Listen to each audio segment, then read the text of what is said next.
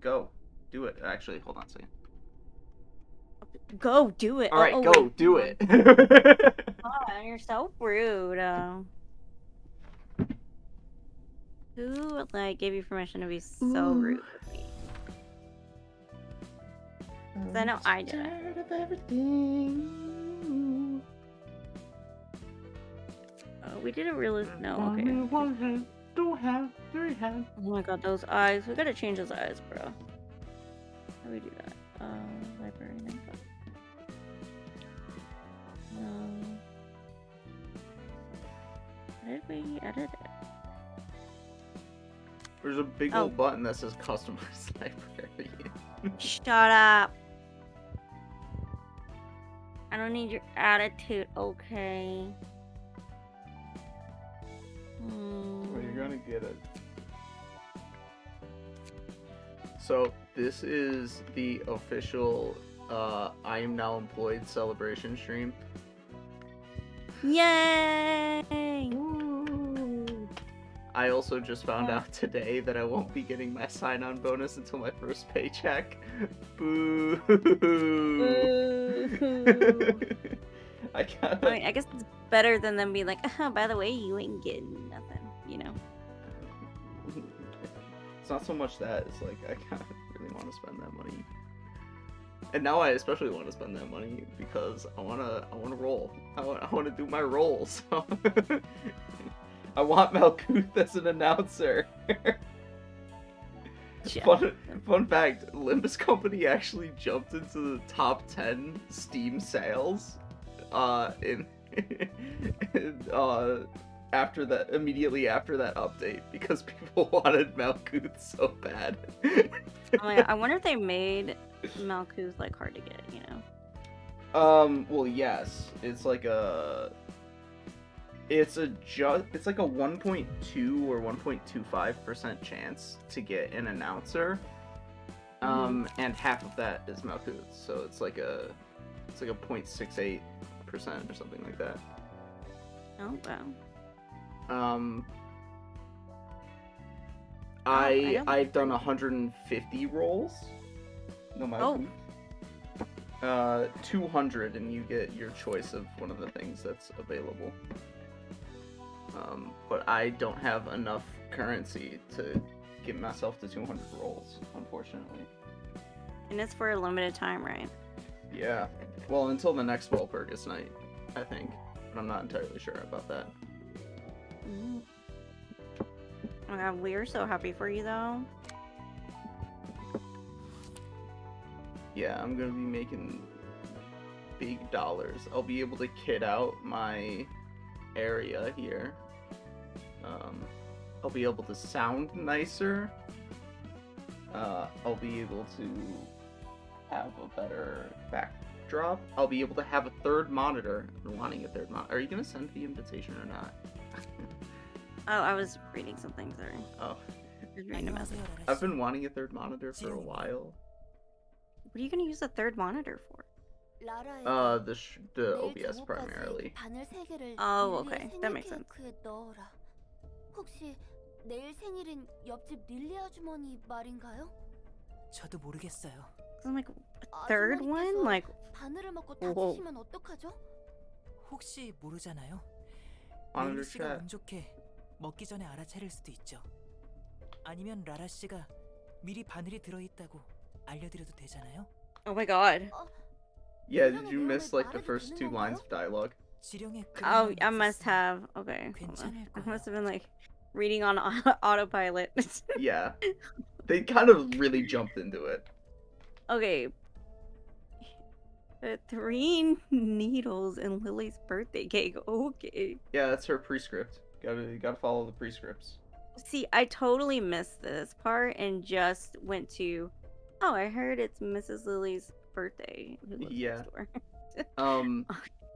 As a reminder, the carnival, the 3 creepy fellas that make clothing out of people, they received a prescript to make clothing out of sweepers. Oh yeah. So that's right. And like, yeah, the sweepers were. And like, they also received a prescript to go to the library afterwards. Okay. So the index is very intertwined, obviously, with this branch of the story. 그래도 이상해요. 며칠 동안 이런 알 수 없는 지령만 받고 의미가 있는 건가요? Is there meaning to 지령이 the 수행되지 prescripts? 않으면 검지의 보호를 받지 못해요. 가족들이 있으시잖아요.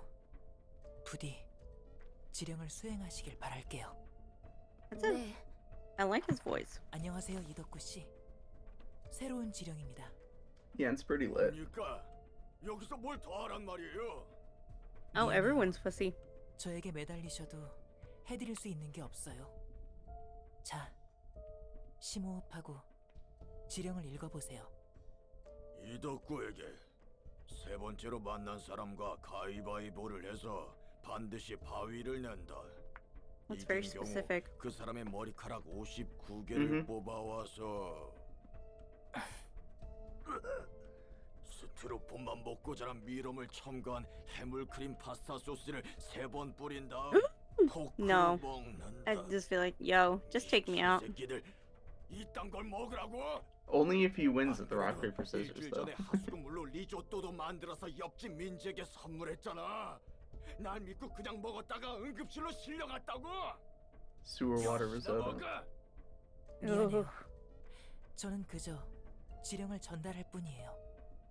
제발 돈이라면 얼마든지 줄 테니까 아니면 한 번만 좀 다른 지령으로 바꿔줘.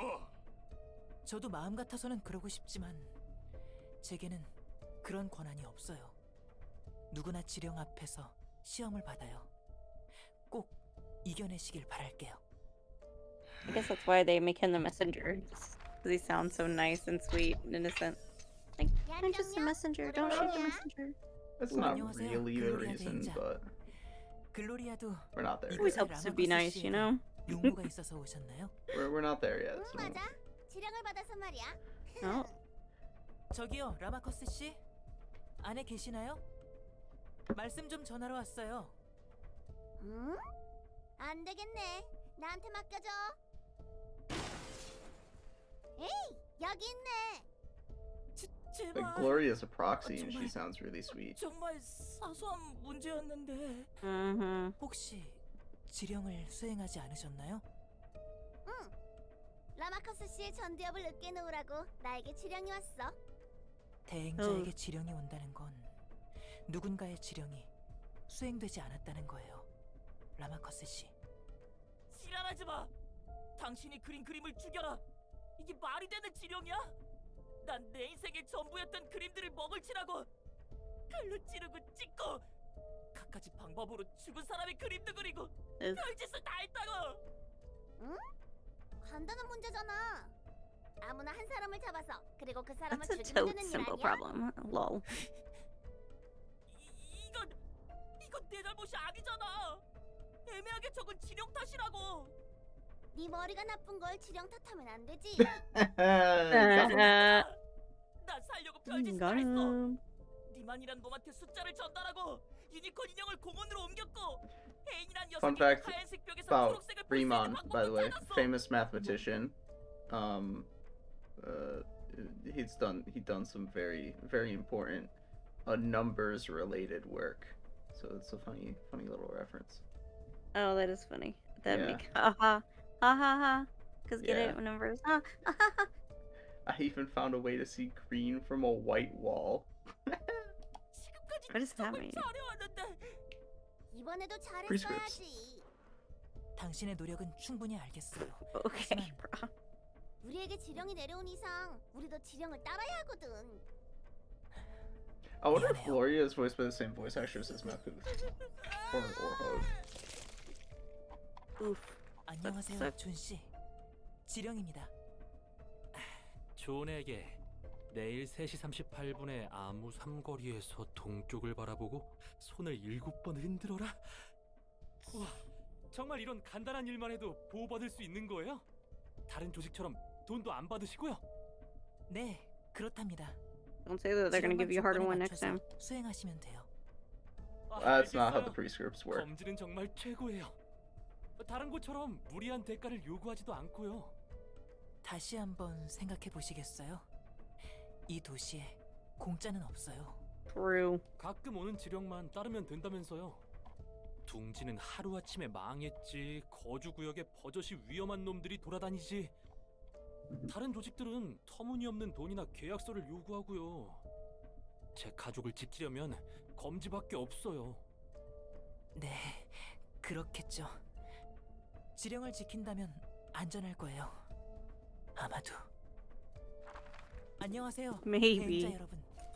새로운 지령이 내려왔습니다. Gloria does not have the same 새로운 voice actress 지령이군. as Malkuth or 요즘 들어 Bode. 부쩍 지령을 많이 전달받는 Oh, 것 it 같아. just sounds similar. 지령이 그렇죠 뭐. It's 그리고 a big sword.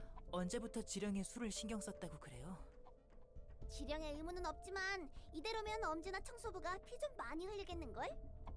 나는 이제 흘릴 피도 없지만 지령의 뜻이 전쟁이라면 우리는 기꺼이 전쟁을 치러야지. 우리는 지령의 의지를 대행할 뿐이니 우선적으로 받은 지령부터 수행한다. 대행자들은 각조의 수행자들에게 얀철령의 지령을 전달하도록. 그나저나 이번 지령에는 뭐라 적혀 있나요? 그게 말이야.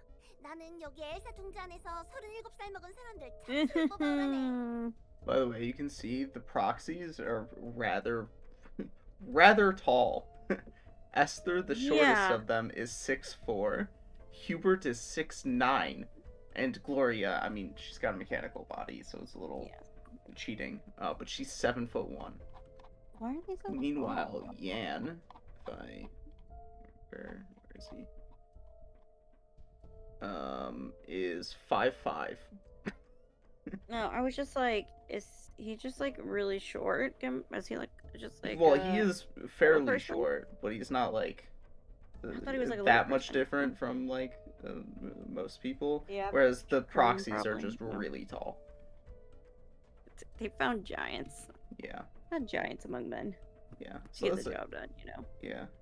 So let's extract the spinal cords of 37-year-old people in this nest.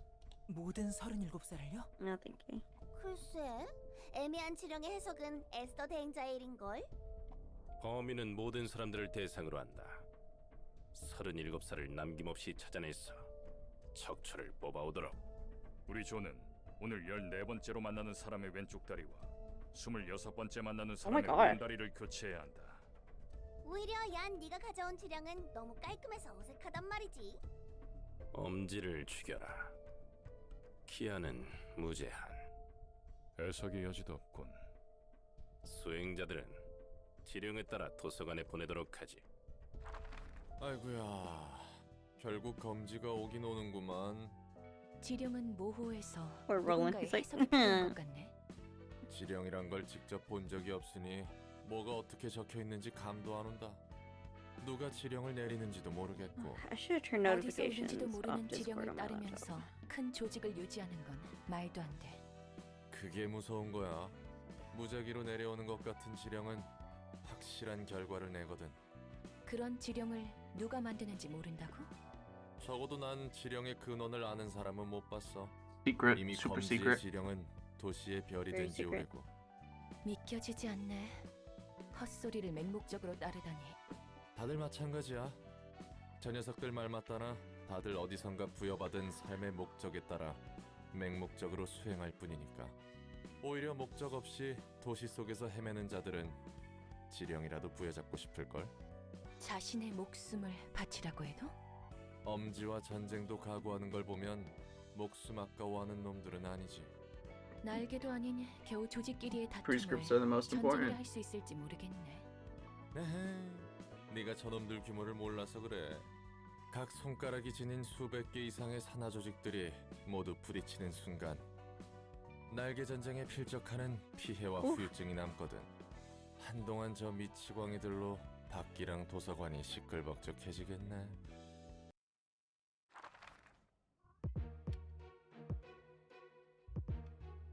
Yay. Yeah. Oh, it's only one act? Okay. Yeah. Just 4 dudes.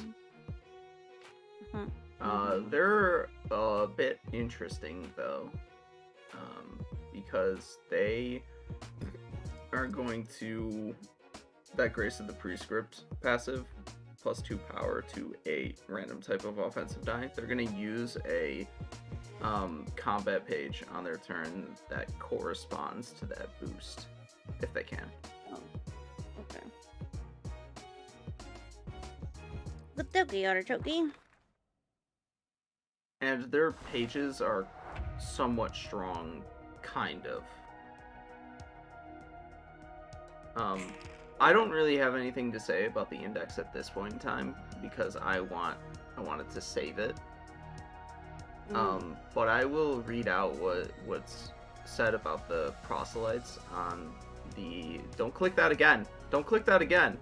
You already rolled your speed die. I know. I'm moving my stuff Okay. around a little bit. Okay. Yeah, I'm not clicky. I'm just moving my mouse pad.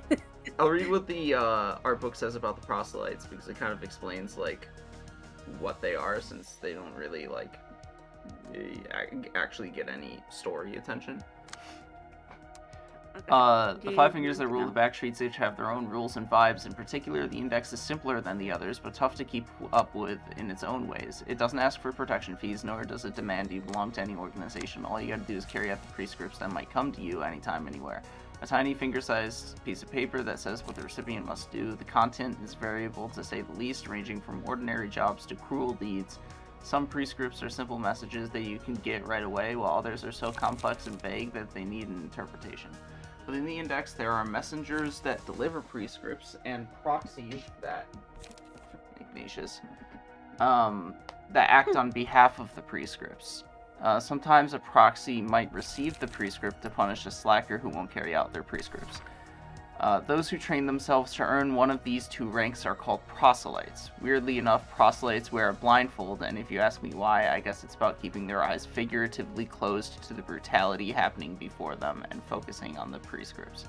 But the blindfolds themselves do not actually cover their eyesight. It's a symbolic thing. Yeah.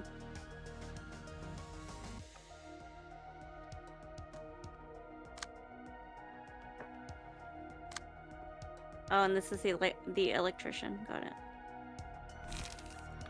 Wait, what? Remember, I told you to start calling them the electrician. Oh, okay. You're like, well, technically, it's not electricity. So what you see on that execute card right there is if singleton, add +4 power. This is the thing that I was yelling at you about in the beginning of the game. Singleton being that every card in your deck is unique. The proselytes, their cards, well, their passives don't. The proxies will have passives that do. But their cards get bonuses for having a singleton deck. And so their decks are singleton. So that first die there is not a 3 to 5. It is actually a 7 to 9. Disgusting. Disgusting. I actually did not mean to do that meme the first time I did that. So Yeah, that meme that's when you have cards that you get bonuses for being singleton, and of course it's a good idea to be singleton. But otherwise, as I mentioned before, this is very common in trading card games. Or collectible trading card games. You actually value consistency a lot more than you value the individual strengths of a card. So even though a bunch of cards might sound good on paper and sound like they synergize with each other, you're better off culling yourself down to a few,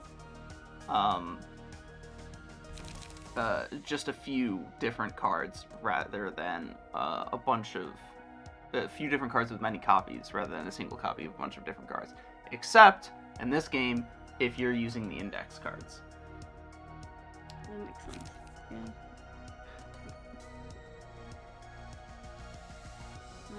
And in fact, see what- one thing that I noticed in my heavily modded game is that at that point in time when you have like a lot of mods and a lot of different cards that are good, but more importantly, you have a lot of characters with like unique decks associated with them. you actually do value singleton a lot because you end up making a lot of singleton decks when you're at that power level. Yeah, and they all have singleton. Yeah. So I tend to incorporate mods that effectively have duplicate passives as the index proxies do. Because the proxies will have passives that give you bonuses for being singleton.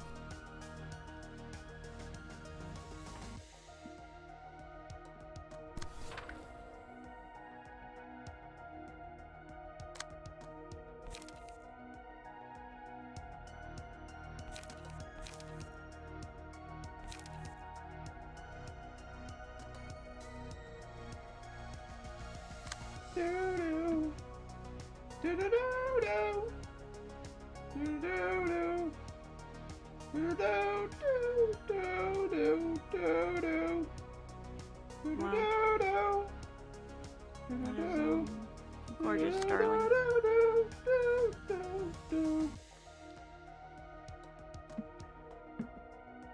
I was actually listening to the battle themes in this game a few days ago. Not a fan of Netzak's theme. It's the only one that I don't like all that much. But maybe I would need to actually play Netzak's floor to appreciate it. Get the vibe of the floor as well. Yeah. 'Cause I feel like I'm like, oh, okay, we gotta. Okay, let's do something with this 6. Draw 1 page. Okay. As speed as this. Okay, we can use this. That'll be helpful. Oh, am I already using it? Then I might need to change. Oh no. We're already gaining 2 power with that one. So it's good. On hit, I might need to restore light.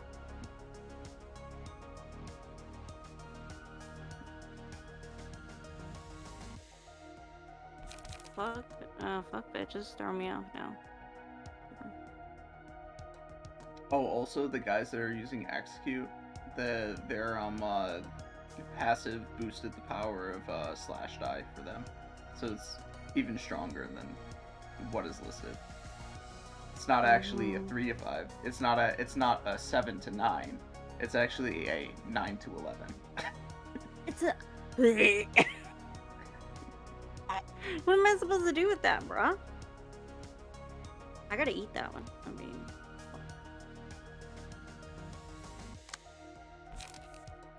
And this is on hit. Yes. Always keep in mind that on hit effects only happen when they're on hit. Yeah. That's why I said. And that's on hit. Yeah. I say that because I actually do frequently go to clash with cards that have on hit effects and then lose the clash, and then the next turn I'm like, oh, why didn't I restore light?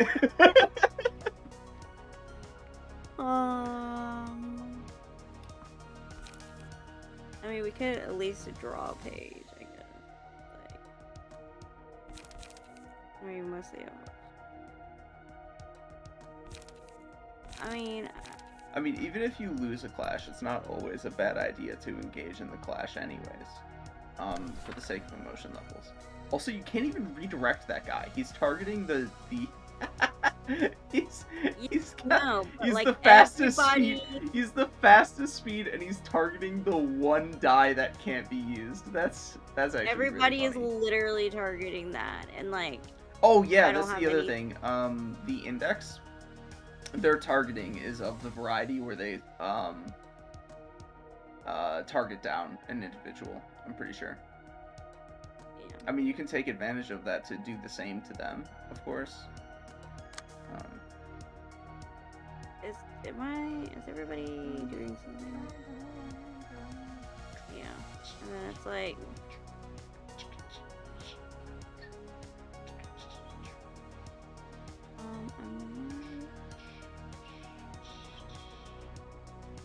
Do the 4 here, maybe.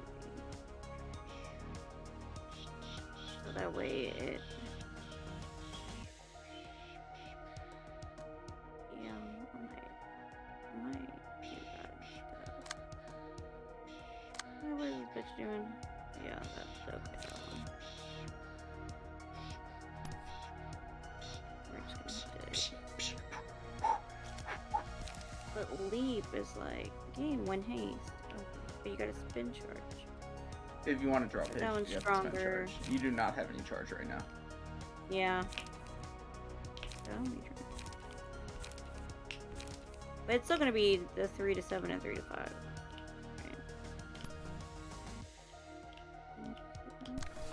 So the That thing way that I it'll was leave.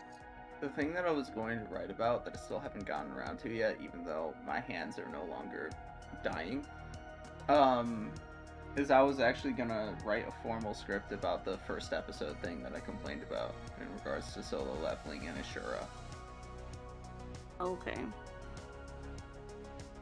Then you're like, I'm dying. And then my hands did not want to move. I'm actually dying. But I did beat Toho 15 on normal difficulty. Good for you, bro. And not the Phantasms, and not the extra stage. So really, I didn't beat it.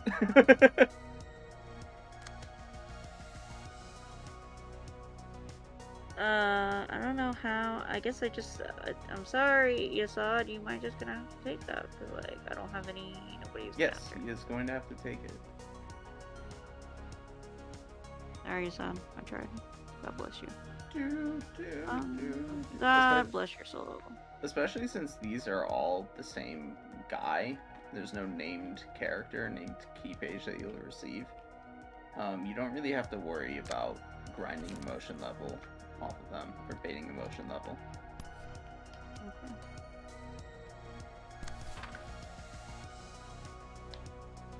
Do I have a 0? No.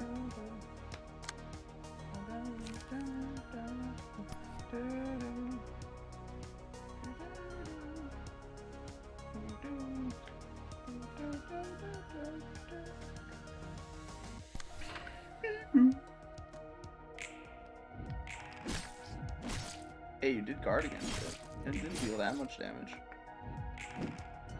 Oh, look at that! Yo, you beat you.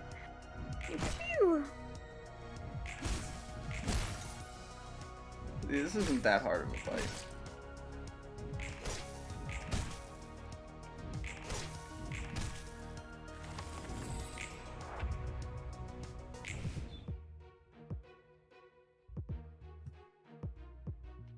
I love that snap sound effect that this game uses. Oh yeah. It's so satisfying.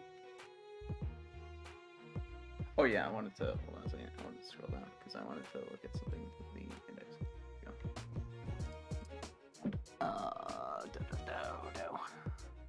What does this one do? If single all dice on this page. Okay, well this is not a singleton, right? I don't think It is singleton. Singleton is your deck is all unique cards. Oh, it's all unique. Oh. I was thinking, okay, GK yellow. So game +1. Yes, that one is. It's 3 die, so it's still like relatively powerful, but it's not nearly as powerful as Execute. That said, the first 2 die also get the bonus from his blunt power up. So they're they both have minimum value of 6. Poor Yasad. Leave Yasad alone, and then he rolls a 6. Yasad. So even one of the so here's something one of the developers has to say about the gameplay of this game is going Highlander in this game isn't a huge penalty since the deck is only 9 combat pages large, but there's still little you can do about a bad starting hand. Very true. Sometimes you just get a shit starting hand. Typically, it's not that bad if you build your deck smart, though. The index finger is often used to point somewhere. Your eyes are naturally drawn to the tip of the finger. The index points at where the city denizens should go. However, one shouldn't lose sight of the moon in favor of the fingertip that is pointing to it.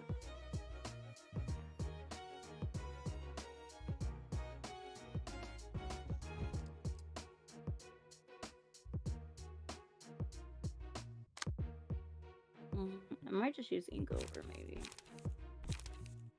This is when sprites started to have motion blur effects by default. We started including the trail effects in attack animations as stronger characters began to appear. Also, I if thought... all dice the user plays lose 3 power for the scenes, even this one. So it's kind of like the, what's the one card that the Stray Dogs had? Whatever it's called. When is that? Scratch out. Scratch this. Oh, okay.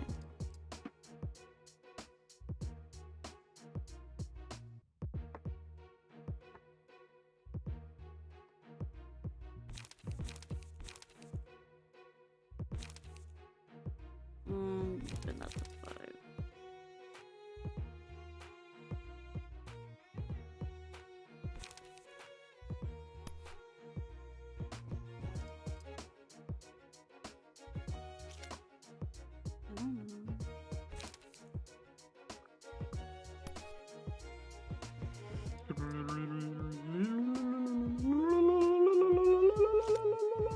That's so high, though. That's so rude. Actually, that is so rude. I don't appreciate that mess.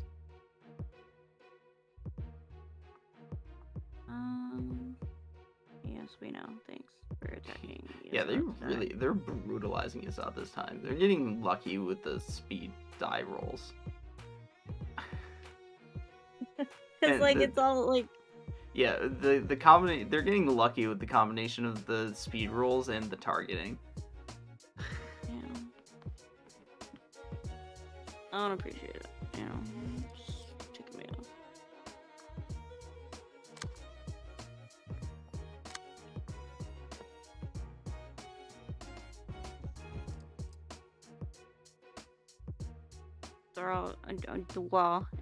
Draw 3 pages.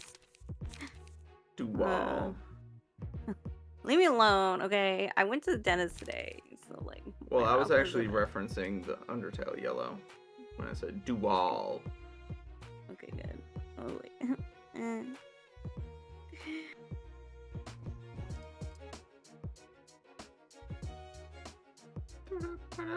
Okay. We only have like.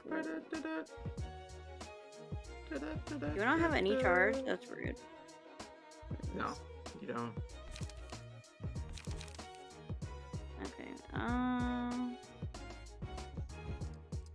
I must have used. Oh yeah, I used one of the pages that spent it. Okay. That's why I probably did good that turn, or I did have to. Okay, so those numbers are normal, or they're what they are on the page. Okay, got it. Got it.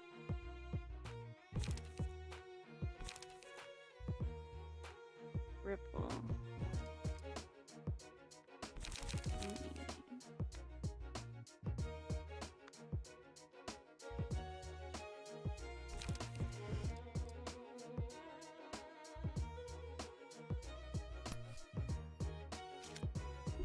So like, that's just rude.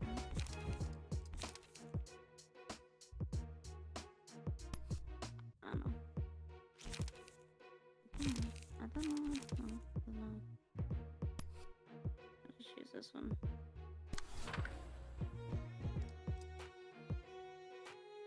Okay, and then we can't redirect. Okay. What are you doing now? Anybody redirect this attack? That's cool. You can't redirect either of those. And no, I can't redirect. Yeah. Can't redirect these two, but. If you can't redirect it, then stop thinking about it so hard. I know. Okay, leave me alone. Let me live my life, okay? No, because quite frankly, you're spending a lot of time thinking about something that you should be like, well, I can't do anything about it, so why bother? Oh, I have 2 lights. Okay. Yes.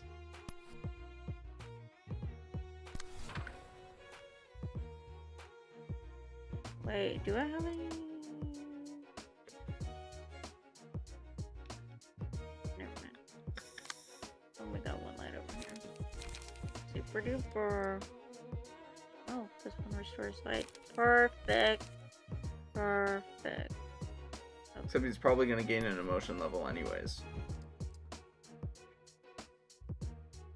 Oh, and we'll gain some charge, so.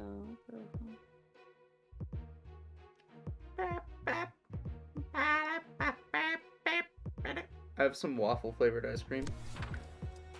Sorry, it's a waffle sundae. Not waffle flavored. I was like, what does waffle flavored ice cream taste like? Actually, it is waffle ice cream. It says waffle ice cream with waffle pieces and a brown butter syrup swirl. Okay, brown butter. It tastes like waffles. What do you mean? What do you mean? What does waffle ice cream taste like? It tastes like waffles.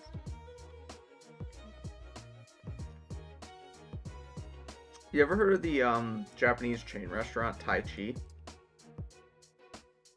They're most known for milk tea. Probably. No. No? God, what the fuck? Do you have anything in Texas? No. We have a local store that has like, or a local restaurant that has boba tea. That's nice. Boba drank.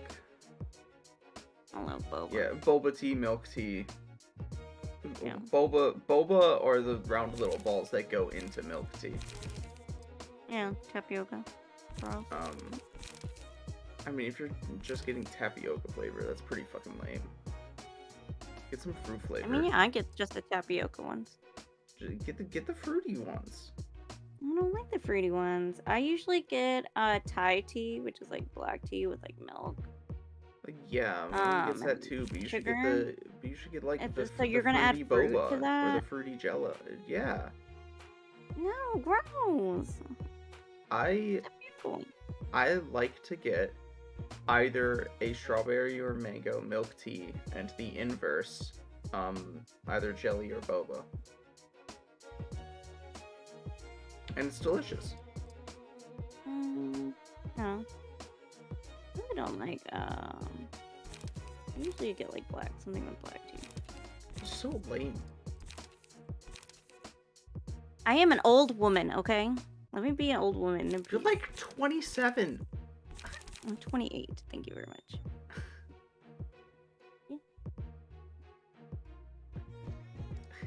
Like, everybody loves fruit anyways, regardless of how old they are.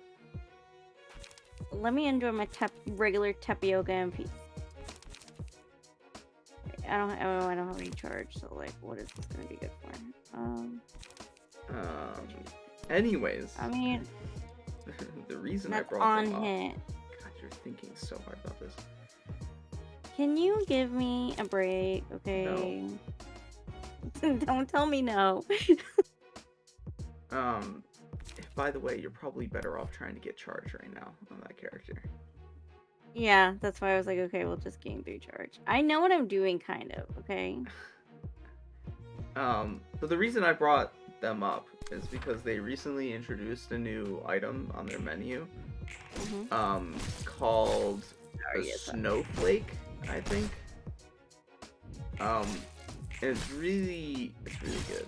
It is basically, it seems like it's basically like a freeze-dried milk tea that you can put a whole bunch of other shit on top of.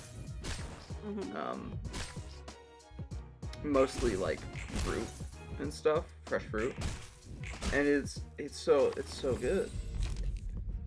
For $10, at least where I got it, was $10. You get like a dish. It's an entire freeze-dried milk tea with I got on it a fresh banana, peach slices, peach, yeah, like pieces of peach, blueberries. What was the other? I feel like there was another fruit on there. Maybe it was also mango bites. I think there was mango jelly. I know that. And the type of freeze-dried milk tea that we got was strawberry. 2 Oreos. And I think there was something else too. It was brilliant.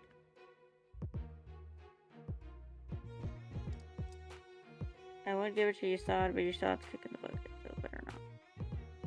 Yasad's still doing fine. Now, he doesn't have a status element, and the index doesn't really give status elements, so I don't know why you chose that card. I thought they did. No. Where did you think they were giving you status elements? All characters deal 2 damage against targets with a status ailment. Isn't that like bleeding and like yes, stuff? you will deal increased damage against them. This is true. And like they're all like bleeding and like dying. Well, not dying, but they're all like bleeding. But the more important effect on that card is the second one. The librarian has a status ailment at the start of the scene. Oh. So because you are not getting dealt any status ailments or giving them to yourself, you're not going to get that strength bonus. Oh, well, too late, I guess, huh? I will say the person who has Oscar's page equipped does currently have a status ailment, so he'll at least, I think it'll proc at the start of this scene. You'll gain 1 to 2 strength. Yeah. Oh, nope, it went away. It was I guess the fragile was applying to the previous scene, and not this scene. Oh well, it's not. Honestly, it's not like anybody else was liable to get it anyways. And also, only one of the index dudes has a status ailment right now. I literally thought somebody else did. What about this one? No. That's not a status ailment. Oh, I thought it was. No. You know, reading's important, huh? Yes. Something that helps you out is not an ailment. Just throwing that out there. Whatever. Well, I'm glad you had something yummy today. It wasn't today. It was yesterday? I think it was yesterday. Oh. Well, I'm glad you had something yummy yesterday. Huh. I cracked myself up. Anyways, it gets a high recommendation. As does milk tea. Milk tea is so delicious. It's addicting. Every single time I get a milk tea, I want to just down it all instantly because it tastes so good and goes down so smooth. Yeah, I have HP. Okay, well, yeah. Well, no, we got enough light, but we could.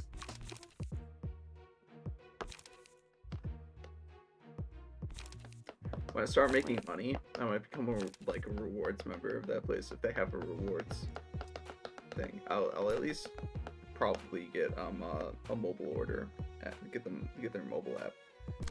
But if they have a rewards system, absolutely gonna eat up that reward system. Gonna get so much milk tea.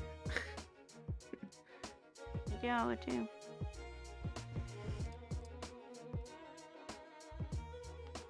See, leftists like tasty treats too. Why wouldn't leftists like tasty tweet? I don't know. Right-wing people seem to think that leftists want tasty treats because they think leftism, socialism is a poverty cult, where it's like you can't have nice things because you're sharing the wealth so much. It's like that's not how it works. I like nice things too, but I like it when everybody can have weird. nice things. I'm sorry, that's dumb. But okay, bro.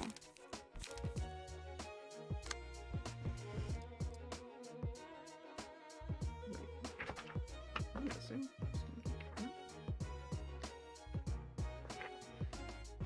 This one.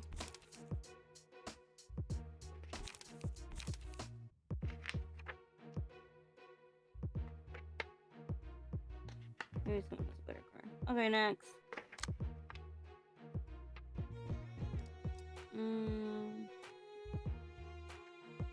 This bro keeps. You know, they just keep rolling like pretty high numbers. Here's a fun fact. Here's your Tuesday, January 9th fun fact. Robin Williams agreed to be paid $75,000 instead of his usual fee of about $8 million for his role in Aladdin because he wanted to leave something wonderful behind for his kids. That's adorable.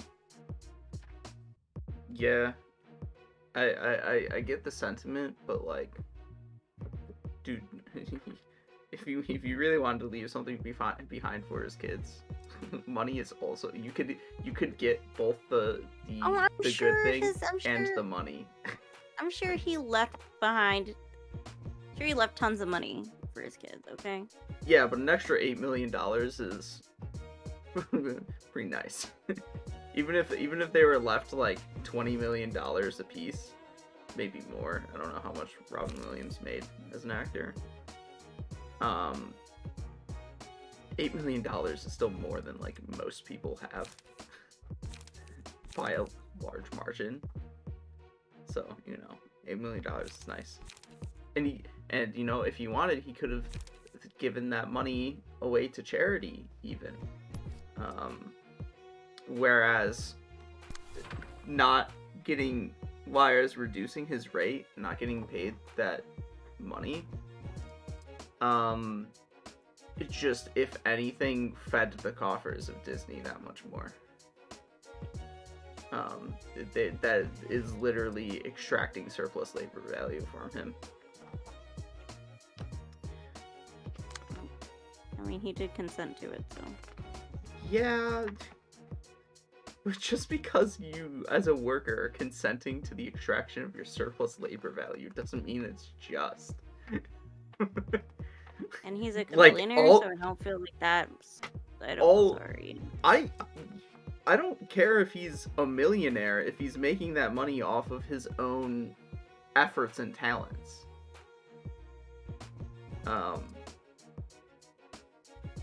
I care about Disney, who is extracting his surplus labor value in that instance.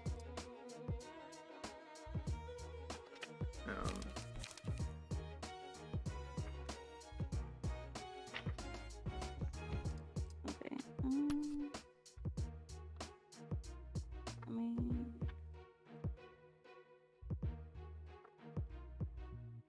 I had something else to say, but I lost it.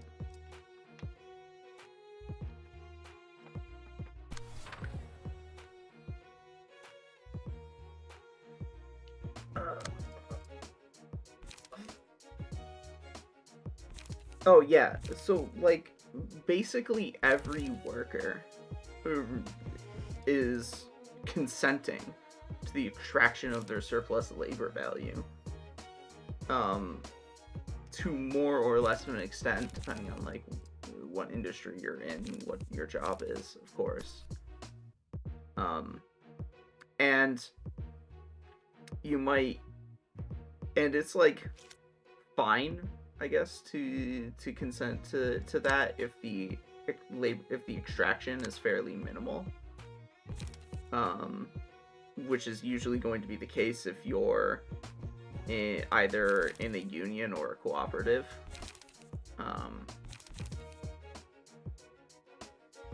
But just because you're consenting to the extraction of your surplus labor value does not mean that it is just to have your labor be extracted like that. I mean, yeah, you shouldn't. But like I said, if you're consenting to it, then it's a little bit different. Yeah, it's not any different though. And especially like I can understand like if you don't have any other choice, and if you still consent to it, then that's different. If you're like don't have any other choices. Well, yeah, that's what I'm different. getting at. But if you're a you millionaire don't and you have choices. Well, what I'm getting at is you don't. Speaking to Robin Williams' case, you know. Okay. Just speaking strictly to his case, there are tons of other people who like they're basically. I mean, it's not like right, but enthusiastic consent because like they have no other choice in the matter. right, you but know? what gets me about this case is that he is essentially just turning down money that could be better spent elsewhere, and that money could be spent on his kids, sure. Even if it wasn't, though, he could have given that money away, but instead he basically just let Disney hold on to those extra $8 million, which granted is effectively nothing to them in the grand scheme of things. But it's like, why it just doesn't make sense to do something like that.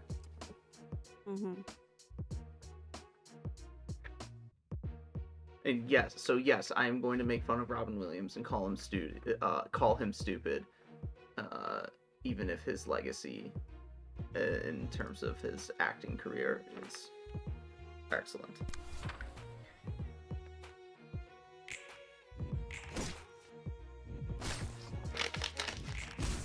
Anyways, here is your fun fact for Wednesday, January 10th. The world's loneliest whale is an unidentified whale that's been reportedly singing its own unique song since 1989, with no response. It sings at a higher frequency than other whales and is the only known source of this particular call. So basically there's a whale in the ocean that's been letting out a call that has not been given a response since 1989. Is it because it's so unique? Well, yes. It's not been giving a response because it's at a higher pitch than other whales. Oh, okay. But they have not been able to find the whale. They haven't been able to find it. Yeah, it's unidentified. Who knows? Maybe it's coming from a different source that isn't the whale. That isn't a whale. And they just don't know yet. Boo Boo, shut up, bro. You sound like a dying whale, actually. When you're crying. What did one plate whisper to the other plate? I don't know. Dinner is on me. It's like one of the jokes that my dad sends me and my 3 siblings every day or two. Like a typical white dad joke. Yeah, he got this book of dad jokes. I don't know. Yeah, I don't know if it was like for his birthday or another holiday or something. I feel like he just got it on his own because I don't remember him getting it from any of us. And he's been using it to send stupid ass dad jokes to us in a group chat every couple days. They're like, thanks, man. I've left it up to my siblings to like entertain him. To entertain the jokes. Yeah. That's funny. Yeah, my other siblings are better at entertaining my father as well than me. Or well, no, just one sibling actually. Never mind, that's it. Just one sibling. Your fun fact for Thursday, January 11th is the big red balls on the ground in front of Target stores are there to keep people from driving onto the curb and running you over. Duh. Yeah. What did people think they were for?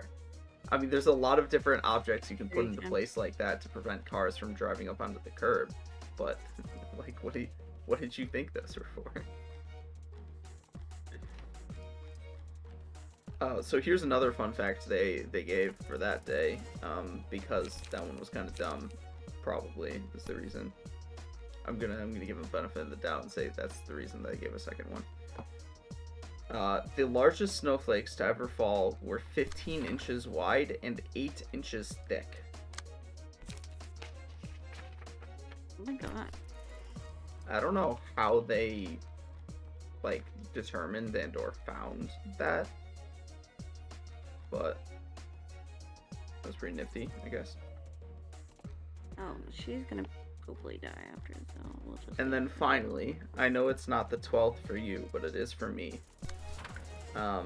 There are two different types of nostalgia. Restorative nostalgia is when you feel like things used to be better and you long to relive the past, aka what everybody felt during Ronald Reagan's funeral.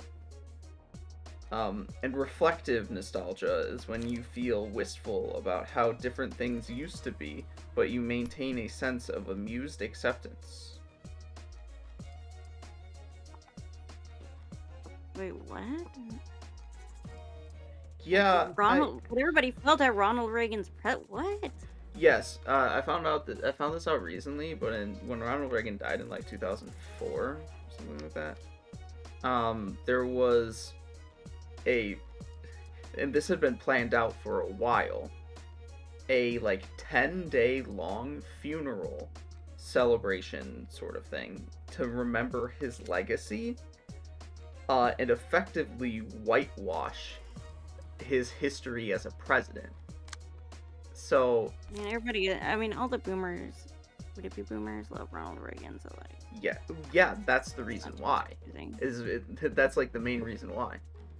And it's also the main reason a lot of people don't recognize or remember the truly awful things that he's done and that his legacy of having done has carried through into now. That was the point of doing his funeral that way. Yeah, that makes sense. That is wild. I don't remember. Because here's another fun fact about Ronald Reagan. He was actually not like a particularly popular president. His approval rating was like kind of mid. Then why does everybody speak of him so fondly? Because he obviously wasn't like a good dude or like a good president at least. Because he was a former actor turned good communicator who became the signpost, or I guess you could say, of the Republican agenda or of the conservative agenda. And so that the reason why Republicans love him is because he effectively marked the start of the extreme descent into neoliberalism for America, and his policy objectives and policies have effectively dictated the direction of America ever since his presidency. And it's specifically, they've dictated the direction of the Republican Party ever since his presidency. So Republicans love him for that reason. Like the actual like policy Republicans and not the hogs. Yeah. Because hogs only just like who people tell them to like. They don't actually know anything. They're kind of stupid. Yeah, pretty much.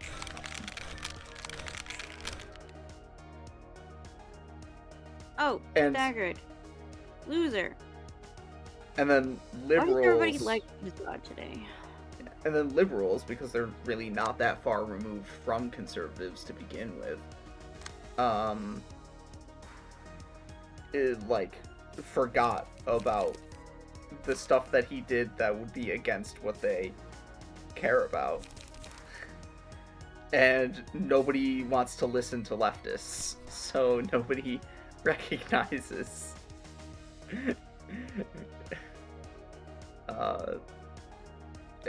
nobody wants to hear out just how bad he really is. Yeah.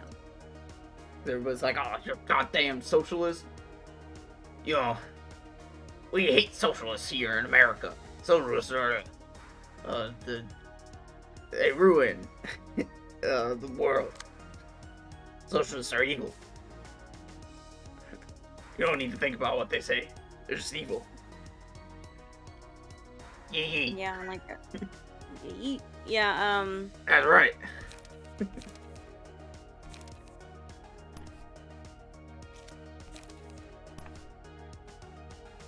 that should be enough, right?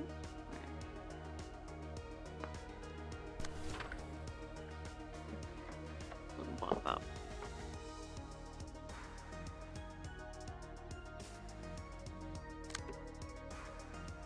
Fucking liberals get me every time because you like tell them, oh, here's like some good ideas for things that we can do, even if they're proven to work, and have been proven to work, and they're like, oh, then no, that's like too far. We can't be doing that. You know, that's never mind that, like, historically speaking, leftists have consistently been on the right side of issues, and it's just come out like 50 plus years later.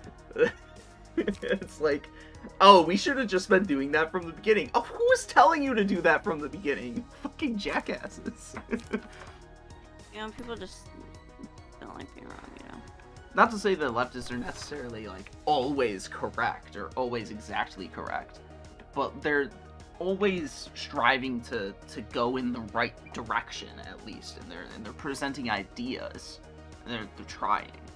Whereas liberals are like, nope, we're good exactly the way we are. We should just don't rock the boat.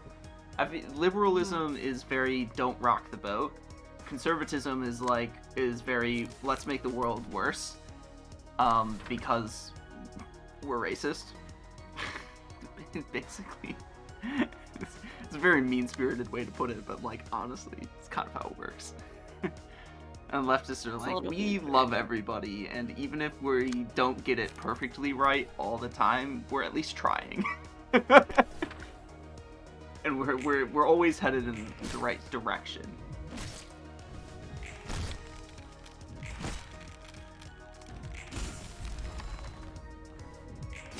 So you didn't even lose Yasad, even though they were mass targeting him. It's not that bad. Poor Yasad. No matter, even though you thought absolutely way too hard about it, and also made poor choices of abnormality pages. You made me nervous. It's your fault. Basically, it's your fault. How did I make you nervous for this one? Oh, right. Never mind. It's because I was pointing out like the singleton buffs. Mm-hmm. By explaining things, you made me nervous. Yeah, you're right. I should just not explain anything at all, and so then when you lose, you can get upset at me for not saying anything. Yeah, basically.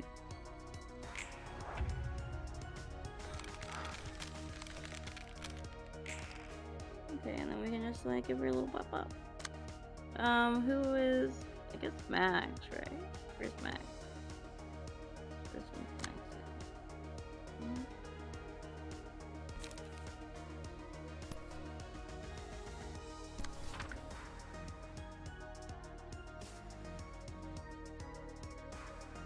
And maybe, hopefully that's enough.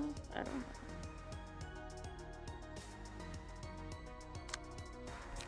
I think we should just do another little bob.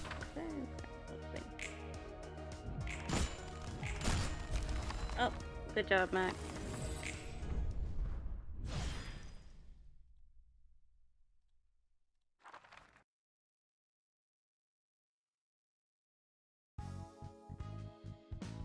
Oh my god. See, they don't even get a post battle cutscene. They're not important. Yeah, that's how unimportant they are. Bunch of losers.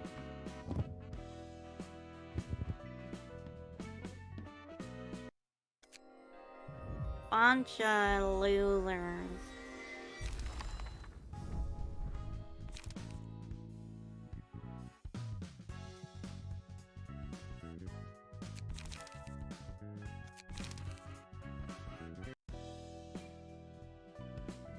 Means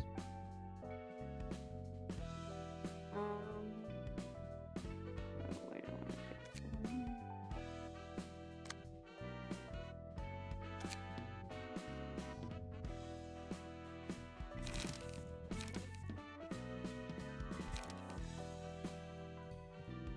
I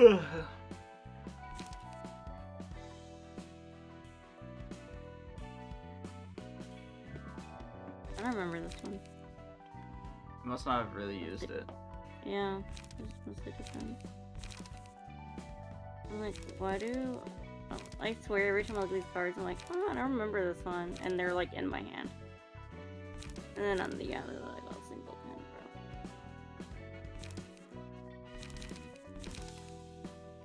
bro. Which is...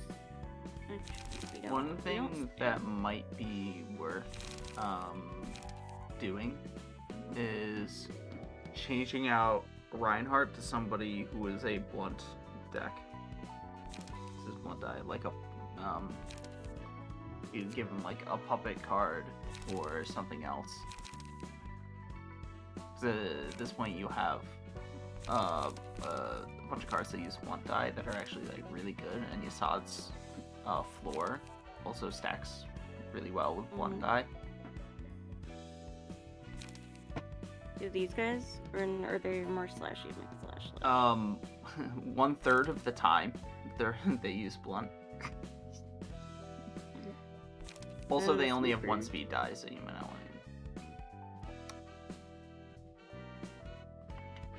want to. The sweepers also only have 1 speed die and do not have preference for a particular. Actually, I guess they like that defensive die. Like Emma is the one you would want to use. But Emma's ugly. I understand that.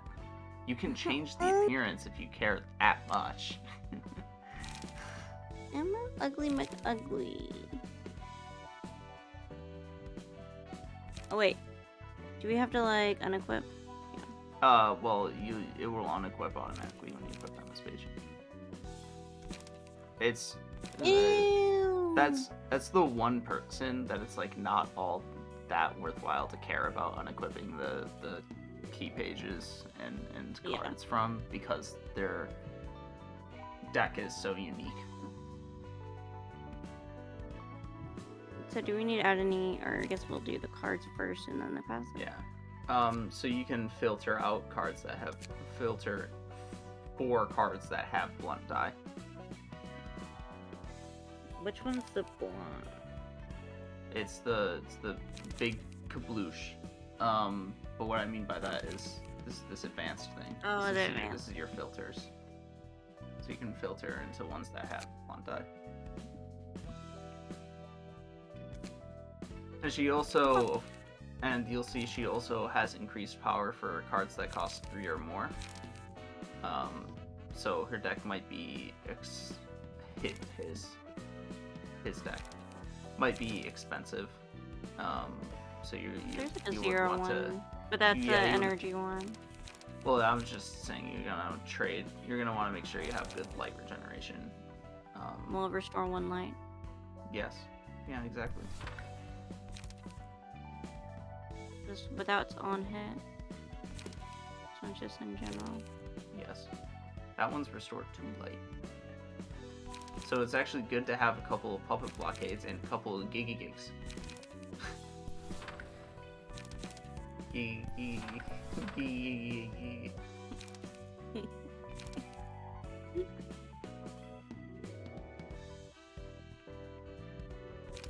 Maybe a couple of creaks too.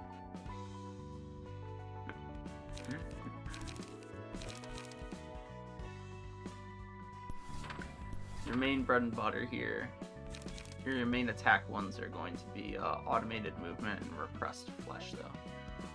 And maybe you want to put a forceful gesture. It's possible.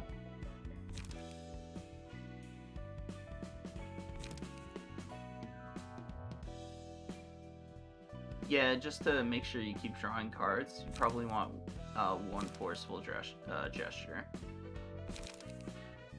Yeah, repressed flash also draws a card too. Yeah, but you can only have 1 repressed flesh. Because it's an objet d'art. I don't think you need 2 forceful gestures. Especially since automated movement is, I don't know, I feel like it's probably a better card. Oh, add 2 power to next on win. Yeah. You know what's even better than automated movement though? Repressed flesh. I'm surprised you have not added it yet. So maybe you only want 1 creek and 2 automated movements. That's probably good. We'll see how this deck works out, you know. But you're gonna want a passive attribute, of course.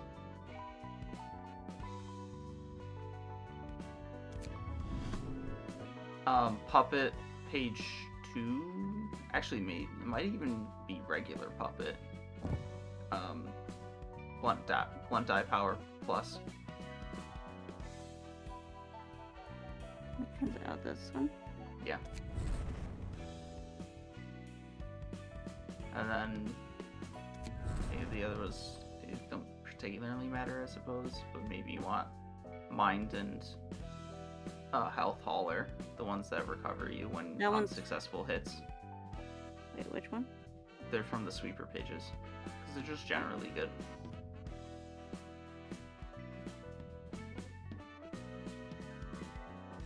Lila and Anton/Valerie. Oh, yeah. I wonder if instead of those, you might actually want liquefied flesh, because you have a lot of defense die that you're using as well.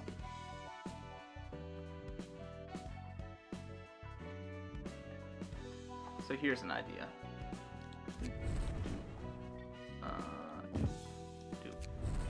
That was my idea. Okay. Also, okay, yes. Confirm. Yeah.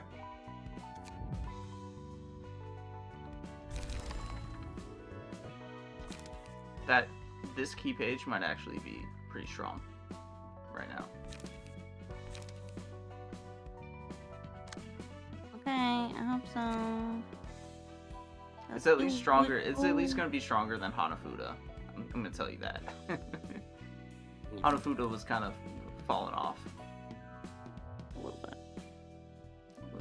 Yeah, a little bit. Well, a lot of little bit, you know? A whole lot of little bit. Little lot of it. Little lot of it. Oh, let me do this. Let me take a sip of water. Why not do it during the cutscene? My jaw hurts.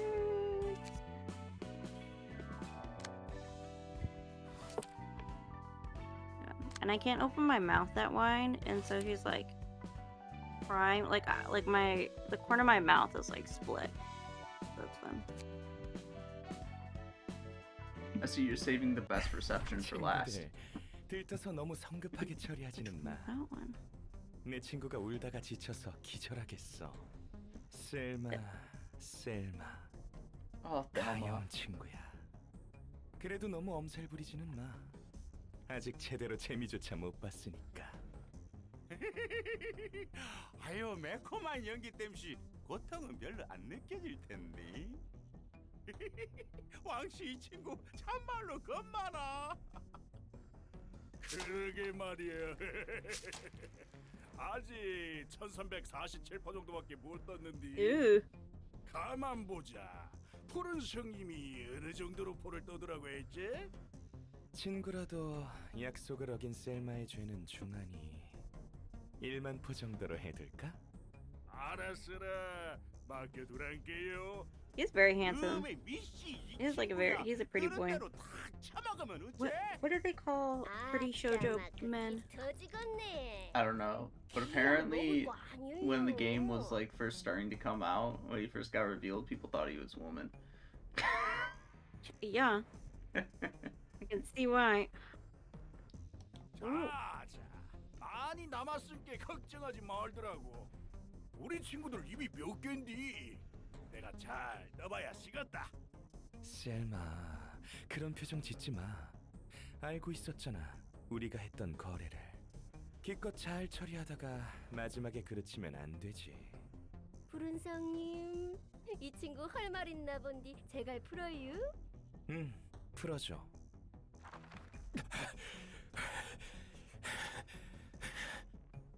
푸른 잔향, 이 미친 새끼. 웃기지 마. Uh-oh. 애초에 불가능한 거였잖아. 남부지부의 이과만 이용한 건 셀마의 선택이었어. 일과를 이용해도 됐잖아. 자기 자리를 지키기 위해 이과를 처리하려고 머리 굴리다가 셀마는 결국 나와의 약속을 지켜내지 못했어.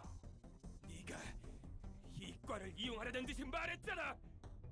난 반드시 이과를 이용하라고 한 적 없어. 목록에 적은 hate people like 일들만 that. 기한 Like, 내에 don't give a suggestion 처리해달라고 한 if- 것뿐이잖아. If you like not trying to say it the most, okay, my dude. 지부장이 나를 죽이면 남부 일과와 협회 본부는 물론이고 하나에서도 가만히 있지 않을 거야. 그러니까 제발 한 번만 더 기회를 줘. 셀마, 끝까지 약속을 못 지켜서 미안하다는 말은 안 해주는구나. 참 마음 아프다. 그리고 내 걱정이라면 안 해줘도 괜찮아. 여기가 어디라고 했지, 친구들? 뒷골목이란 게요. 그 시기 23구였는가? 엄마, 이 성님은 지금 밤이란 것도 알랑가 몰라잉? 아이고, 당연히 모르지. 눈을 단디 가려놨는디. 그러지. 지금 뒷골목의 밤이라는 거야? 맞아. 그러니까 네가 어디서 빙고, 어떻게 빙고. 죽었는지는 아무도 모를 거야. 천천히 Don't know, 도시에서 bro. 사라지는 거지. 안 그래? 분명 그럴 거예요. 아르갈리아님. 그럼 그대로 진행해줘, 친구들. 미안해요. 죄송합니다. 약속을 못 지켜서 죄송합니다. 포론성님, 어째요? 뭐야? 여기서 끝나는겨? 셀마. 네, 아르갈리아님, 제가 다 잘못했습니다. 다시는 Bro, you're late. 제 모자란 머리를 절대 굴리지 않고 앞으로 약속도 어기지 않도록 하겠습니다. 아, 셀마, 난 눈물 날라 그래. 정말 나한테 사과한다고 네가 죽지 않을 리가 없잖아. 모자란 친구인 건 알았는데 이 정도일 줄은 몰랐어. 그래도 사과는 받아줄게. 자, 아응 하고 제갈 물어요잉? 야이 개새끼야! 그렇게 울상 짓지 말아요. 서로 웃고 살아야지요. 생님, 이 다음은 어찌할까? 처리가 끝나는 대로 도서관으로 가죠. 초대장은 여기 놔두고 갈 테니 셀마는 잘 부탁할게. 그래도 오랜 친구였으니까. 걱정하지 말라오. 조심히 가세요잉. 그럼 에일린, It's interesting to think about. The invitation seeks out, inevitably reaches the people it was destined to meet. 전해봤던 But 텀 it's interesting to think about how the invitation constantly being given to certain characters throughout the story means the library is constantly trying to invite them. 얼굴들까지 수족으로 부리다니. Yeah. 특색은 Weird. 역시 강하겠지? 그렇지. It just gets other people in the process. 특출난 해결사니까 하나 협회에서 고유의 색을 부여받아 색을 부여받는다라. 손에 꼽는 해결사라고 보면 되는 거야. 벌이도 어마어마하다고. 푸른 잔향이면 푸른색을 부여받은 해결사겠네. 맞아. 붉은 안개같이 색을 부여받은 해결사 중 하나야. 붉은 안개만큼 강해? 뭐 강하다라는 측면만 보면 붉은 안개가 우위일 거야. 하지만 해결사의 일이란 게 여러 분야가 있고 그만큼 다양한 상황이 있다 보니 쉽게 단정 지을 순 없어. 붉은 And Roland, you hide in 안개는 secrets, 활동했지만 man. 보다시피 도시 악몽급에 You know what? 해당하는 He had 조직을 me, 거느리고 다니는 것처럼. had me believing he was a 푸른 little 찬양의 책이 lowly. 필요하다면 구할 수 있을까? What 어떻게든 is 구할 it? 수는 있겠지. Grade 9? 저런 Yeah, he's a grade 9 미친놈은 도시에서 fixer. Just 사라져야만 lowly 하고. grade 9. Yeah, he really had me convinced, you know? Men out here always lying. 거 너무 뚫어지게 Can't trust men. 말어. 범의 굴에서는 정신 단디 차려야 해요. 슬슬 관장이 나올 때가 됐는디. 환영합니다, 손님. 반가워라. Oh my god, is he on a mission or something? And is he being like a spy? Is he a spy? 그렇답니다. Who knows? 참말로 있는 겁네. 푸른 성이 무서워라. He's a spy. 그게 Bro, 말이야. come on now. 형님 말대로 다 되어버렸어. 부디 You're pretty close 당신의 to 책을 learning 찾으실 수 있기를. what Roland's purpose is. You're almost there. Also, hey John, how's it going? So Hi.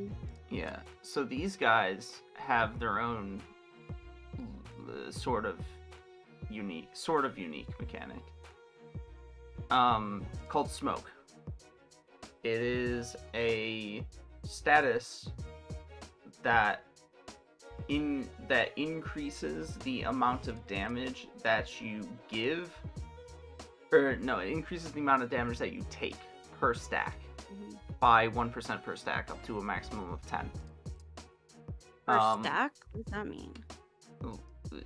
The number listed next to it is the stack.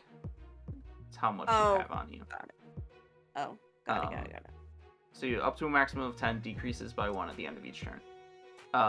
But characters that use smoke come with this passive Puffy Broom, which instead of increasing the amount of damage that you take by 1% per stack, it increases the amount of damage you deal. Interesting. So basically, as these guys get hits on you and inflict smoke on you, the battle can get to the point where you are taking effectively 20% extra damage per each of their attacks. I don't appreciate that. Yes, I said hi, John. Hi, John. Hi, John. Hi, John. Hi. He was one of my roommates in college. Oh. Good guy. Very Hi, good guy. excitable. Oh. What was that like? What do you To mean? roommate with this monotone deadpan fellow over here. I'm not exactly monotone. You can be. I can be. The question is more about my eccentricity, not my tone. I mean, you're not like monotone like the Kardashians. You're not like that monotone, but like. Also, we never slept in the same room. The first year that we were in the same dorm, it was a suite. So we had different rooms, and it was 4 rooms of 2 people each. And I was with a different person. The following year was 4 rooms with 1 person each. So we never slept in the same room, but we dormed in the same living space. You want to play Ticket to Ride again? I thoroughly enjoy Ticket Ride. It's a fantastic game. You can get Ticket to Ride on the Epic Game Store, but it costs money, and it costs even more money if you want any of the maps besides the United States map, and the United States map is the worst map. So, very unfortunate. But, alternatively, you could get Tabletop Simulator, and we could play a lot more board games than just Ticket to Ride on Tabletop Simulator for a much cheaper amount of money. And that's on Steam, and I like Steam more than Epic anyways.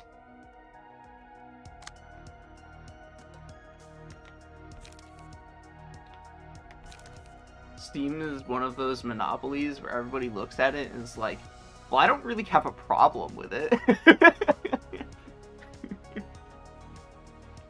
I don't know if Steam engages in any actual anti-competitive business practices, or unfair, you could call it like a taxation on companies that utilize their store to sell their stuff, whether it be games or accessories to games. So I don't actually know if they actually are like an unfair business, but like from a consumer side, there is relatively minimal to complain about in terms of Steam's service. Yeah.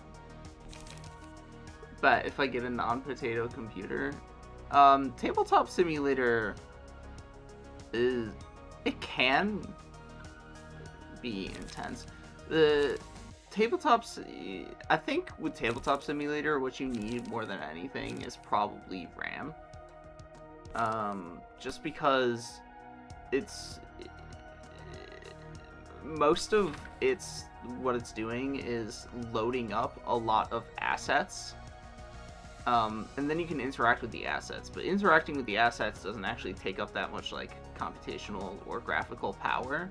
It's not like a very intense game from a computing standpoint, but some board games do have a lot of assets to load. I mean, I don't think you need anything all that sophisticated for tabletop. I can actually look real quick at the suggested specs. You want to look? You need the mousey mouse? No, I don't. I can do it on my phone. Steam has a mobile app. Oh, interesting. It's not like you can play any games on it, but it's useful for other reasons. Just looky look. Yeah, also a mobile authenticator, you know. What the fuck is Tabletop Simulator? Are these not in alphabetical order? You're not in alphabetical order. No, they're definitely in alphabetical order. Oh, I think I'm just crazy. Oh, it's because they'll start with L. Yeah, I'm just stupid. I'm just really stupid, that's all. There it is, Tabletop Simulator. Not all the time. Yeah. Game info, store page. Dedicated RAM to play Minecraft. True, Minecraft does take a lot of RAM if you have a lot of mods installed.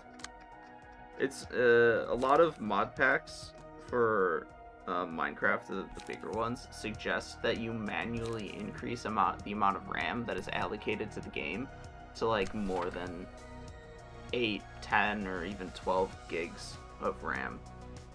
Which is a lot of RAM for a game to be using.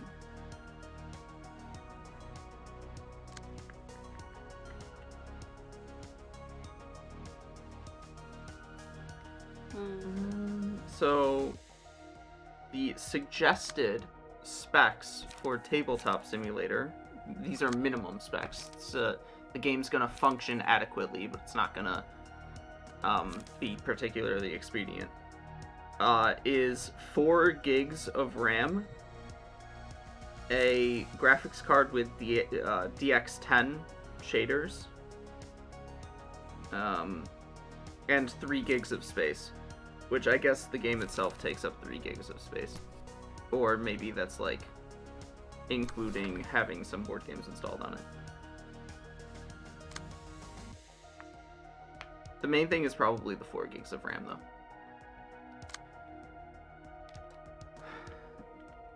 And you're probably not a build your own PC type of guy either. You're probably like, I want it on my laptop type of guy, which makes things a little bit more complicated, because then you're searching for like a relatively high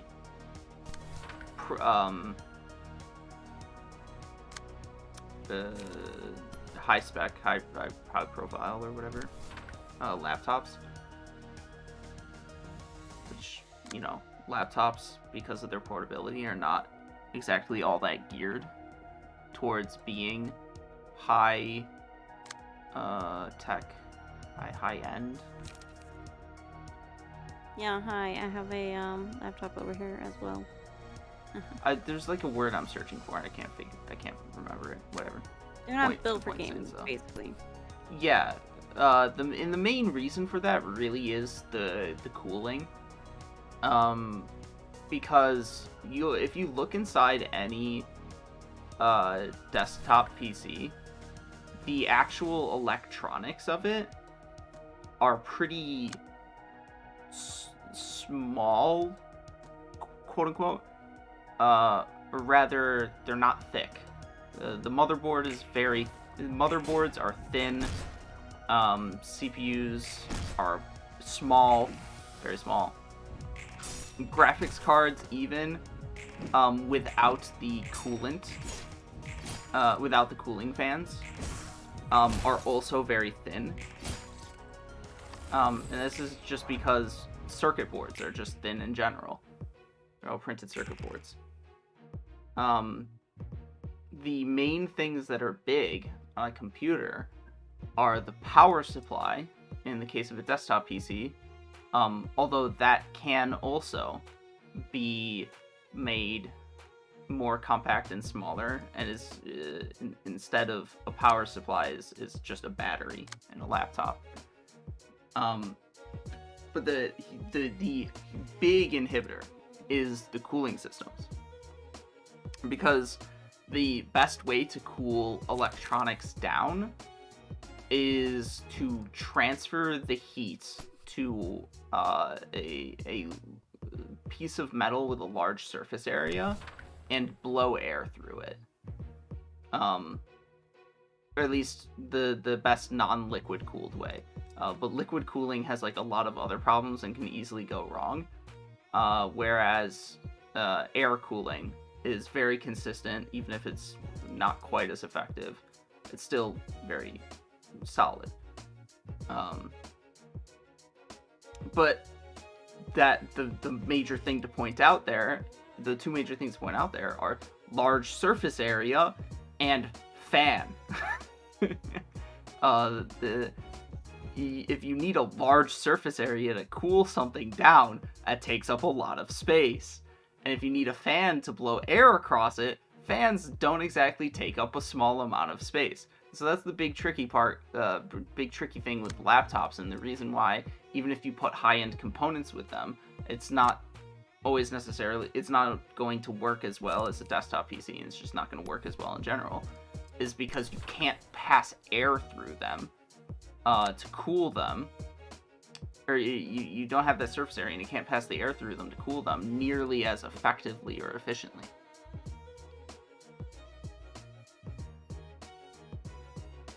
So laptops can very easily overheat. And overheating, of course, causes damage to the components. That all said, you just dunk your laptop in water? Yeah, it sounds like a great idea. Just dunk your running laptop in water to cool it down. I mean, hey, if it's diluted water, it actually would work. Because distilled, not diluted. If it's distilled water, it would actually work, because distilled water doesn't conduct electricity. But that's you keeping a bucket or a dish of distilled water on you at all times that you know is distilled, and using your laptop submerged in that water, which, even if it wouldn't harm the electric components, it would harm the physical components to have it drowning like that. You would probably in some way damage the screen. You would probably damage the keys. It's just not a good idea. That all said, a laptop that I know of that I would recommend getting, although it may be a bit expensive, is Framework. is the company. And what they do is they effectively are a build your own laptop company in the same way that people build their own desktop PCs. They have made it so you can build your own laptop. You can choose individual components like CPU and GPU to be installed in your laptop. They have exchangeable peripheral plugs like USB or USB-C or HDMI or DisplayPort. You can swap those in and out. And if any individual component gets damaged, you can easily buy a replacement and swap it out yourself, which is not typically the case for laptops. So I recommend checking out Framework if you're in the market for a new higher end laptop.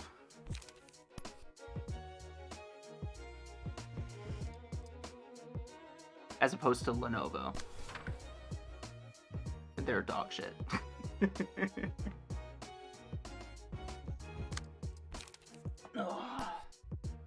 You don't know. My boy is asleep next to me again. Your baby. I love how you're like in his box. You know, He's in his box. you're loving. You're like, I don't even really like animals, and then he's over there sleeping on your chest. He doesn't give me much room to avoid him. I'm not gonna lie. You're like the dad that are like, I don't want an animal. I don't want an animal in this house. And then like the dad and the animal are like, yeah. I mean, two reasons why I'm not interested in taking care of, or I'm not interested in owning an animal. Because first of all, I know that I would not do a good job taking care of it. Second of all, I'm fine either way.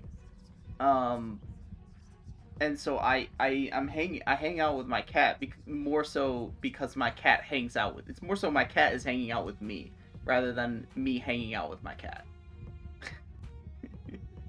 Okay, I see. I'm not of the mind I don't want a pet in the house. I'm of the mind of I don't want to be personally responsible for taking care of the pet.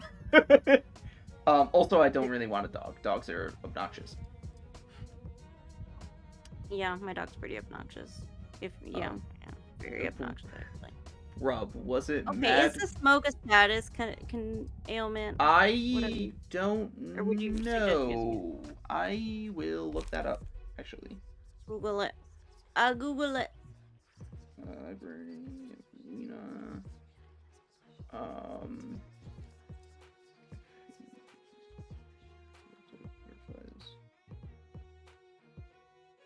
Where is your pages?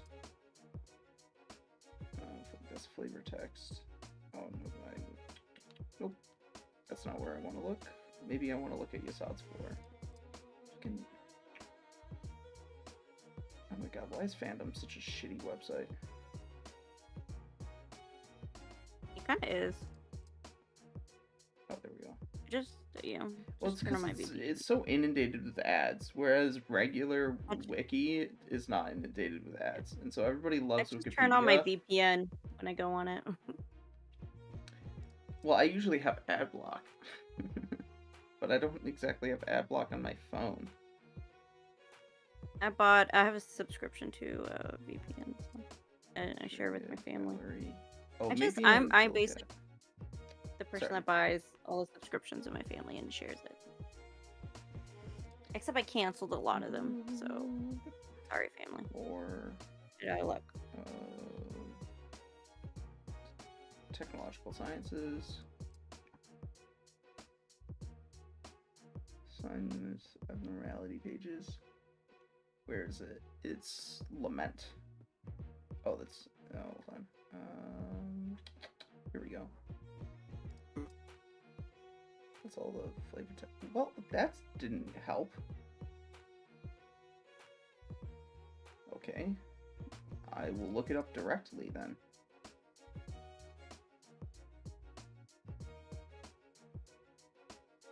Library. Library of Lena. He said, Lore. bruh, was it mad wet for you Tuesday? Tech Sciences. What meant? I think it was. Yeah, it's rained and snowed a lot the past week.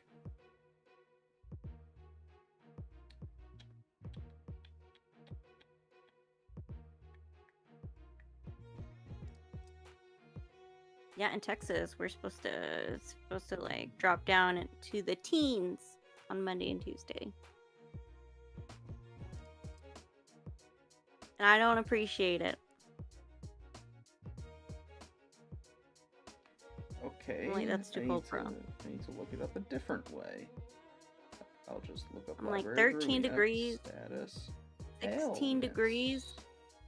No, I can't. Don't wanna. But they did set up warming stations in our towns. You know, it's nice. Very. What's sexless?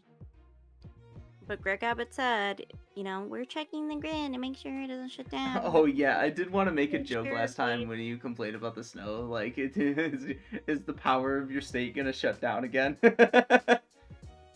I mean, I hope not, cause like, but we did like my dad brought me his old generator.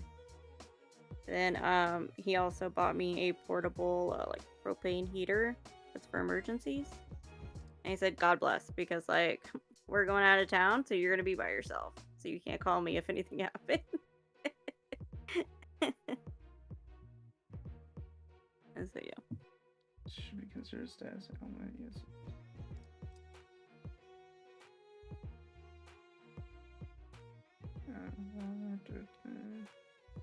Smoking is status element. It is not a status ailment. Next. What is this? Oh, well, we don't have any left text.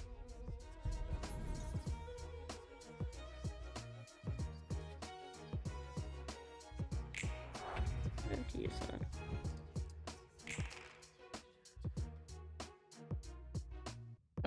Also, according to the people of Reddit,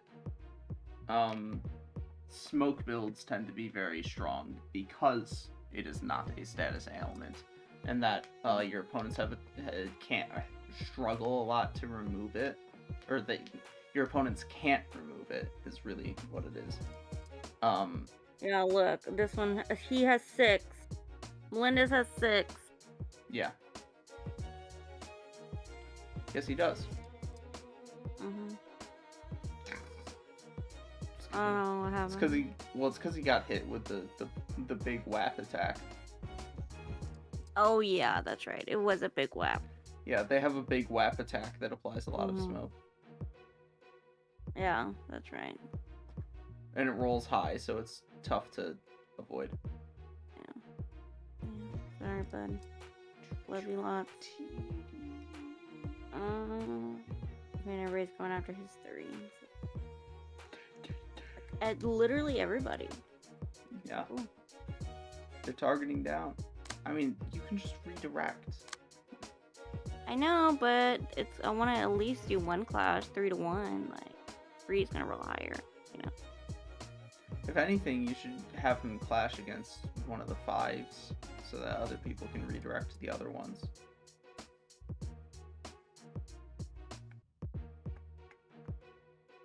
What, like the 4 against the 5?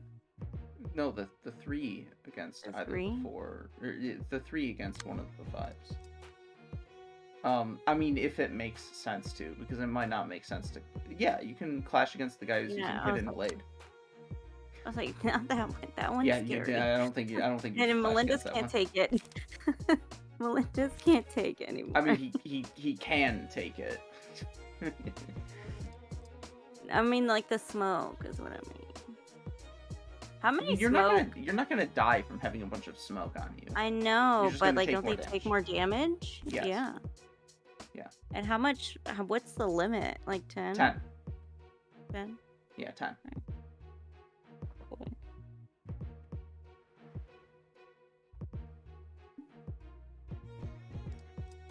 Was I doing? Okay. Oh my god, I blinked out for a second. That was weird. Okay.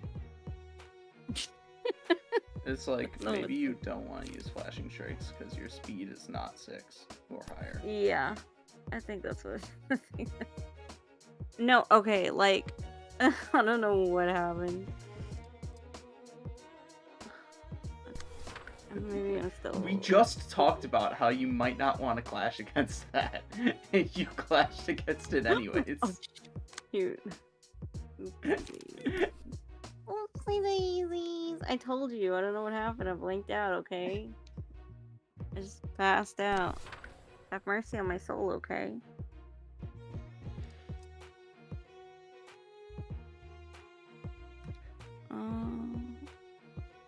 Dude, I want our episodes on the live action One Piece to come out already. Oh. So what's the deal with that? He's like,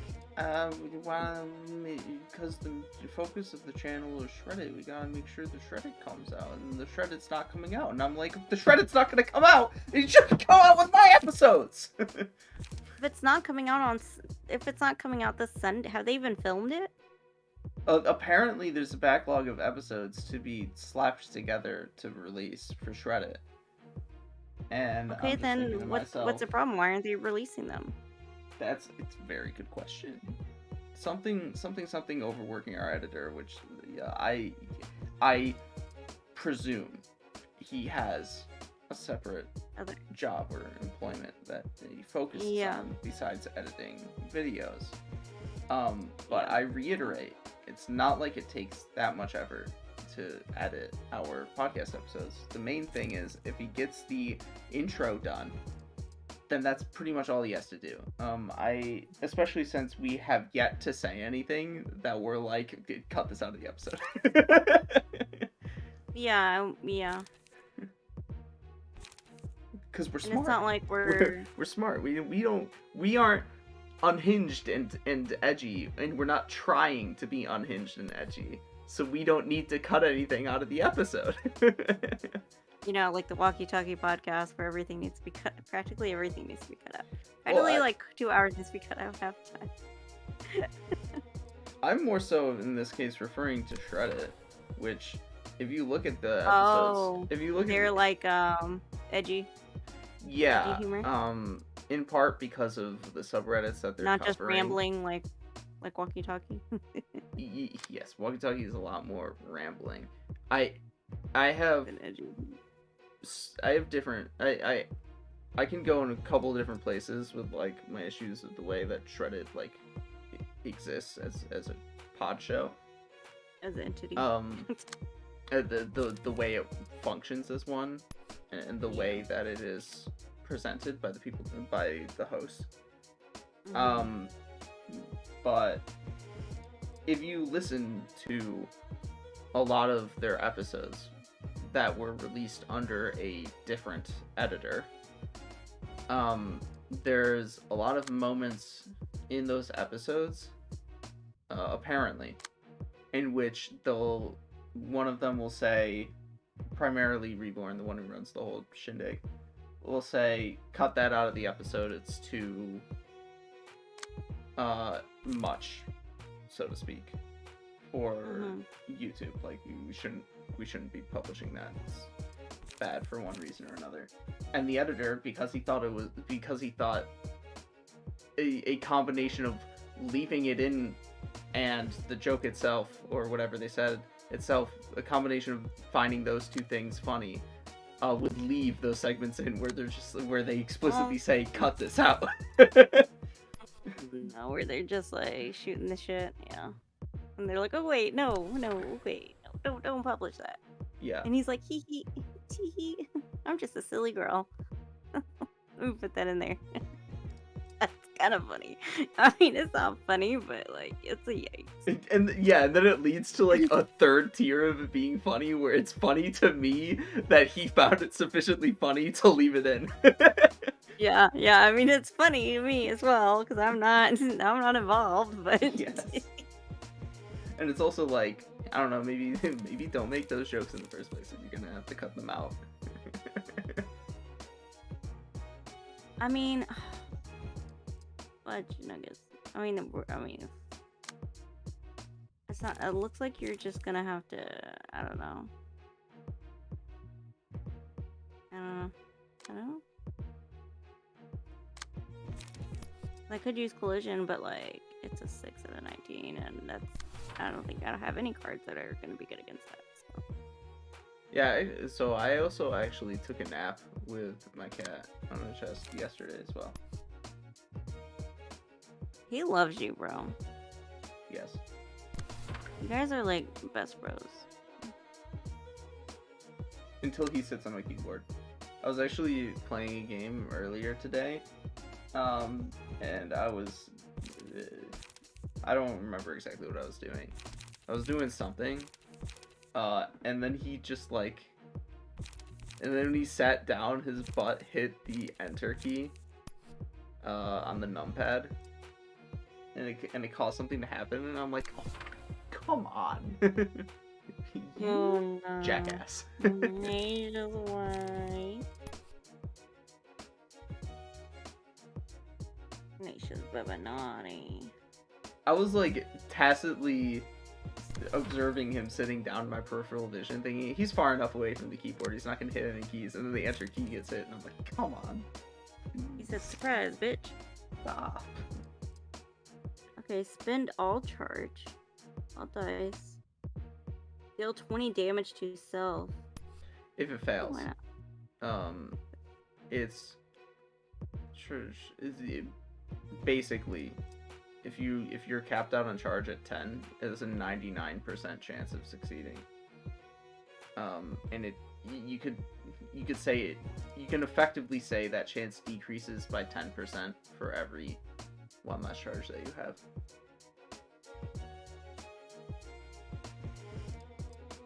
It's a card that you only want to use if you have like minimum 7 charge, really.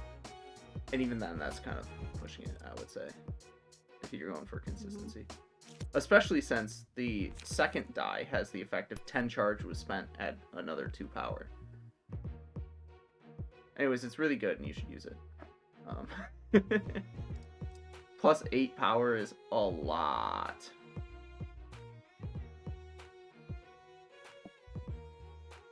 I was like, I wonder if I should clash against him, but like then he's gonna You wouldn't hit be me, able to. Yeah. Oh well. The only person you can clash against is the guy who rolled a 1 on his speed die. Yeah, but somebody else is doing that, and it's a low enough attack to where like I really don't need to. Okay. Deep breaths. Damn, you just got evaded.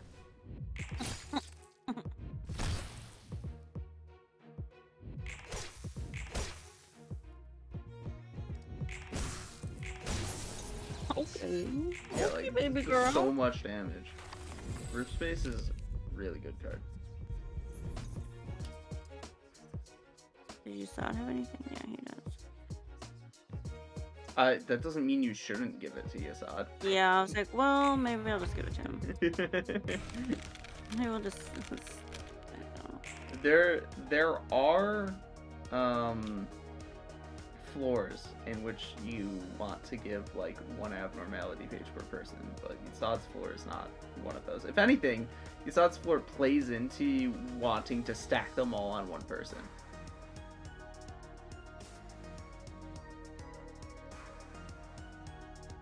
God, Yasad's floor is so fucking busted. In so many ways.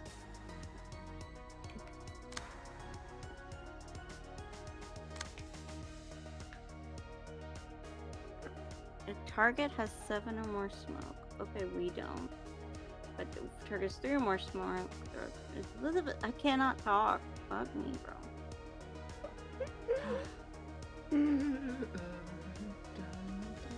My man. Just kill me. It's only if it hits you. I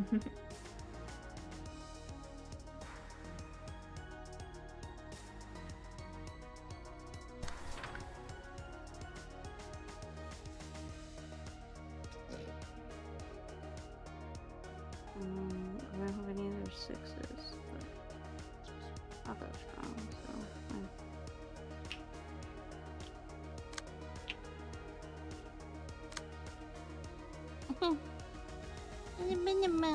Those guys love their deep drags. They're taking hits from their derogatory term for a gay person that also means cigarette in British English.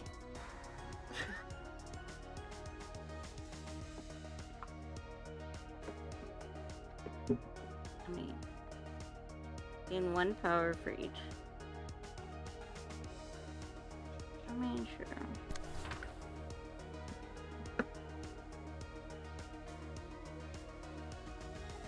Is everybody... Okay. So, have fun with this reception to help encourage and foster your independent thinking. I'm going to go take out my trash. Okay, darling.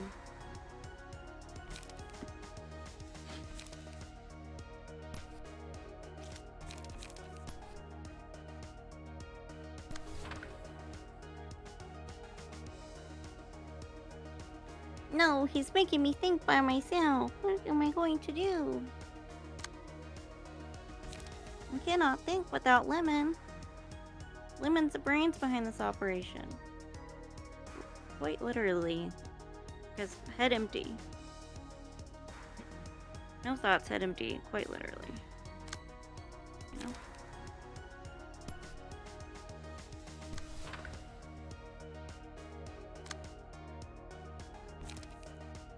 Okay, Kinsley has no charge, so we want to give her charge.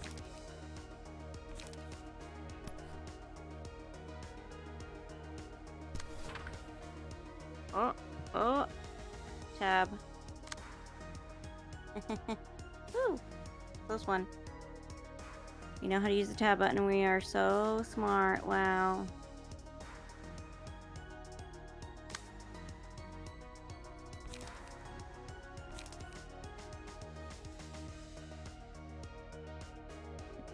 I don't want to do that. So next, okay.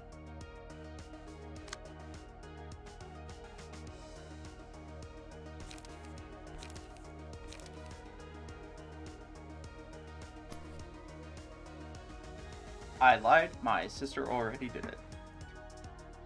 Wow, you better tell your sister thank you. Like, wow, what you need to tell her, wow, what did I do to gain such a lovely sister? That's what you need to tell her.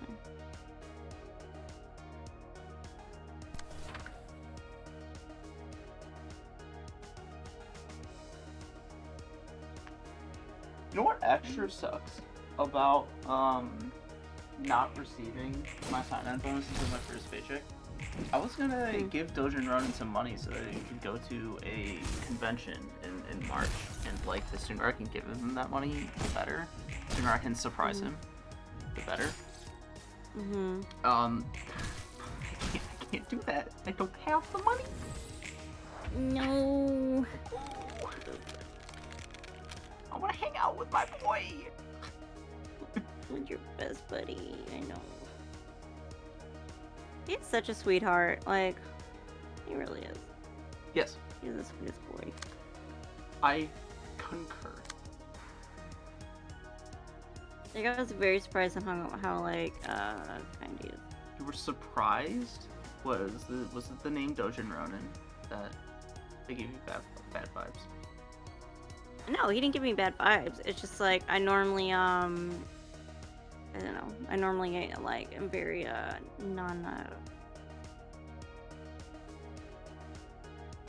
I don't think everybody is nice, I guess. My first impression of people is like, you're probably not a great person, so.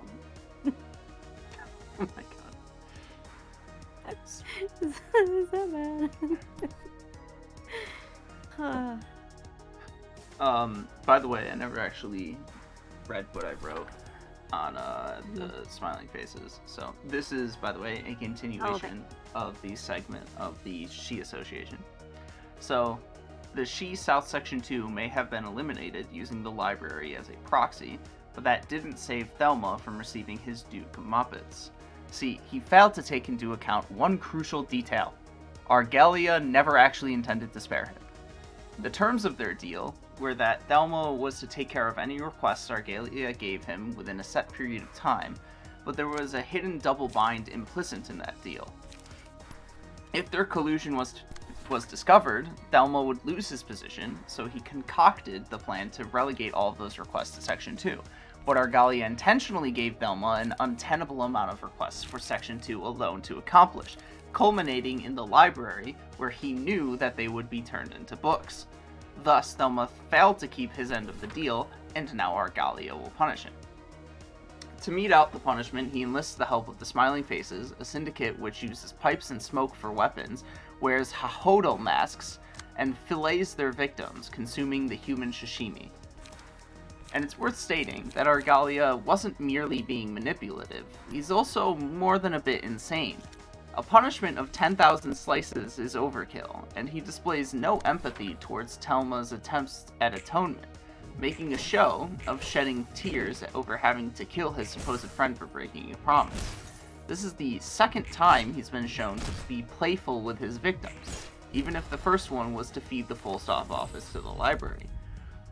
In any case, he sends the Smiling Faces off to the library as well, and who should be by his side at this time but Eileen, the former head of the Church of Gears.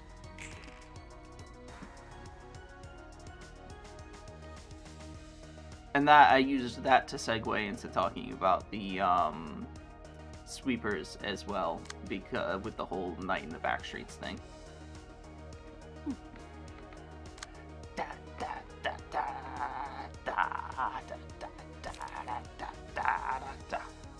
Now would probably be a good time to use Angover. You have a lot of cards in hand, and they're almost dead, so like, there's no point in using a second card. So you can totally maximize on it.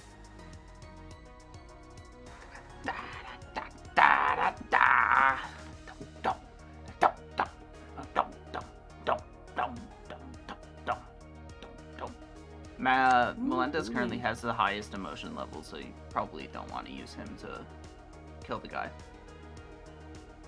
So it'd be Kinsley, maybe? Max would work too.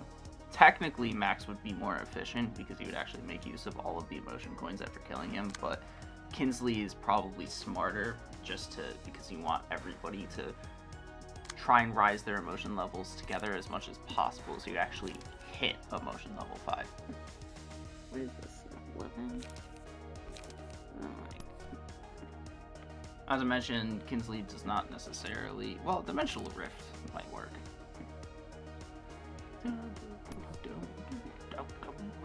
be how much charge though.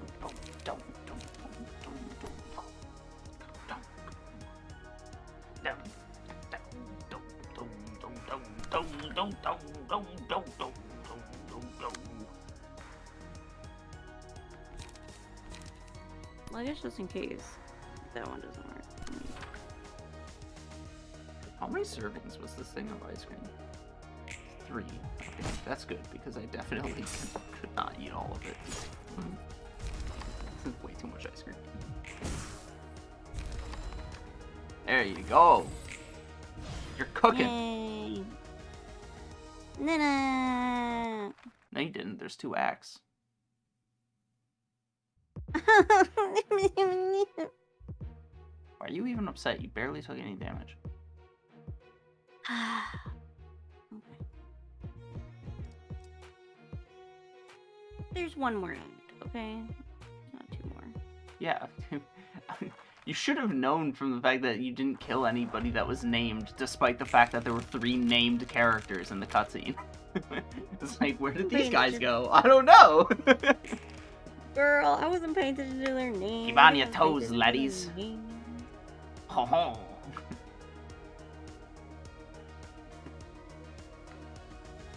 I need to listen to live action Garp so I can get a sick Irish/English accent. voice these guys. I never want to hear Garp again. I hope he doesn't. Like, you're gonna have to hear him. I hope he doesn't show up as much for like season 2. I don't think he will. I think I don't see them including Garp again until when he should have actually showed up in the story, which is after Skypia. Wait, is this playing? Yeah. That said, who knows? Maybe they're gonna spend an inordinate amount of time on Smoker now this time. Smoker's kinda hot, so like, I'll be okay with it. Yeah, but we don't know what live action Smoker looks like. He might not have the same abs. Look, if he ain't got an 8-pack, I don't want him. Okay? Y'all better deliver on that 8-pack. I'm just saying. What's gonna kill me if they wind up doing most, if not the entire series, is how progressively as the series goes on, characters tend to get taller and taller, but they still, for the most part, look pretty human.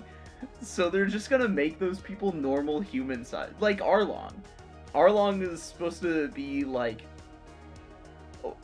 1.75 times the height of Luffy, but he was basically Luffy's height in the live action. It's like, kind of rubs me the wrong way that you end up doing that just to make it so that real life people can play these fictional characters. Just a little bit. Yeah, it's like, I just thought of something that I should probably mention when Arlong comes up in our episode, which is that Lord of the Rings, right? It's got hobbits and it's got normal-sized people, but they had normal-sized people playing the hobbits.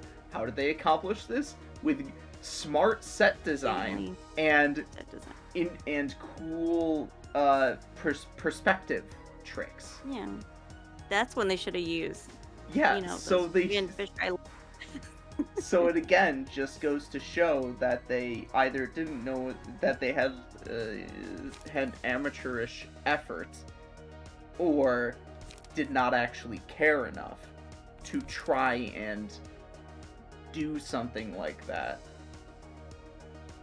in order to convey that Arlong is like this massive guy that he's supposed to be. He's supposed to be massive. Yeah. And there's like yeah.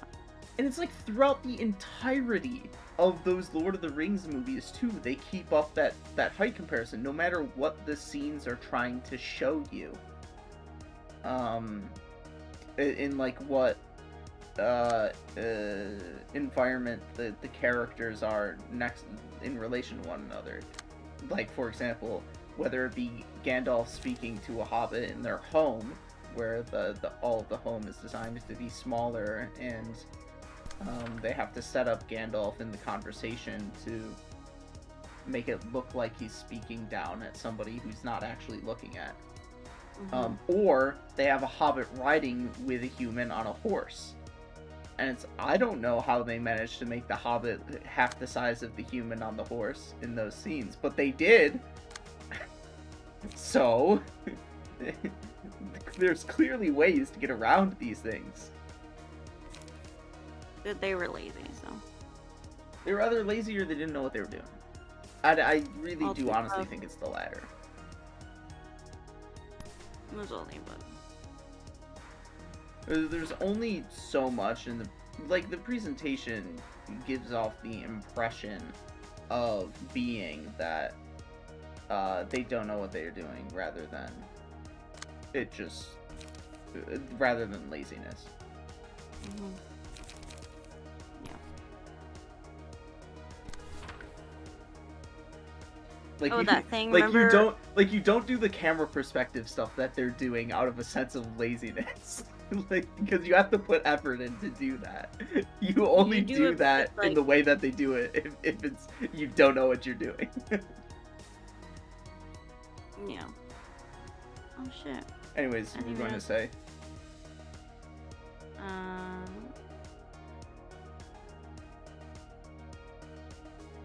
Oh, yeah. So I was gonna say that, I remembered what that thing was.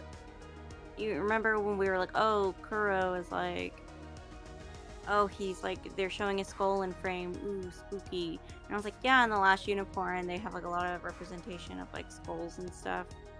And I couldn't remember what the term was called, but in Latin, the term is called momentamorum, I think is how you pronounce it. Which means like, remember that you will die. Memento And The Mori? Last Unicorn, yeah. And so The Last Unicorn, they use the representation of like skulls and stuff because like so many people and like animals and like the unicorn and stuff, you know, like they basically they all are kind of like dealing with this sense of like, oh, I'm actually going to die one day, and like I want to leave, and like I'm worried about being forgotten and like nobody remembering me, basically. And so like they use kind of momentum morum and like well placed items of death to kind of like represent like what this kind of tale is kind of putting in place. So yeah, The Last Unicorn does a good job of like placing skeletons and stuff in the scenes versus like just plopping them in place because they look scary, you know. Yes. Whereas live action ones, You- it's like skull Yeah. either equals pirate or equals death, and it's just. Ooh, And you know, scary. unicorns are immortal, and the unicorn gets accidentally turned into a human, and like, oh my god, one of the scariest things she says, I swear to God, I remember this for the rest of my life. She's like, she's like, I'd rather you had kill me, or I'd rather you have let me die than turn me into this, to put me in this human body. I can feel this body dying all around me, you know, because that's how scary like death is to this immortal creature. So it's like being aware of your own mortality.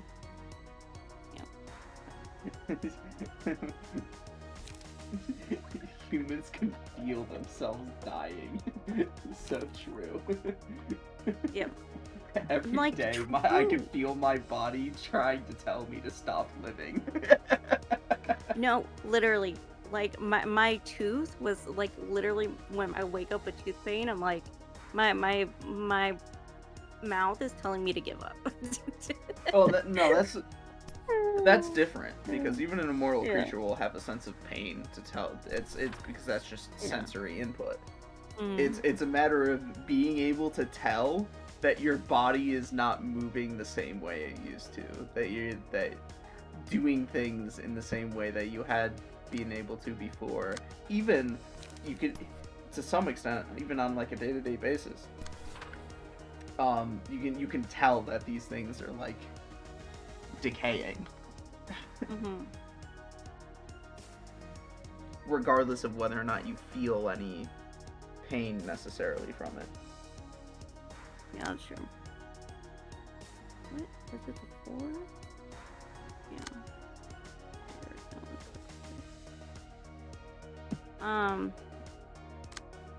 And also like a lot of the and a lot of the villains also, they do bad things in order to like basically be remembered always, because they're so scared of like not leaving some type of memory or impression upon the earth. They're scared of being forgotten once they have left Earth. It's such a scary thing, so they do like crazy shit, you know, in order to be remembered. That's another thing to be you know, dealt with in the story. And it's a children's movie. And it was made by a anime studio in partnership with the anime studio. And it has hand-painted backgrounds, which are always my favorite in movies.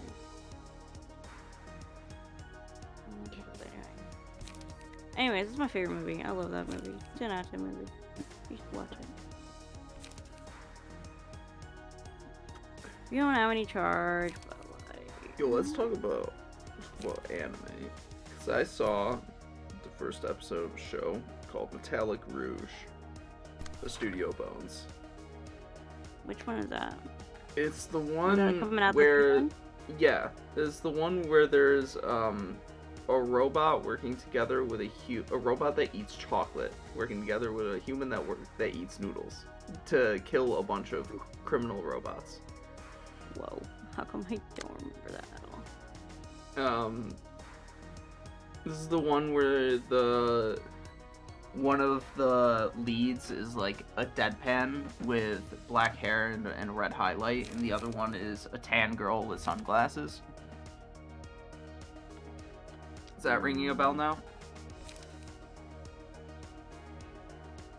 Yeah. Yeah. Got it. It's really quite good. Oh, really? Because, yeah, and one of the main reasons for that is because I sit there watching the first episode, and I am always, even despite the fact that I'm constantly picking up on like context clues and like characterization and, you know, all that good stuff, I'm always thinking to myself, where are they going with this? And I like that feeling. Well, I actually can also dislike the feeling now that I think about it, because there are some shows where you say, where are they going with this, in confusion, where you're like, what is going on? Why? Yeah. But in this show, it's like, I want to know where they're going with this, and they present a lot of the like exposition and the setting in a very interesting way. And it's very unique. It feels very fresh. And then the animation, the action animation is great. There's an element of the setting that I do think is like inherently kind of silly that I could poke holes in. And that it's this idea that like the robot people are to some extent treated as like a separate race of people. And they have to be subservient to humans, classic, you know, like robot shit. Yeah. But in order to stay alive on something like a day-to-day basis, they have to inject themselves with a fluid that they call nectar. And apparently this nectar also sells for a lot of money on like the black market, and is like a really powerful drug to humans. And so I'm thinking to myself, this seems like an incredibly silly thing to like try, like from a realistic point of view. This doesn't make any sense how this would function this way as societally. How can you just like casually either hand out or deliver a thing of nectar to each one of these robots on whether it be a daily or a weekly basis or whatever it is?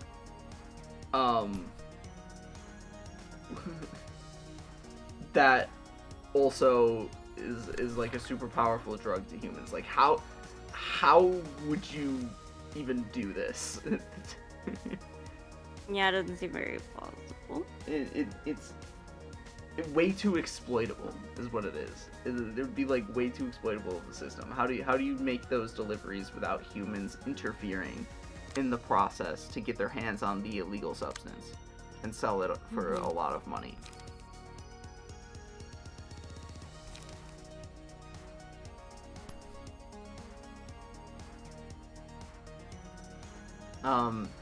But depending on the quality of your show, I am willing to overlook some of the silly things that are components of your premise, of your setting. And because the show is good, because it looks good, because the characters are good, because the plot itself seems to be good, I'm willing to overlook that plot conceit that allows the plot to happen. Yeah.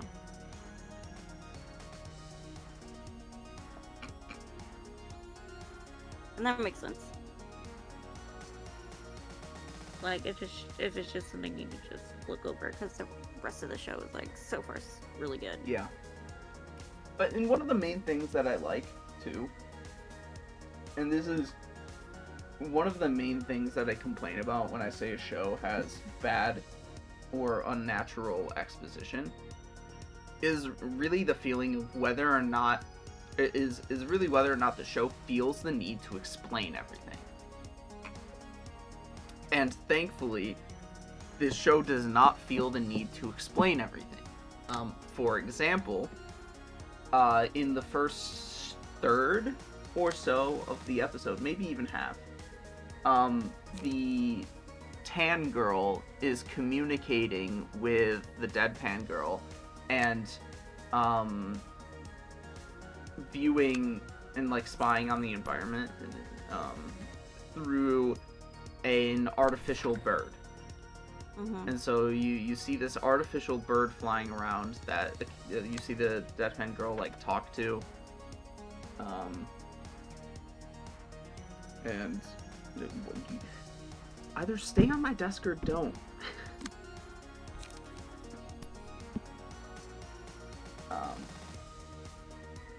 And so like halfway through the episode or whatever, one of the main antagonists notices the bird as like a spy camera and destroys it. And it does a quick cut to the tan girl like getting a sudden migraine in this restaurant that she's at. And it doesn't really explain what happened beyond that, because it's obvious, right? You shouldn't need to explain that she was somehow mentally connected to this spy cam bird, because it showed you that through her suffering a migraine after it got destroyed. Yeah. I'm like, thank you. Thank you for not using words to explain this. Because you don't need the words anime to can explain can overdo it with that, you know. Yeah. Like one of the massive offenders of this is Sword Art Online. It is really fundamentally one of the core reasons why it's so bad, is if you can time out, or you can time how much exposition they are doing in that show, and it is ridiculous. They will spend in entire episodes, like 20 minutes at a time, sitting in one location talking about the plot and doing nothing else. And this will happen not just like towards the climax of the series when they like figure out a mystery or there's some major drama happening or what have you. They'll do this right at the start. and they'll just like, it'll like periodically happen throughout the series where they'll just sit in a cafe and talk about the plot for an entire episode. Sometimes even like 2 episodes, I think, it's happened before. And it's so boring. It's so boring and tells you nothing. Or, that's not what it... It's so boring and it wastes your time. And it's information that you can easily figure out for yourself or through other means. Oftentimes. And it's so silly. It makes the plot... And sometimes the plot in Sword Art Online is really convoluted. But it makes the plot in that series seem more convoluted than it even actually is. Just because it's so boring.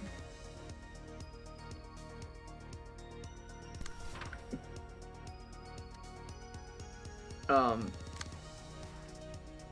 it's fucking ridiculous. The cafe scenes in Sword Art Online. It's especially Sword Art Online 2.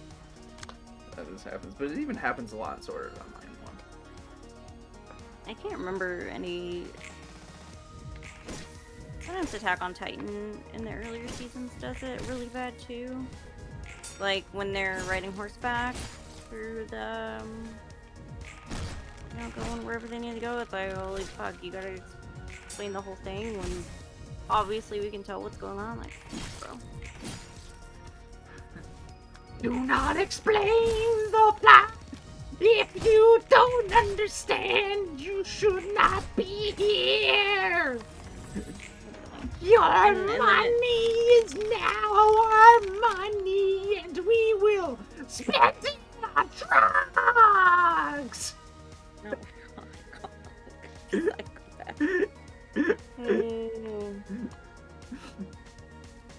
Psychopath. Don't mind him, he's just a little freaky freak. 6 haste. What is this? Flesh fillet. It's filleting your flesh. Super. Cool. I'll see what you said.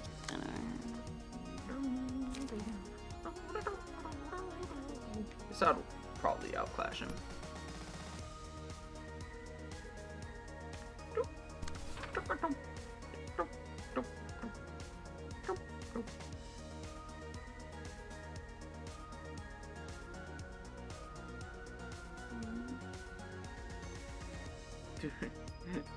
Kinsley desperately needs some more cards, man. You have got to use those leaps.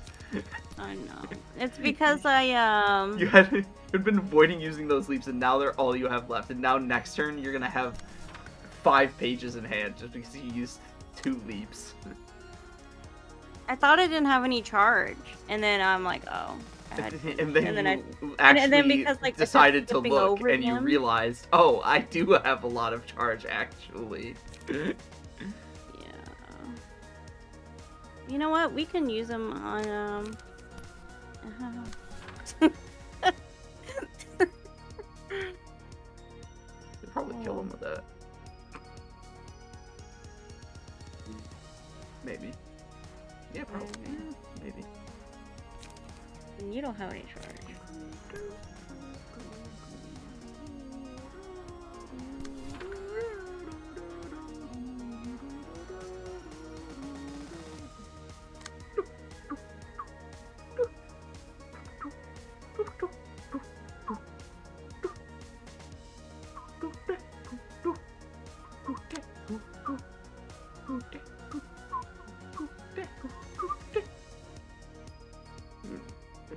Max would demolish that guy. I mean, I'm hyperbole. It's probably not demolish, but collision, I'm sure. Yeah. It'd do great.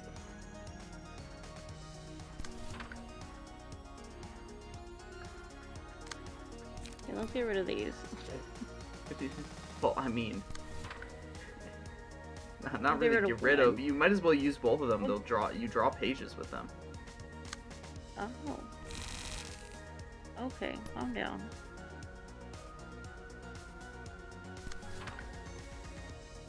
I don't know.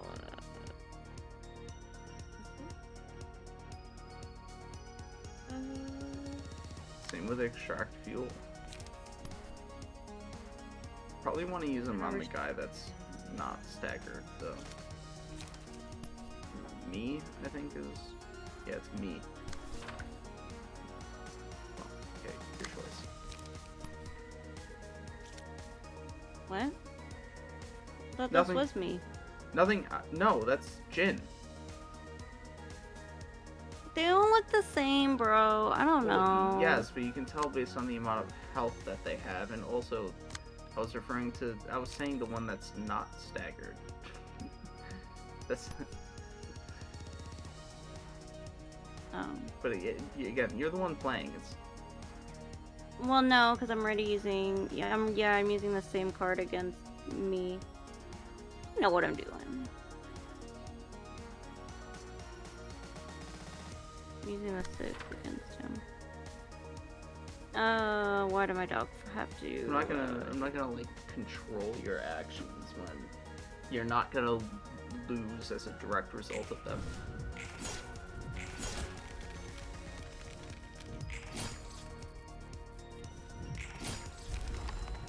Oh, I forgot I had all those cards stacked on Yasad. It's like, what is happening?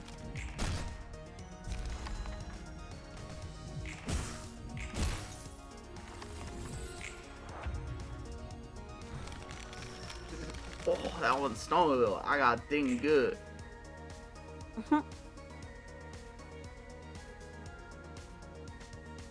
38. We got 7 charge. It's not 10, but you could rip space. I mean...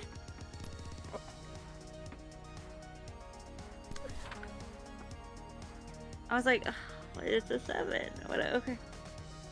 God bless Mark, you know? I guess I could use Inkle right now. Kinsley hasn't even taken a hit either. No, Kinsley's a badass bitch. What do you mean? Unless you have Health Hauler and you've restored it back, but I don't actually know. I think so. Yeah, I think maybe. Well, well, Inkle. you have mine. Oh yeah, you do have Health Hauler, so it's possible he took a hit and he just healed it back. I think Inkle should take out the stagger. But I mean, you don't really need to use anything else.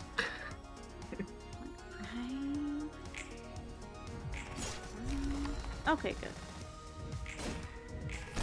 You failed the rip space. Mother. That's fine. We're like, haha, she hasn't taken any damage. She took her own damage. Yeah, I mean, look at what's going on here, though.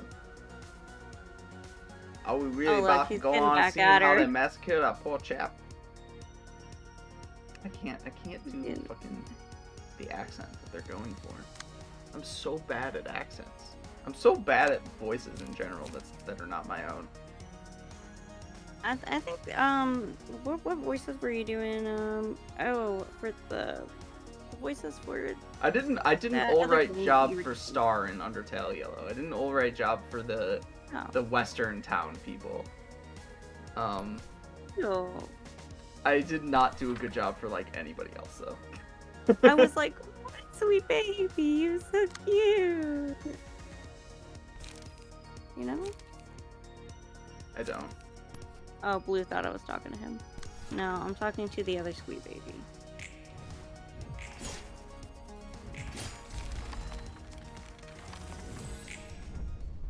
Yay. We done. We done dang gone did it. Same, Roland. Fucking same. 짐작 가는 거 I 알아? need some headache medicine. 워낙에 많아서 탈이야. 저 정신 나간 변태 놈은 상상 이상의 일들을 태연하게 저질러 주니까. I need a refill on this medication. I'm curious about something. Okay, no, never mind.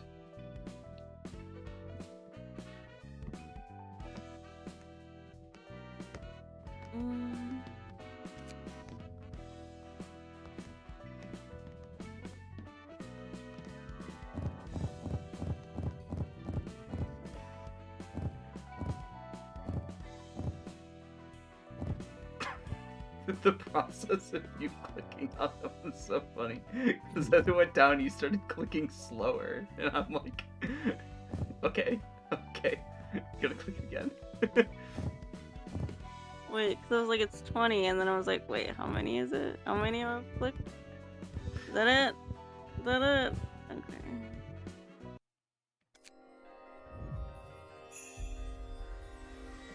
What am I supposed to be getting from this? All the smoky?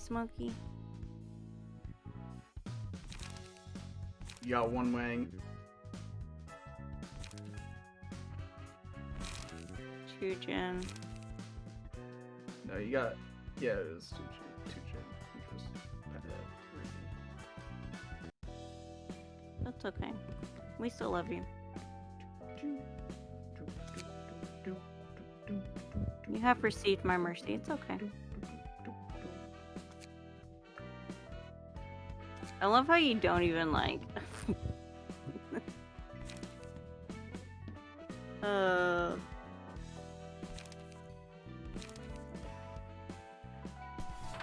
don't even try to be funny back. Like, okay, rude. You made a joke. Haha. They call the Okay, back. get to reading. Oh, that's not a good accent. Okay, reset. Cup of tea, mate.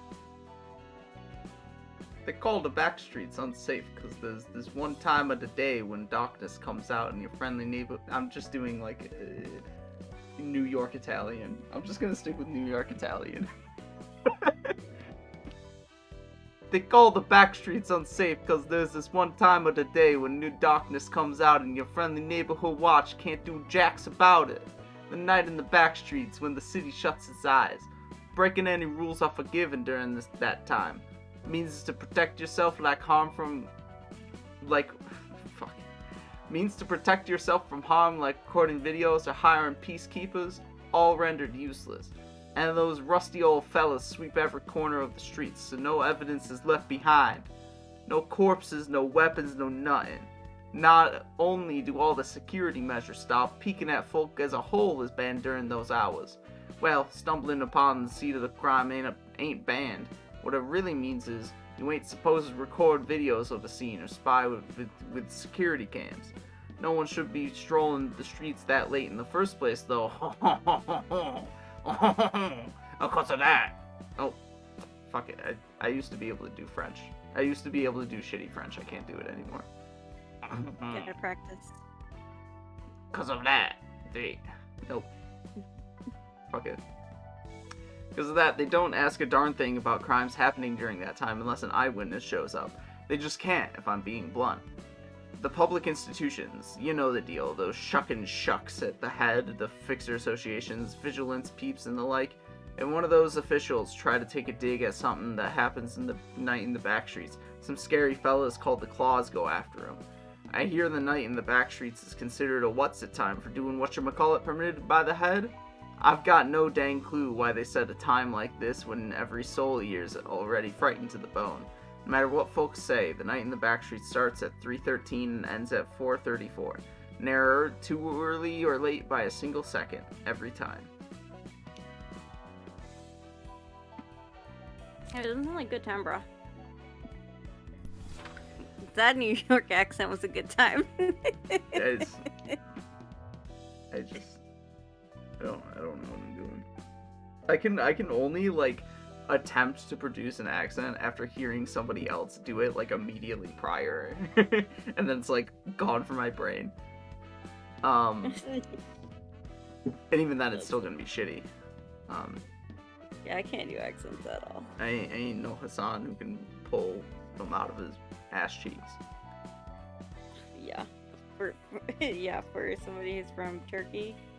Like, yeah, he can do like every fucking accent. Not all of them are necessarily like accurate, but he can do them all.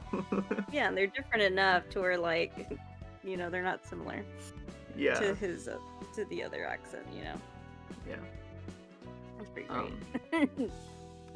The backstreets aren't some unlivable mess like some folk are saying, you see. Rough things do happen often around here, sure, but there's some effort at peacekeeping going on to stop a whole lot of people dying all the harking time. Every area of the streets has some kind of neighborhood watch made out of local residents voluntarily doing jobs like fixers do. Try and make the back streets a safer place. Unlike the so-called Public Safety Association that starts with a Z, whatever that stuffy org is called, the Neighborhood Watch ain't chained to any official authority, nor do they ask for huge fees.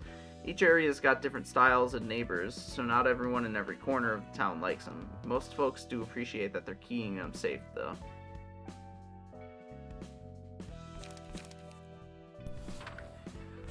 There's this one rule that stands squarely in this nigh lawless land. Doing any kind of harm to the residential area is forbidden. No invading people's homes, no demolishing them, and all that. Not even the big and tough crooks of the fingers can touch this. I'm guessing they decided it's gotta stay the most what's-it place. If you didn't know, the city's taboos are a huge deal. It's much more serious than taboos in the nest. You break it and your life's over right then and there. So it's the most what's-it place.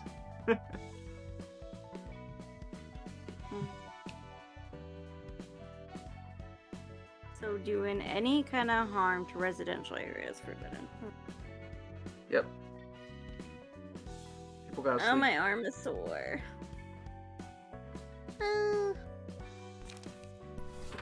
The rules of the back streets don't work in the nest, and the opposite's also true. You could drag a higher up working for whatchamacallit from the nest to the back streets and do what's-it to him and get away with it, as long as it was during the night in the back streets and no secret rats saw you doing it. But if you did the same what's-it in the nest, you'd be breaking rules. The night in the back streets is only a thing in the back streets, like the name suggests. Yeah. Cool beans. Is this what you were talking about, like the purge or whatever? Yeah. Last time. Yeah.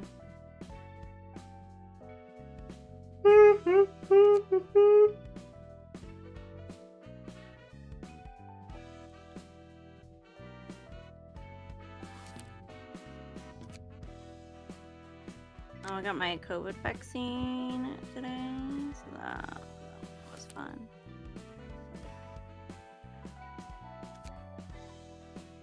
You should get your COVID booster. No, public health and safety. Yeah. The 8 o'clock suckers! Ew, I hate him. Fuck him. Fuck both of them, actually. They deserve each other.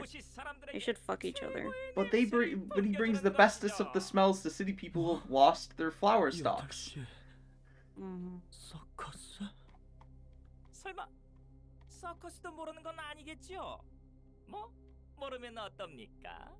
원래 미지의 맛을 접했을 때 폭동이 오는 법.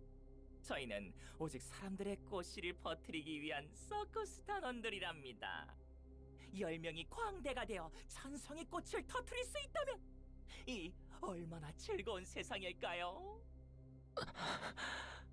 헛소리하지 마.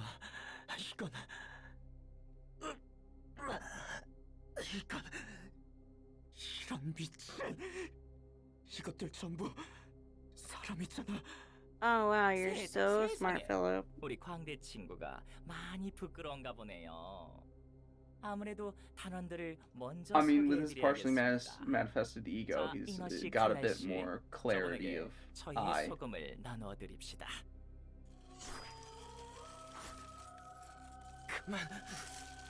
그만해. 애공. 이너 씨가 아직 What was that noise? 헐디었나 봅니다. That was Mrs. Mermaid. 목소리가 작으시네요. 아니면 부끄럼이라도 타나? 어쨌든요. Oh, okay. 미친놈들. That sounded so 모두들 weird. 정상이 아니야. 과연 정상의 기준은 누가 정한 걸까요? 그죠? 모든 사람들이 머리에 깔록한 쥐를 엮어 만든 모자를 쓰고 다닌다면 그건 정상으로 쳐야 할까요? 적어도 너희는 그 축에 못 낄 거야. Philip, neither will you. 예의라고는 말뿔만큼도 없는 친구야. 8시에 서. Philip, I don't like your ass either. 네 녀석들 때문에 쐐기 사무소분들이 우리를 도와주지 못해서 나를 제외한 분들은 전부 도서관에서 죽었어. Am I gonna have to fight Philip again?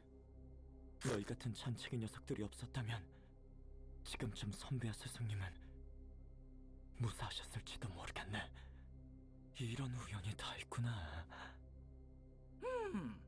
당신도 저와 비슷한 냄새를 풍기네요. 하지만 여전히 향기로움이 느껴져요. 구리지 않다고요. 이곳에서 널 썰어버리겠어.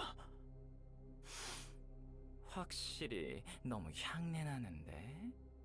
하지만 향기로움과 더러운 냄새가 섞이면 또 다른 질퍽한 향이 I don't think I ever used 탄생하겠죠? Philip's cards. 좋습니다, 좋아요. 저와 You didn't 함께 exactly get a lot of them. 공연을 해봅시다. Oh yeah, that's right. Because Philip was too hard. 사장님, 선배, 대체 이 모습은 What? 우선 쇼를 진행해 주실 새 광대님께 박수! 이게 대체 무슨 짓을 한 거야? 아이콩, 날쭉한 표정이네요. 놀라움은 자극이며 그 자극으로 하여금 사람들은 웃음과 즐거움을 얻죠. 진정한 꽃은 자신 안에 가장 큰 고름을 마주하고 짜내야만 나오는 Ew. 법이랍니다. Do you think that's true? 흉내나는 슬픔의 고름을 Well, we'll discuss 가득 it. 삼켜내지 못하면 마음껏 웃지 못하는 거라고요. 제가 도움을 드리겠습니다. 필립, 그때 네가 한 말에 대한 답을 못 줘서 미안해. Yuna? 오, 이건 무슨 급전개죠? 나는 하지만 스승님께서는 부인과 자식이 유치하기 그지없군요. 이건 또 무슨 아침 드라마 전개랍니까? 닥쳐. 너 일단 거짓 환영으로 두 분을 욕보이지 마. 예? 거짓이라뇨. 지금 당신 눈앞에 보이는 것은 당연하게 맞다고 여겼던 질퍽한 꽃내음이 아니었나요? 사실이 어떻든 그럴 것이라고 확신하셨던 것에 왜 이제 와서야 거짓이라고 하는지 모르겠네요. 재방송 돌려보던 말을 끊는 것도 이유가 있으실 거 아니에요. 조용히 해. 알고 있었어? 내가 너를 멀리하는 이유도 너와 하려던 이야기도? 아니야, 이건 꿈이야. 저 광대 녀석이. 필립군, 그만하게. 우리는 그저 Was it like a drug or something? 똑같은 놈들이야. 날 가지고 놀았을 뿐이라고. 필립군. 그러는 자네는 무엇을 노력해 보았나? 대답을 망설였던 None. 이유로 Philip's 우리를 become 향한 laser, 온갖 actually. 더러운 망상들이나 해대었지. 안 그런가? 그런 네가 우리에게 감히 뭐라고 할 수 있어? 그만해. Oswald is a distortion. He doesn't need to use 혼자 a drug. 도망친 주제에 He 잘도 has 억울하다 호소하고 있구나. special powers 네가 안 that 되는 kind of 것을 defy 노력도 안 해본 reality. 것을 뻔뻔스럽게도 핑계를 찾고 있을 뿐이었지. 우리를 There need not be a 구하겠다며 혼자서 logical 도망친 explanation. 것도 우리 Only 탓으로 an 몰아가며 emotional 자기를 one. 위로하는 것도 Mhm. 네가 생각하고 싶은 대로만 생각하고 Which 있는 isn't what 거잖아. Philip 그러는 is? 쪽이 마음 편하니까. 그렇지? What? 그야 있는 그대로의 자신을 Wasn't 받아들이는 Philip 것보다 affected because 남을 like his 위하는 emotion 척을 level 하는 was so 편이 high or 멋있잖아. something? Yes, yeah, that's the thing, is that like for the most part everything in the city operates on quote unquote logical scientific basis, but specifically when it comes to ego and distortions, which are direct consequences of Lobotomy Corporation's singularity. Those you can make the argument that those follow the setting's natural physical laws as well, because it is technically a technology. But the way that it is the way that it manifests and what it allows people to do defies within the setting conventional thought. Okay. So distortions and all both ego and distortions effectively have abilities that are related to the person's inner self. It's related to their ego. The distortions gain abilities that are sort of like literal interpretations. In addition to their physical bodies, are like literal interpretations of their corrupted inner selves. And ego is much in the same way, but more positive interpretation. Yeah. So it's like Philip considered a distortion? Right now he has a partially manifested ego. Okay. In So once that's fully manifested. Yeah, the term for it that was coined in Limbus Company is an efflorescent. Okay. Because there are characters in Limbus Company that similarly have partially manifested their ego that are referred to as efflorescents. Okay. Got it. Okay. Anyways, you ran off without us telling yourself that it's to save us, and now you're blaming us for it. You're believing whatever you want to believe because it makes you feel better. Isn't that true? After all, it's much easier to pretend that you're thinking of others before yourself rather than accept who you truly are. 둘 다 나를 버리고 그렇게 갔으면서 아직도 깨닫지 못했군. 자네를 믿는 게 아니었어. 왜 지금에서야 나를 괴롭히려 들어? 끝까지 잘도 나를 이제는 좀 내버려둬. 도움이 필요하신 모양입니다.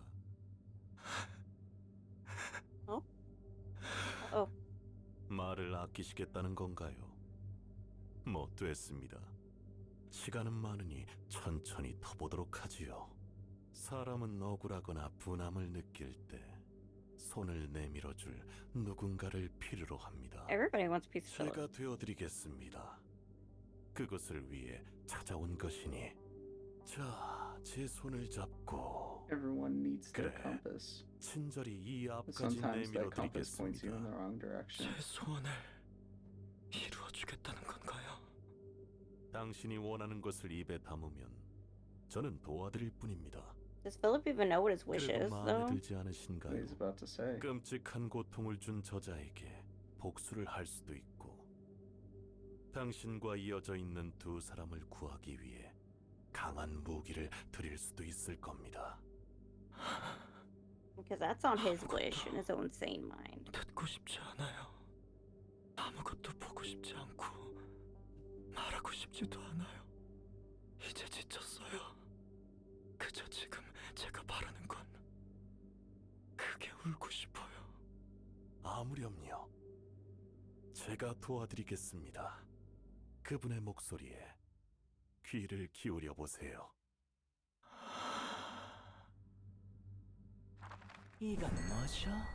이제 당신도 저와 같은 냄새가 나네요. 이런 재간둥이 그런 다양한 표정도 지을 줄 아셨잖아요. 그리고 어머, 새로운 어릿광대 씨인가요? 굉장한 모습을 하고 있네요. 네, 안녕하세요. 전 플루토라고 합니다. 마침 잘 되었습니다. 셋이서 멋진 쇼를 펼칠 수 있을 것 같습니다. 한 가지만 물어보아도 괜찮으시겠습니까? 방금 보았던 세 사람의 관계가 진실이었나요? 참 시시하네요. 이제 와서 그런 게 뭐가 중요하죠? 제일 중요한 건 관객들이 이미 쇼로 재미와 웃음을 얻었다일 텐데요. 뒤틀린 욕망으로 인한 환영. 확실히 이곳은 욕망을 최대한으로 틀어 증폭하는 곳이군요. 당신에게도 비슷한 냄새가 나는데 그 목소리를 들었나요? 그런 건 됐습니다. 자, 관객들이 기다리고 있으니 저와 함께 쇼를 이어가 주셔야겠습니다. 아쉽지만 서커스는 이만 마무리를 지어야겠군요. 어머, 이분이 무슨 말씀을 하는 걸까요? 필립 씨, 여기 초대장입니다. 더 앞으로 나아가세요. No. 오스왈드, 당신은 저와 함께 더 큰 You shit 무대에서 me. 마음껏 펼쳐봅시다.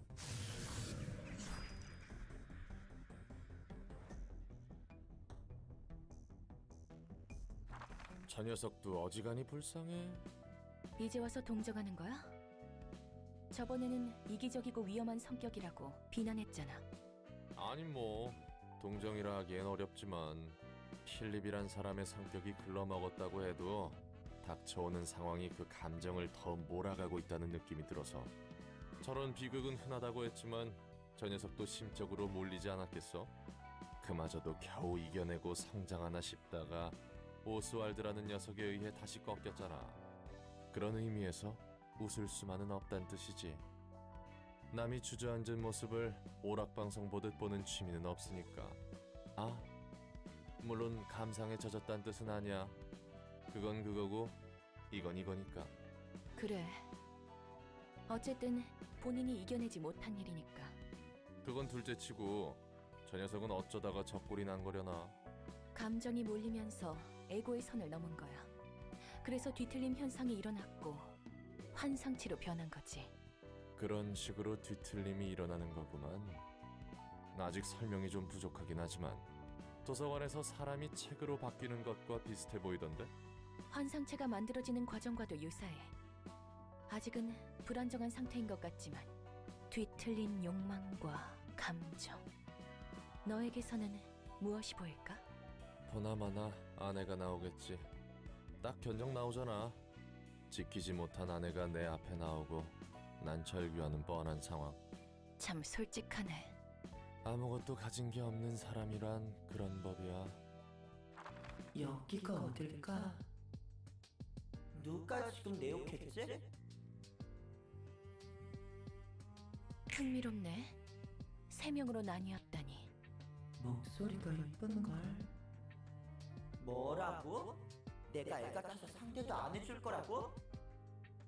예쁜 목소리의 사람이 우리를 기분 나쁘게 쳐다봤어?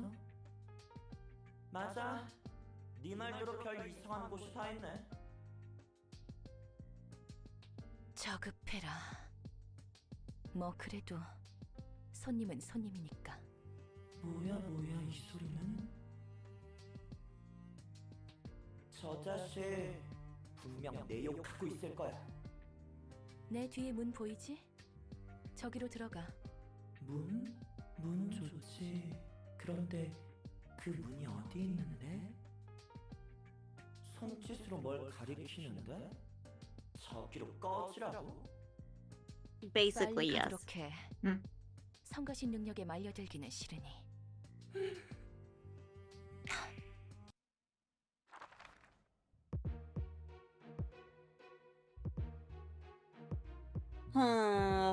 You get to use all 5 librarians this time.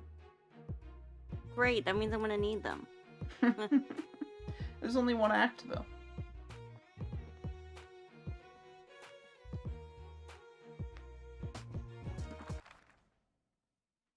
I'm not excited. Fuck! I knew it. I knew it.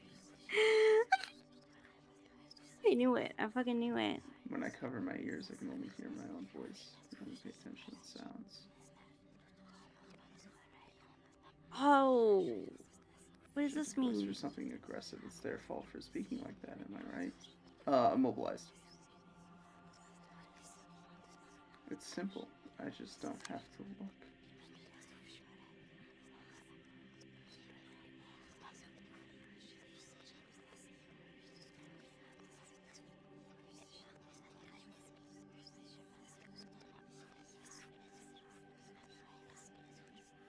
Let's unseparate. Okay. Unite? Unite? What? Yes, unites when all children reach 0 HP. All librarians restore 1 light and 10 stagger resist afterwards. Oh, I see. Cannot check or redirect. Okay. So they're all like work together basically. Yes, their second effect is different for each one of them, and is different strength. Some are more annoying than others. The unhearing one means you cannot see or redirect any of their targets.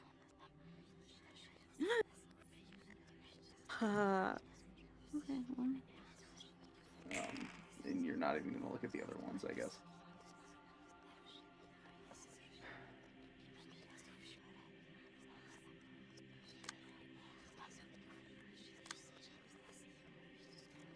You just minimized the passive ability listing. That's why you're not seeing it right now. What do you mean I minimized it? By you clicked this X. This X minimizes it. I thought I read the first one right. Read the second one. If you wanted to see all of them though, you don't click the X. Click the character. So yes, the one whose eyes are covered cannot see a portion of the information of combat pages used by the crying children. So you don't even like know what their pages do. And the unspeaking one, a random person becomes immobilized at the start of each scene.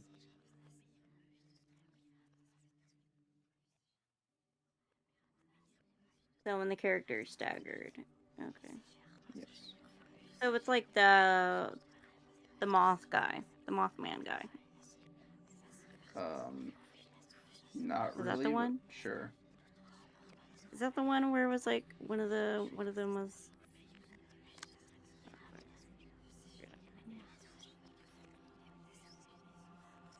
okay. I feel like I don't remember. Okay. And you cannot see a portion. Okay. Cool. Love that for me. I'm so excited. I'm probably okay. I feel like you shouldn't have that minimized. If you want it to stop being on the left side of the screen, then you can right click to deselect the character. But you probably want to keep that up.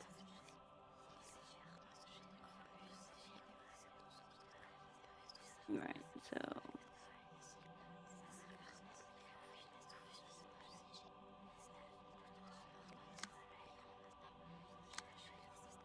you deselect it. There you go.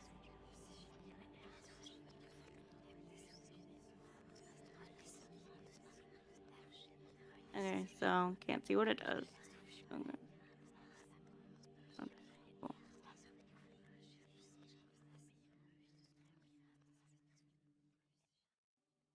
And I don't know where the attacks are going. Okay. And the children, I guess it's their thoughts are coming through. When I cover my ears, I can only hear my own voice. I can pay full attention to the sounds I make. If I mistake a gentle voice for something aggressive, it's their fault, isn't it? It's simple. I just don't have to look, do I? I don't have to face that darkness. God, and they're all super strong too. He doesn't want to face his problems. Not that strong. You can, this turn at least. No, what I mean is like they have like a lot of health. Yeah, I mean, yes, but that'll deplete very quickly after you stagger them. Or kind of deplete quickly after you stagger them.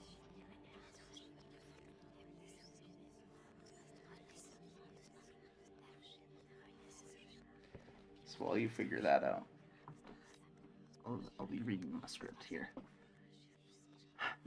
Just before receiving Emma and Noah as guests, it was shown that when Philip was teleported from the library, he arrived right inside of the 8 o'clock circus tent, partially manifested ego and all. And it is here that he faces his trial. What's more, unlike Emma and Noah, Philip notices that all of the creatures are in fact people. People who have been transformed by Oswald into his 6 circus acts. Oswald seeks naught more than to spread his own version of joy to the world, to spread the flower seeds of the people. In his mind, if 10 people could become clowns and blow up 1,000 flowers, how wonderfully joyous this world would be. The joy is all that matters to him, even if that joy is shallow and unwarranted. Let's look at Emma and Noah, for example. Both of their desires were satisfied by Oswald in a literal but superficial manner. Emma may be physically raising Noah up, but is reliant on Noah's happiness rather than finding his own.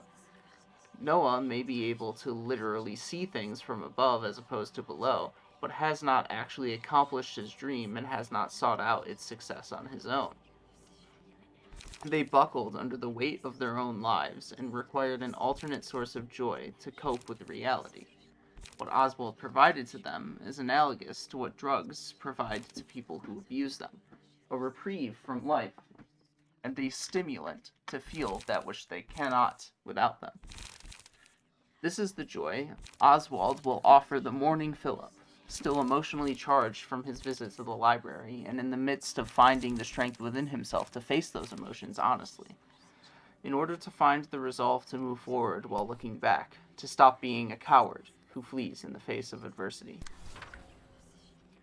Philip eventually recognizes that Oswald is what preoccupied the Wedge office when the Dawn office went to subdue the library.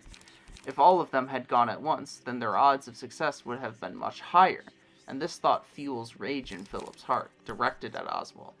But preoccupying yourself with what-ifs, becoming absorbed by revenge, and lashing out wildly wouldn't resolve his inner turmoil, wouldn't bring his office back, wouldn't fix his problems. It would only lead to his grief consuming him. Oswald notices this, and likens the difference between a manifested ego and a distortion to their smells. Distortions smell bad, and a true ego smells good. He wants to mix the fragrance Philip is emitting with a filthy smell to create a new, boggy scent. He takes the filthy smell residing within Philip, which had been minor, and drags it out of him in the form of his beloved colleagues, forcing Philip to face his inner demons in a malicious environment without any allies to keep him grounded. A true flower only blooms after you have faced your biggest inner abscess and squeezed all the pus out of it. You can't laugh to your heart's content until you've swallowed the fragrant pus of sadness whole, you know? There is truth to what Oswald is saying here. You can only truly become a better person after accepting your emotions. But Oswald has no genuine interest in helping Philip overcome those emotions. To him, all happiness is the same in the end, so long as it is happening now. Philip, I'm sorry I couldn't answer you back what you asked back then. A delusion. Did you know the reason I shunned you and the topic he wanted to discuss with you? Born of his own heart. What efforts have you actually made to advance your goals? His pain, his suffering, his insecurities. You must have spent most of your energy fabricating all sorts of filthy and uncouth delusions about us simply because Una was reluctant to answer your question. Using the bodies of those he loves. Do you think you have any right to blame us? Using their voices. How pathetic. You ran away alone, and now you're playing the victim. You couldn't save them. It was your incompetence, and you didn't even try to fix it. All you were doing was shamelessly looking for excuses. They died in front of his eyes. You ran off without us, telling yourself that it's to save us, and now you're blaming us for it. Hearing their cries as he fled. You're believing whatever you want to believe because it makes you feel better. They inflicted so much pain by dying. After all, it's much easier to pretend that you're thinking of others before yourself rather than accept who you really are. Why do they have to? Why do that?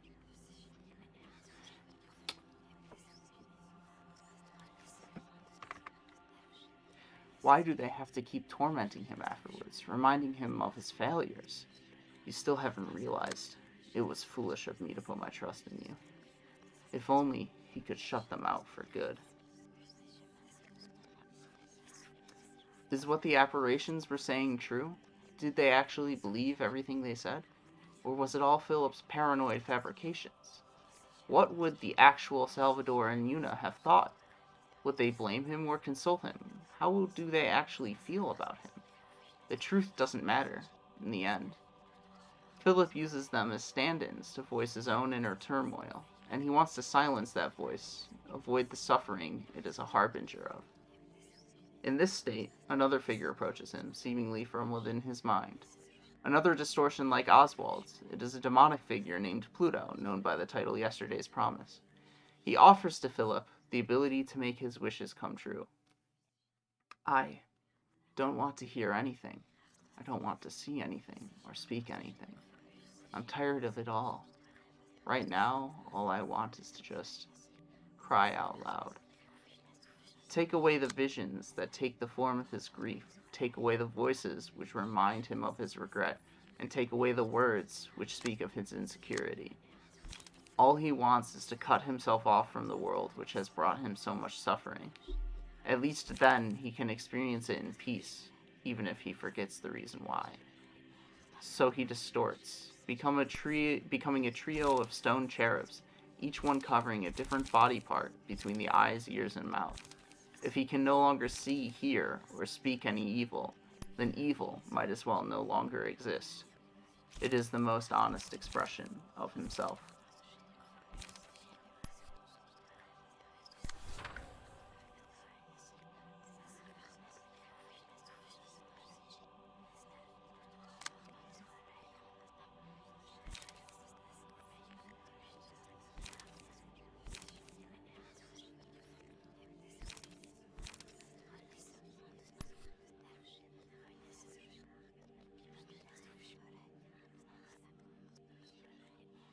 The whispering's tripping me out.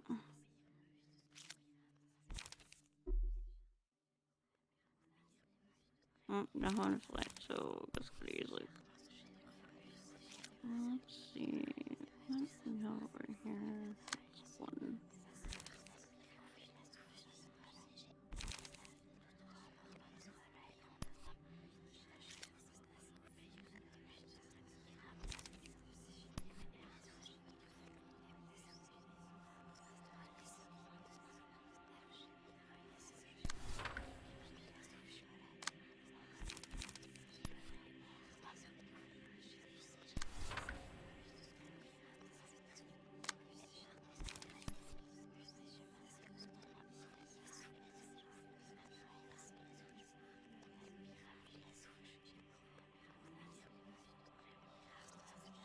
Oh, someone hit. Oh.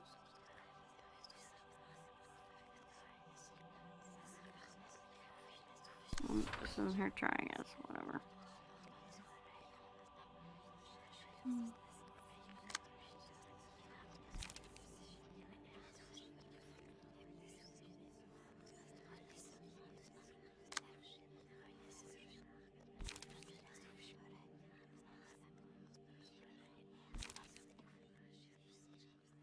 Eerie stillness.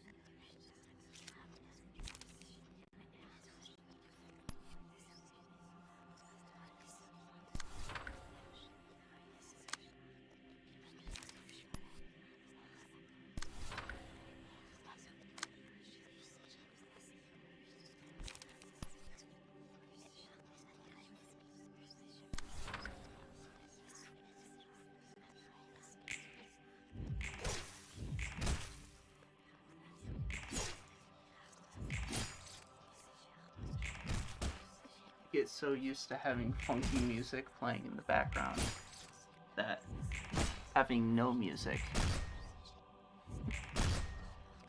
is unsettling.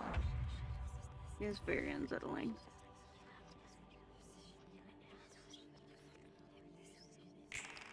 Now, what happens when they're staggered? Their effects go away.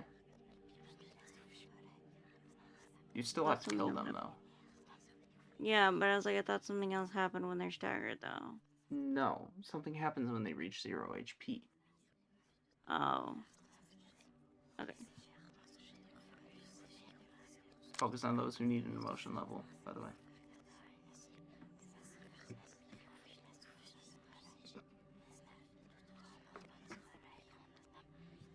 What does the blue mean? Blue versus red is positive or negative. It affects what options you have available to you when you choose an abnormality page, when your emotion level rises.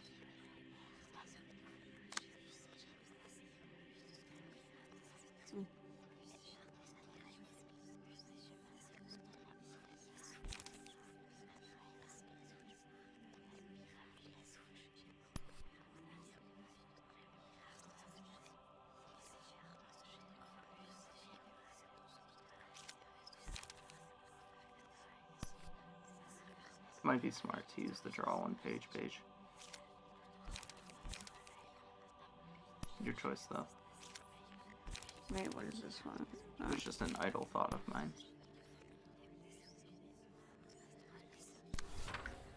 Just an idle thought. Yeah. Sometimes I think these things and say them out loud without, like, consideration to whether or not it's necessarily the smartest move or the move that I would make in this circumstance. It's just like, oh, I mean, you could do that.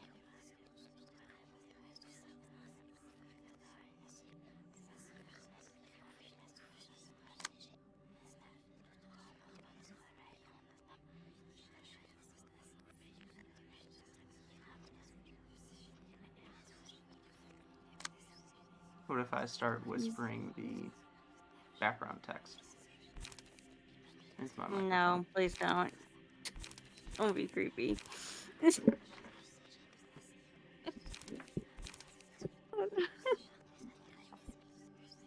Don't trip me out like that. Okay, thanks. When I cover my ears, I can only hear my own voice. I can pay full attention to the sounds I make. No. If I mistake a gentle voice for something aggressive, it's their fault for speaking like that. Am I? I'm gonna throw up. I'm actually gonna throw up.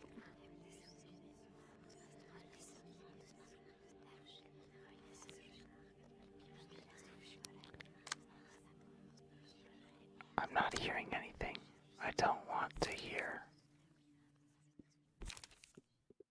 I don't have to hear to guess what they're saying. They're slandering me. I don't fucking hear anything either, bro. When I cover my ears, I can only hear my own voice. I can pay full attention to the sounds I make. If I mistake a gentle voice for something aggressive, it's their fault. Am I right? Oh, literally. You can't even. It's simple. I just don't have to look, do I? I don't have to face the darkness. I'm not hearing anything I don't want to hear.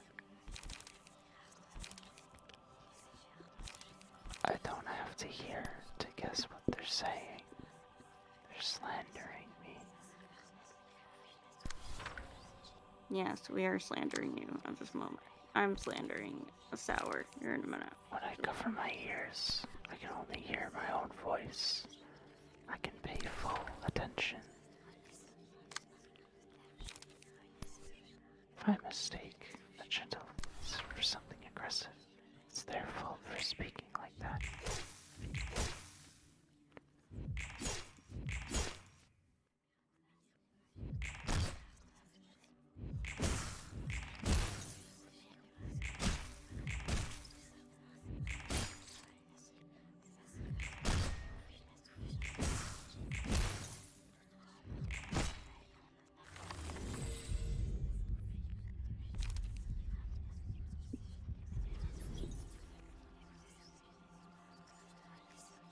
What is that thing? Yes, it's one of the crying children you defeated. Yasad no longer has boundary of death, so violence is no longer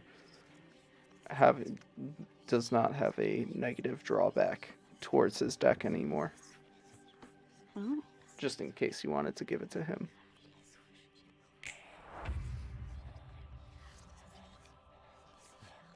What do I have? One of the children. That you just happened to defeat it at that location on the battlefield. Ew, that's I don't why it's want there. it. Get it away from me. Ew. Why is it glowing red? Glowing Was red. it always glowing red like that? Yes. Yeah, it's the same color it's been. I don't know, it feels more sinister. Oh, inflict one by next. Oh. Oh, and that means they're all fatal, right? Yes. Oh, if you were referring to his resistances. Mm-hmm. Yes. If they're glowing, it's a good thing. Unless it's your characters that have the glowing resistances, then it's bad. Then we're fucked.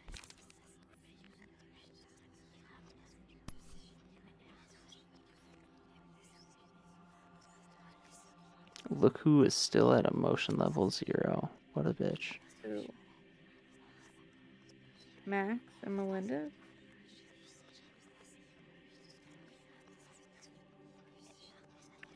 How could you have the information right in front of you and still get it wrong? They don't have any. Oh. That, yes, emotion level, not emotion coins. Oh. I was wondering what the 0, 1, 2 meant. Yeah, that's their emotion level. Caps out at 5. Oh. I didn't know what those meant. However, the only 2 pages you can use, in part because its emotion level hasn't risen, are Gig and Puppet Blockade.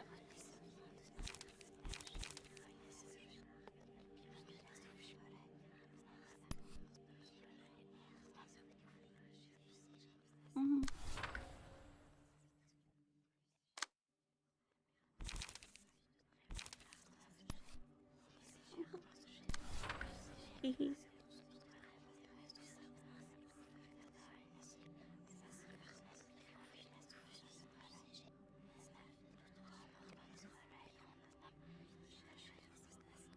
I don't think. Will those 2 even like do anything? Like do much damage? They will deal some damage. Let Kinsley get in there and. At the very least, restore Kinsley's light. Would be a smart thing to do. In fact, maybe you, since you're only using die that have, or cards that have 2 die on them, it might even be smart to have Kinsley be the one to take a hit. Because Kinsley has Health Hauler equipped, so he can restore it back. Whereas Reinhardt does not. Okay, so let her do the clash.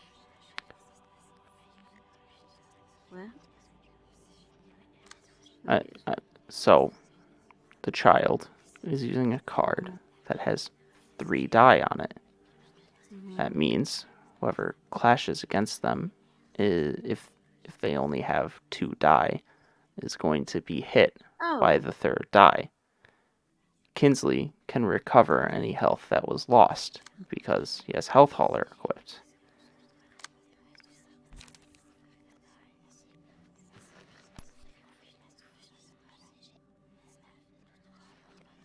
That is all that I was saying. Huh. That doesn't necessarily mean that you shouldn't use the cards that you were using on Reinhardt. It's just an indication of what might be smart in terms of clashing and who's going to take the hit. Yeah, so she would do the clash first and take the hit, and then he would, right? I'm confused how that, what order to go in then.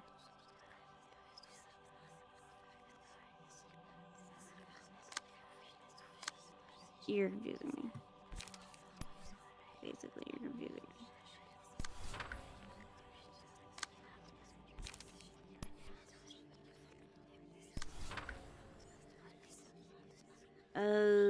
Okay.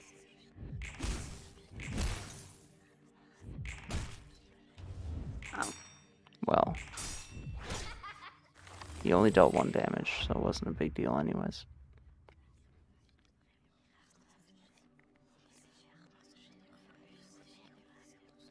All you have to do is basically just hit him once.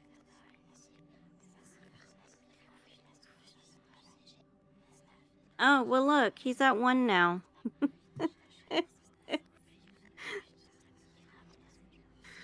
Okay, well. I'm glad. Okay. There you go.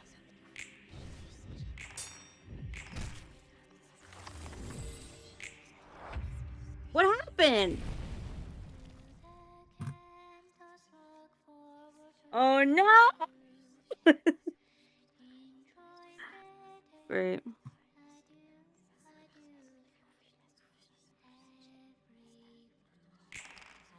I love that. I love that. Okay.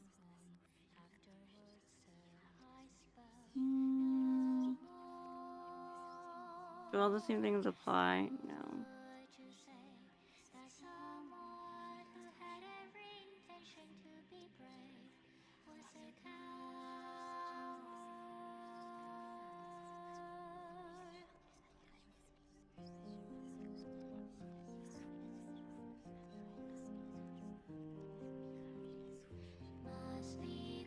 Okay. Super.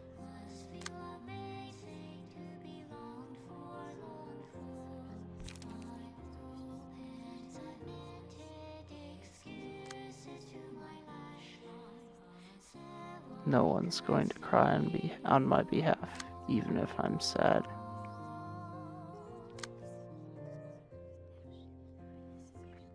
Only I can soundly feel the pain of the sorrow I am wallowing in. However, that alone won't purge all evil from this world.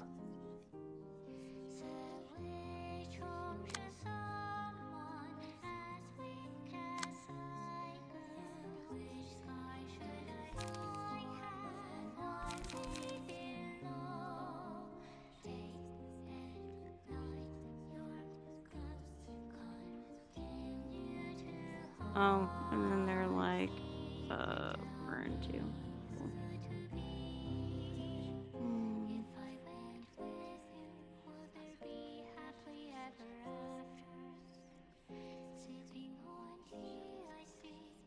Turn a mute mouth to unnecessary evil.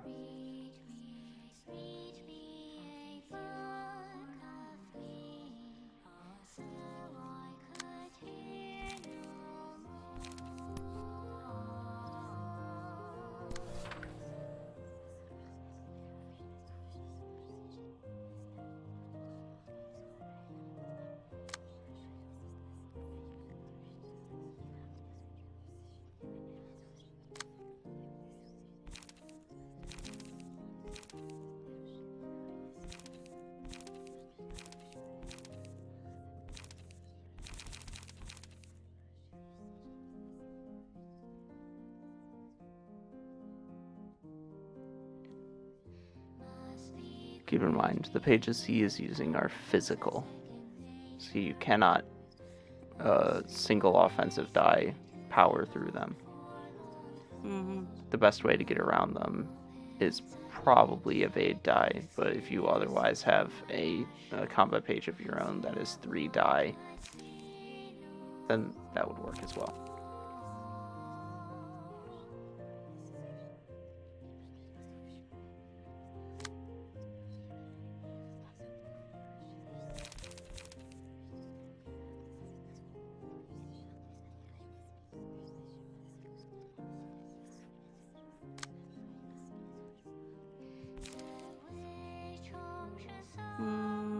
We have a little birds in hand, so.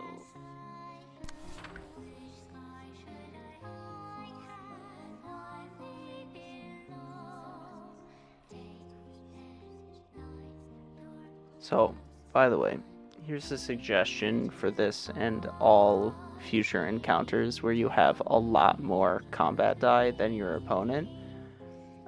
Use the extra attacks that you have to play low-cost restorative cards, ones that cause you to restore light or draw pages.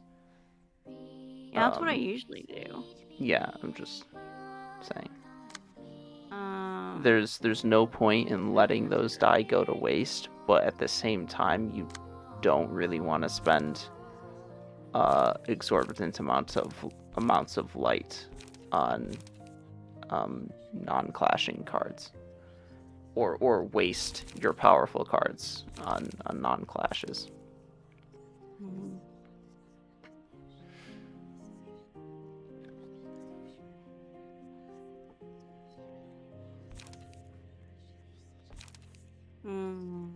Well, I guess you're gonna take that hit, bro.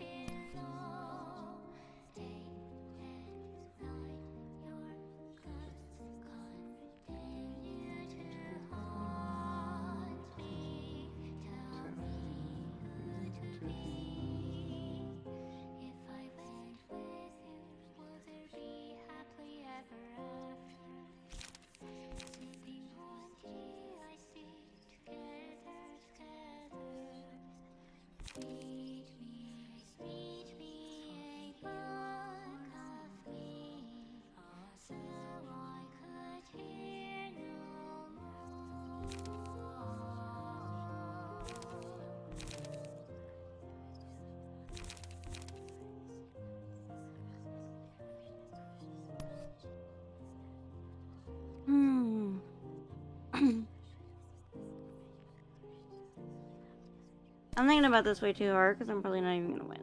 But like, we just need to power through this. Okay.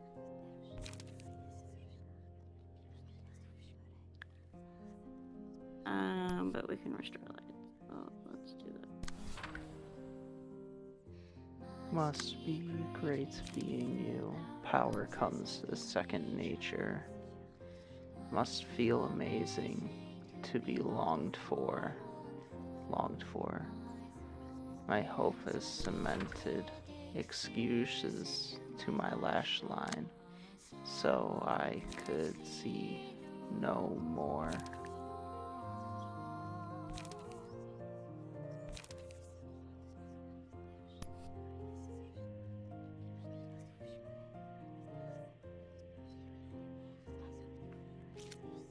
Draw page. No, they're gonna use that one. So which home should someone as weak as I go? And which sky should I open? I've only been low. Day and night, your ghosts continue to haunt me. Tell me who to be. If I went with you, would there be happily ever afters? Sipping hot tea I steeped together. Read me a book of a hero knowing the all, so I could hear no more. Okay, well,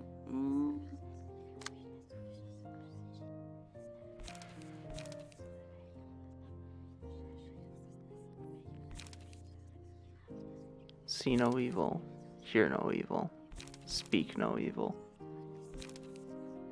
Shut yourself off from the world, so you no longer have to feel the pain.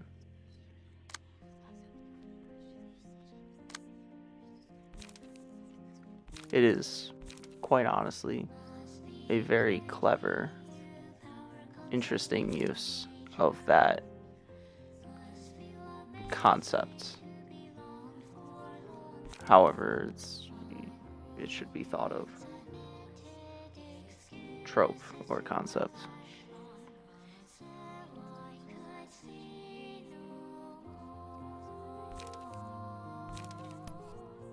Where he effectively sees himself as the evil, as well as those who inflicted the pain on him. And he just wants to stop feeling it all.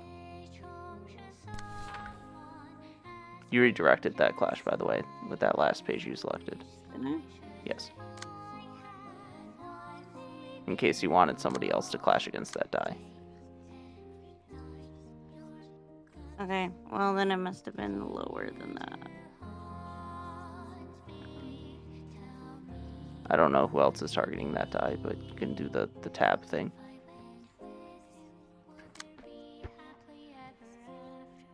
Not doing anything. Is it this one? Yeah, oh, yes. I have to click on this side. Yes, you do have to click on that side, yes.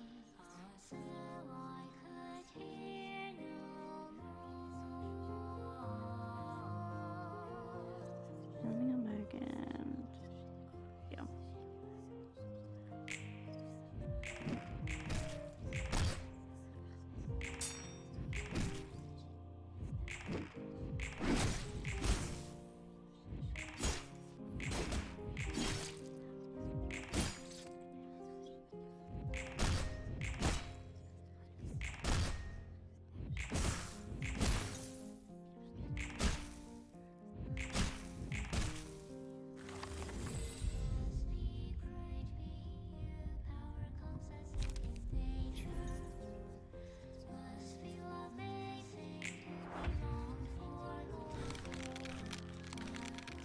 And Then Is Heard No More depicts, is just the name of this song, depicts the sorrow of Philip through being a slow, somber piano piece in which he speaks to his conceptualization of his colleagues, the same visions Oswald generated, his interpretations of them rather than the real ones. The legato pedaled piano gives it a sense of still serenity that invokes introspection, while the vocals flow in and out, layering on top of one another to make it haunting. I wish I had the musical knowledge and literary capability to better analyze exactly what this song does to feel so evocative, so melancholic and lonely, but I will have to settle for examining the lyrics. It plays for itself anyways, and some things are worse off being attempted to explain. A used candle, which the loop of the song cuts out the introductory lyrics, which are, does a candle look forward to being used? Does it look forward to bidding adieu, adieu? The song actually playing makes it hard to remember all of it. Yeah, so does it look forward to bidding adieu, adieu? Every word I have saved for you came out wrong afterwards, so I spoke no more.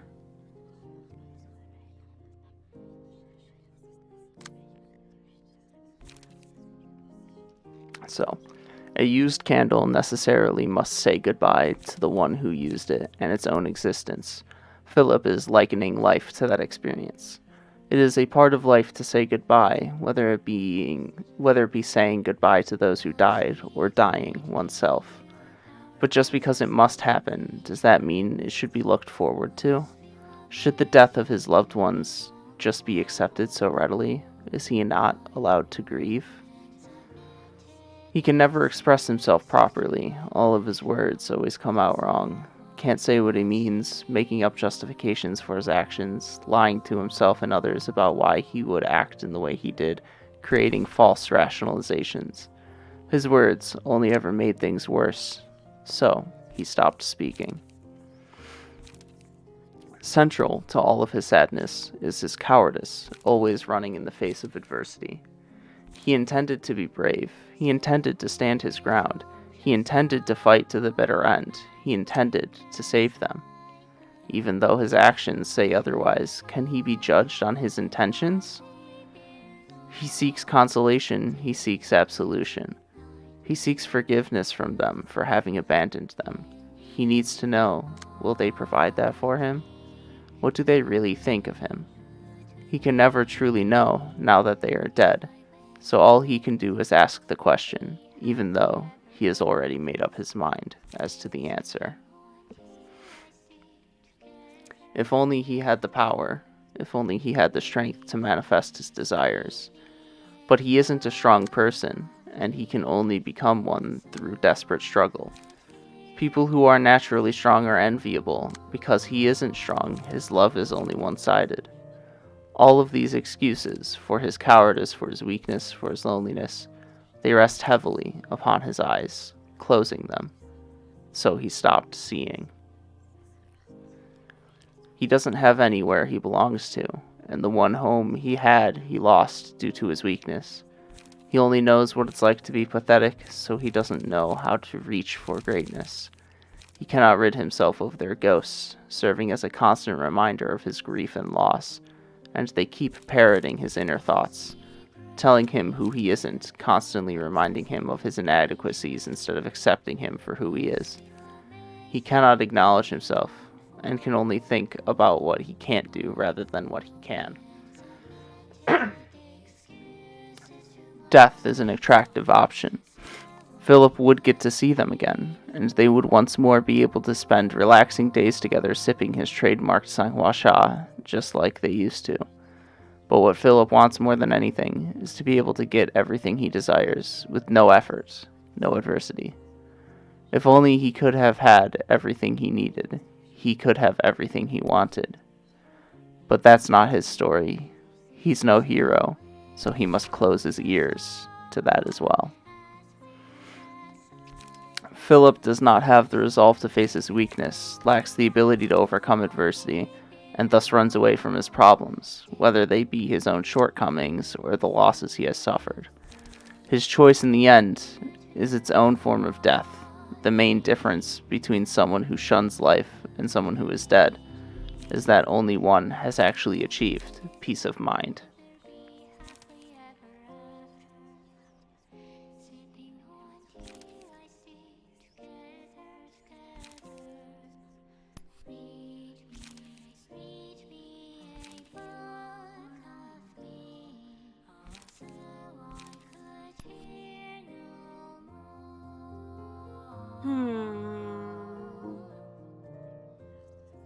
I mean, yeah, there, shit.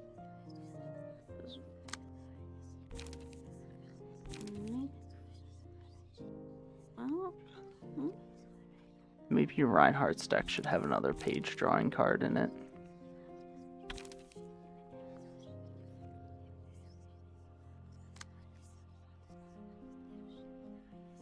He just seems like he's low on pages, is all I was thinking. And to be fair, the other characters are much better at drawing pages. The ones that use charge have Leap, which draws 2 pages. Yasad has the To Overcome Crisis, which both restores light and draws pages. And the thing is, like, Max well, has I do 3 have cards them. that draw pages, I'm pretty sure.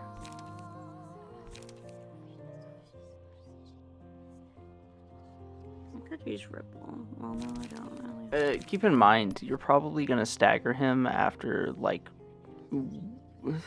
potentially 1 hit, but definitely 2 hits. So you don't need to put all that much consideration into clashing all 3 of his attacks.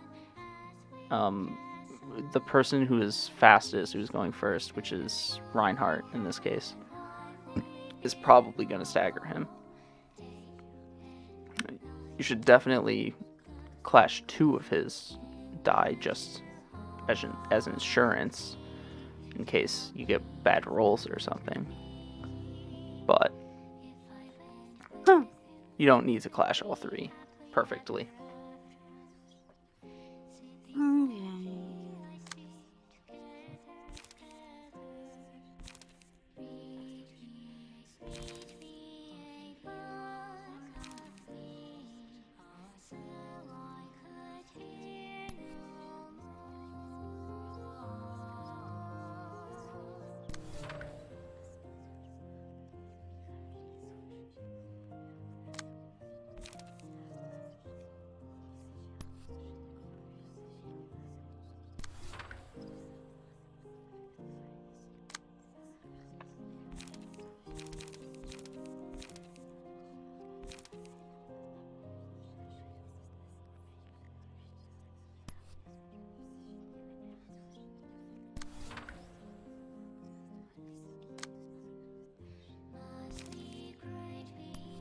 So after all of this, do you still hate Philip just because he beat you once? Yeah. I don't necessarily feel bad for Philip, but Ice cold. I I don't personally agree. find him a very pitiable character. He's I do not feel bad one. 'cause, like, he's been okay.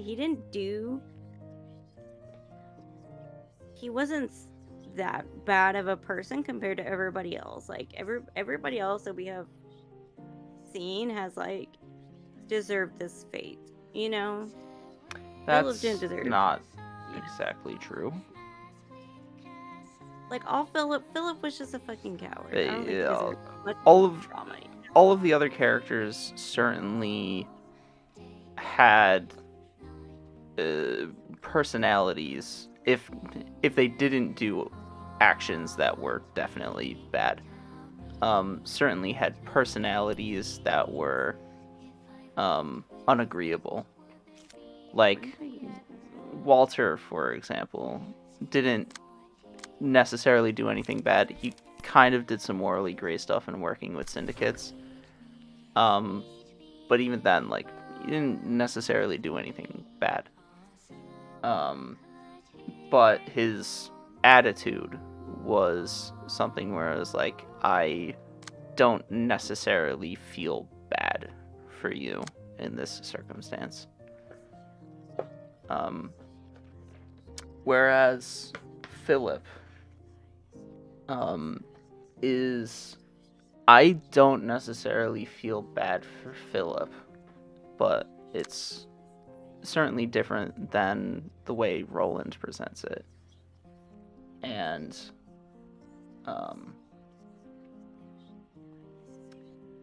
it's kind of tragic. Because he is a good person at heart, but he doesn't know how to express that, and he doesn't really understand his being a good person himself. And so his trauma in the library led to him getting close to that truth, to that understanding of who he is and how to express himself. But it was guided down a poor direction. And so ultimately,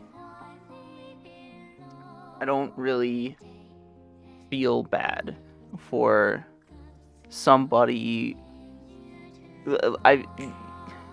You pity somebody. You don't feel bad, but you pity somebody who has unrequited feelings for their coworker, or who cannot express himself properly, or who goes through a sort of self-inflicted pain. By the way, it's still going. Yeah. Oh, now there's more. Yes. Okay.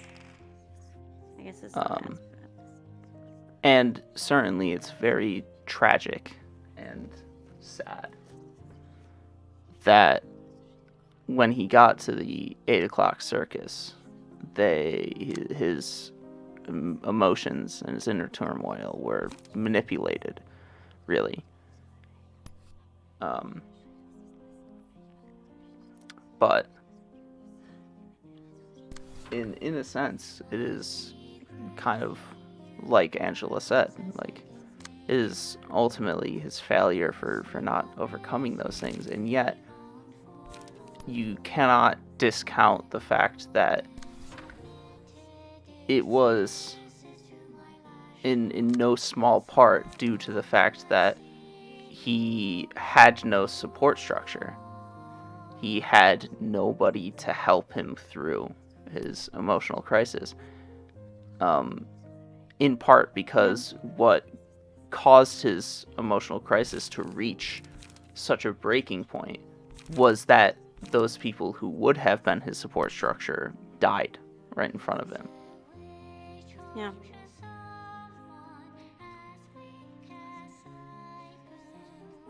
That's true. So it's a strange feeling, I think, for me, where I don't weep for him, but I do feel for him.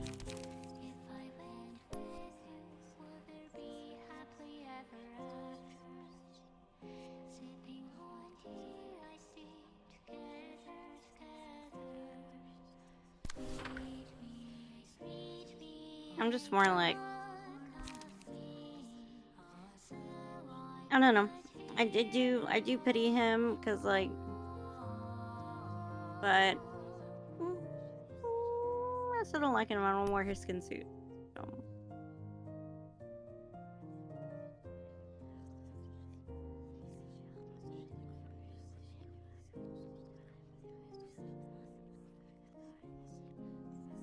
I mean, this is why you should have a a good moral compass built up, but it seems like nobody in the city has a good moral compass. But so no, and so this is kind of like a lesson for the Philip had an underdeveloped one, but really the thing to understand is that nobody just inherently understands what is good and what is evil. These are things that you must be taught. Also, why didn't you use to overcome crisis when you saw it? You had a free speed die. Why didn't you use it? What do you mean? What's overcome crisis? It's the 0 cost card that restores light and draws a page. I did use it, but it looks like You didn't though. I think that was your special ability procking. It was one of your passives procking. No, it was one of the cards that I had used, but I don't know what happened because I did see its little picture pop up. Yes, it uses that texture for your passive ability to throw a counter die as well. Oh, I don't know. I can't remember what card I used instead. It is as I said before. When you have more speed die, that's not to say that you don't want to use all of your speed. It worked out this time just because you raised an emotion level, but you, especially a card like to overcome crisis, which does both restore light and draw a page, you do want to be using that effectively every turn. At least if you don't, if you're already clashing every opposing attack. Because I used like draw a page for like other people and restore light for everybody else. It's not for you saw. Yeah, it's just not him. Just not you saw. Yeah. Sorry. Sorry, you saw. I failed you yet again. For you saw it, I always fail him, Good because it was ugly outfit though. And it is interesting because I think this song reflects this feeling that I'm describing very accurately, where it's like it is a very tragic, sad, even depressing song, but it's not one that evokes, at least for me, like weeping or like ugly crying, so to speak. It's just something that like it's disquieting. I know. I felt more bad for the couple. Honestly. couple. Oh, you're Tomari? Yeah. I feel more bad for them than Philip. I mean, Tomari's...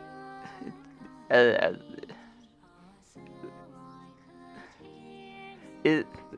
an interesting thing to say.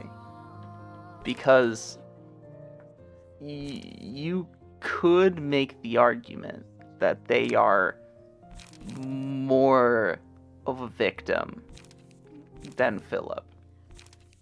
In that Philip didn't get manipulated into losing his sense of self entirely, losing both his actual physical body and his sense of self. His sense of self changed through his distortion, but he didn't go through the type of mental trauma that Philip went through is very different than Tomari. And the consequences are very different as well. With Philip, it's very much the pain of loss, which is far more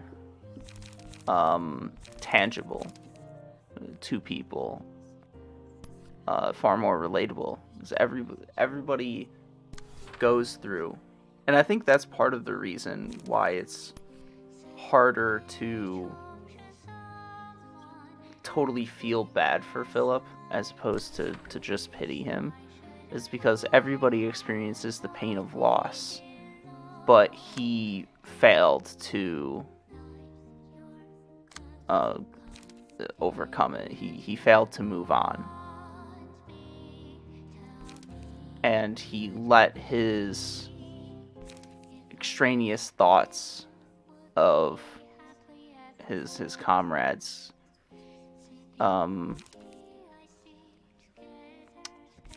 sort of he allowed those extraneous thoughts to taint his memories of them and consume him,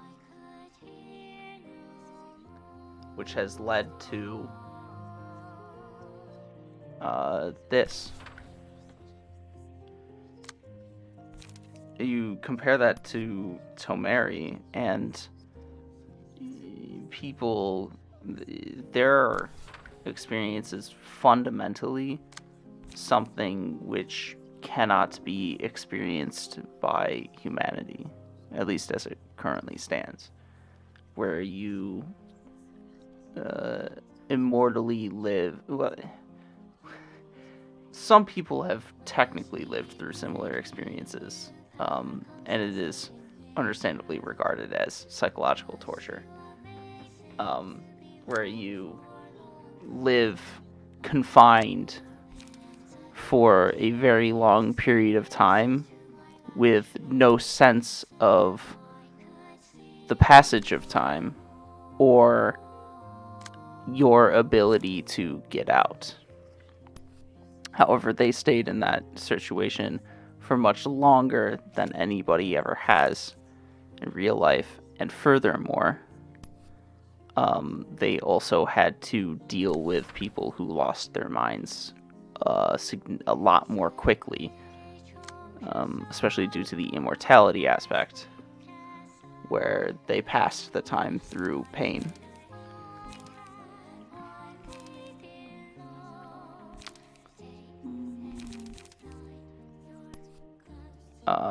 And so, if you think about it, just over 100 days is actually not that long of a period of time to succumb to the mental pressure of it all. And that's, I'd say, just over 100 days, because that's when they agreed to combine into one.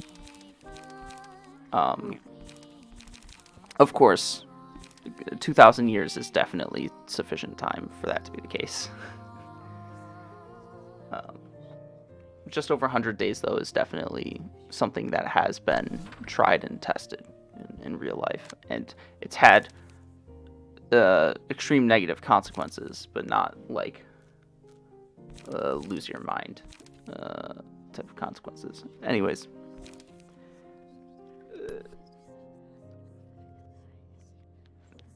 Tomari, they lose their sense of self through their combination into one being and the endless amount of time that they spend. And so it was very much so not of their own doing. They were extremely forced into the circumstances which led to their problems.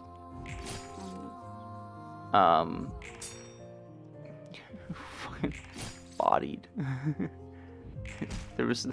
It lingered on that deflect so much. It's kind of funny.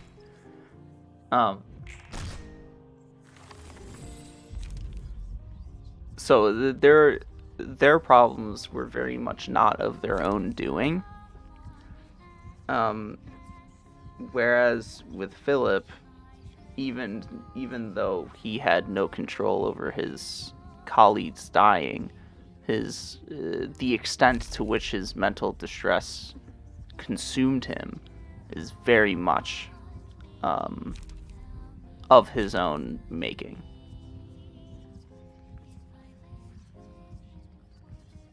And so with Tomari, they definitely did not deserve this. Whereas with Philip, it's like, well, no person deserves to go what he is going through, but at the same time, he is definitely making it harder than it needs to be. Yeah.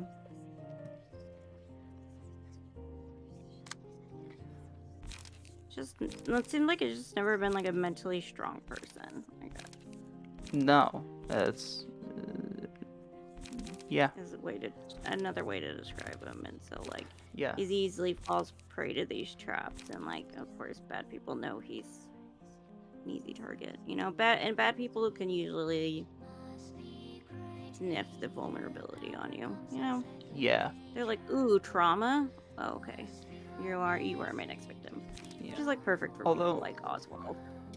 Yeah, I also think it's interesting to call people like Oswald or like any of the antagonists of this series bad people, except for Argalia. As you come to learn more about Argalia, he's definitely fucked up in the head. Yes, what caused him to be fucked up in the head is like, you know, is tragic, but he definitely has actually his actions are definitely of a malicious nature. Argalia actually doesn't really have malicious intent. You'll come to learn, but his actions are definitely of a malicious nature. Whereas I don't think that necessarily applies to at least Oswald. Because Oswald's goals are not really the harm or destruction, I guess, of people. He doesn't really intend to harm people. His intent is actually to make people happy. He just has a twisted understanding of what kinds of happiness people should experience and how to make them feel that happiness.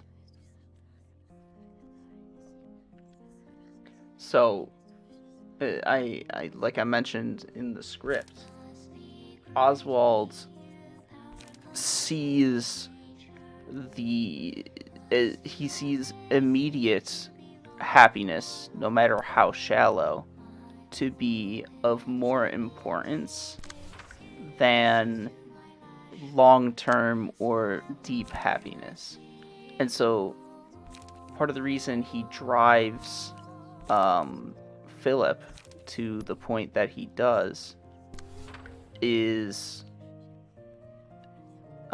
he sees that Philip is in pain and sad.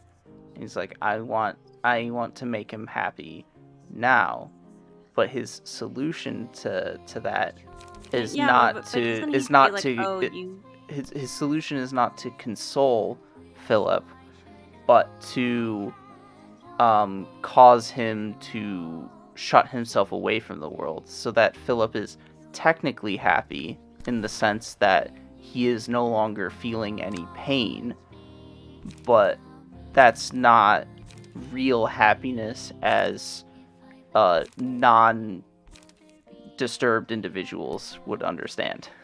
I mean, doesn't he say something along the same lines as like, "Oh, you have the same stink as I do," or like, is yes, that purely like I don't know. I kind of saw that as I want to word it. Is that too? How am I trying to think? Metaphorical, or is that like literal? Like, oh, like your distortion. A mixture of both.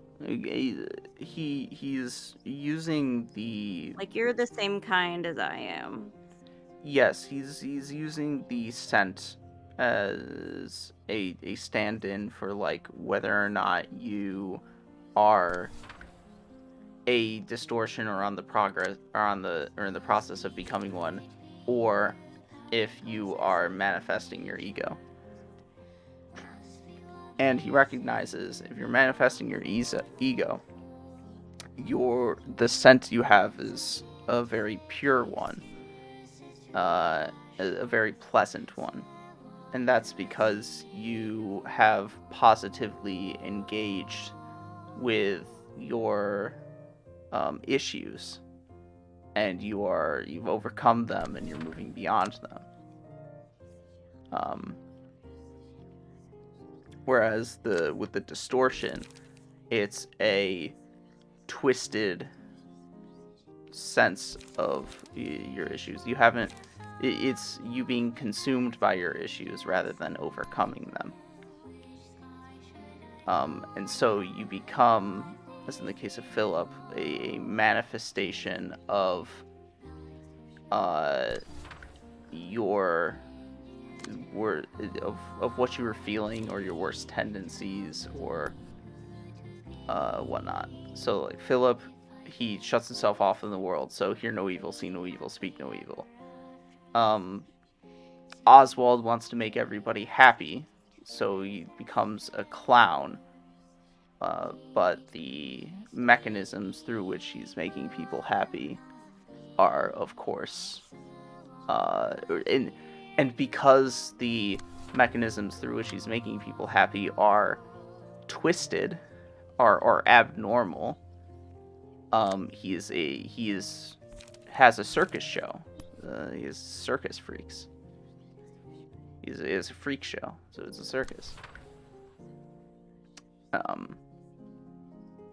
Although I do not know the details of, or if it's even all that fleshed out, for someone like Pluto, it is something to the effect of he makes contracts, and so perhaps something went wrong in a contract somewhere along the lines and it overwhelmed him, and so now all of his contracts are a deal with the devil, so he's a literal devil.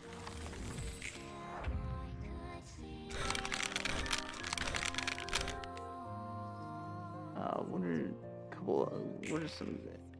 Eileen? I'm not sure Eileen is a good example now.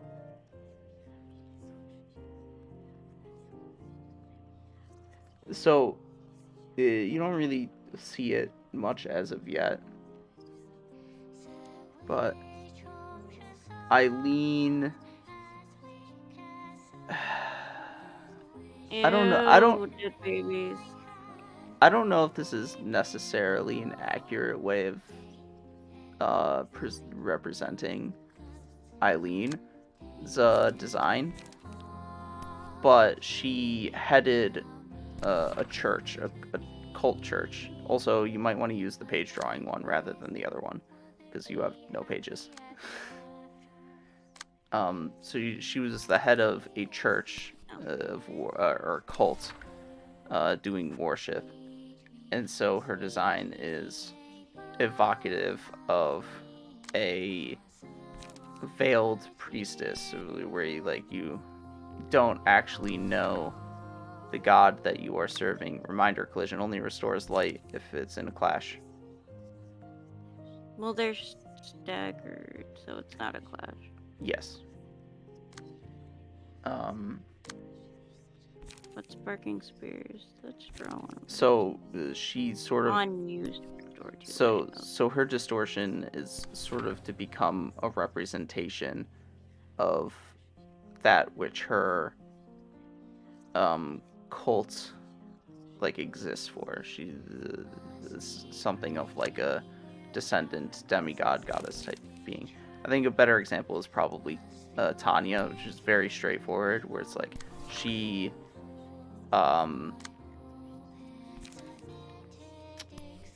idolizes strength, and so she distorts to become a symbol of strength, which is Lure de Loup, the dog figure, Anubis-like figure. Mm-hmm.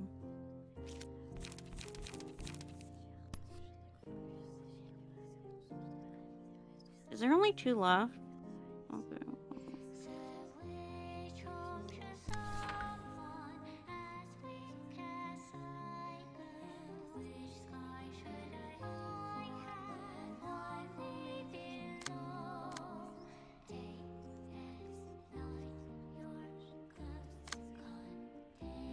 What should I use for this one?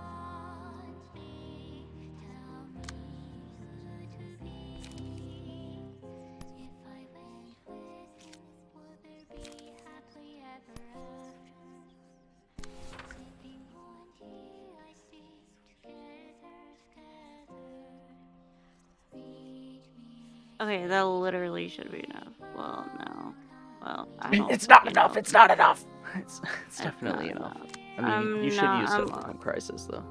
I mean, it probably won't proc because so it's really slow. So it's probably not gonna go off anyways. What do you mean? Where is it? Oh. Oh, there it is. No. Oh, that makes it so you can't hover over the next card. I see. Yeah. There you. Oh. There you go. It's over. I'll make it real big for you. Thank you. Appreciate it. It's just there's so many cards now. Why do you think when you saw me quickly sort of speed running the sweepers, why do you think I wasn't even paying attention to what was written on the cards, basically? Because there's a lot of cards, and if you can very easily get trapped in a hole of thinking too hard about what the exact numbers you might be getting is, and what your percentage chance of getting a certain roll is. And so I basically got to a point where, I mean, I know what a lot of these cards do, but I basically have a few key points of information in my mind about the cards, what are the main takeaways about what they do, and what sort of circumstances I should use them in, and I use that. I basically keep in mind how many dice they have, a general idea of how big the rolls those dice are, and any special effects that might determine when they might be smarter or dumber to use. So I don't have to think all that carefully about choosing what, when, where, why.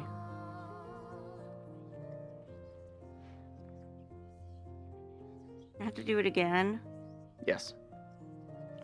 Oh my god. Also, how I many believe times? one of the pages he's using now is ranged, maybe? I think it's the rightmost one. How many times do I have to do this? Yes, the rightmost pages is ranged. So you can do big single one. die against the rightmost page.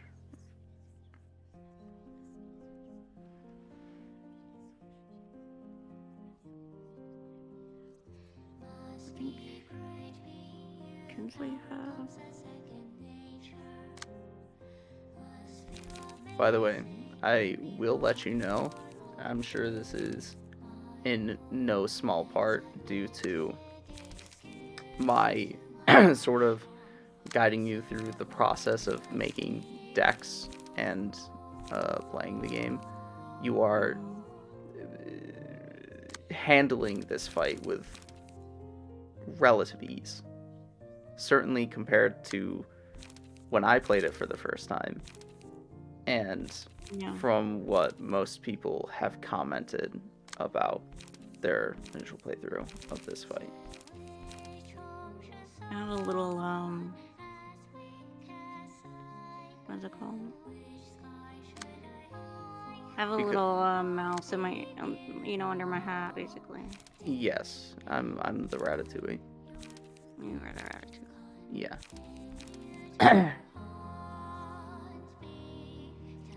Because by this point in the fight, I believe my characters were probably much lower on health. Now, as the fight goes on, it is easier to avoid losing health with your characters because you have the abnormality pages, your emotion level is higher, you can do more things.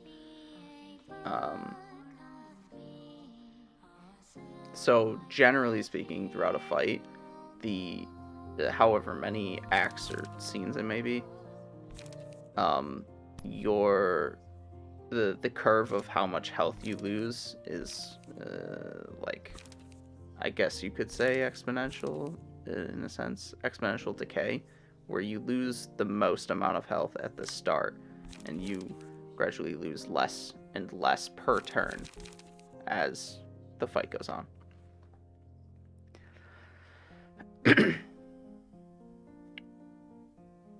There are some exceptions to that, though. I will say.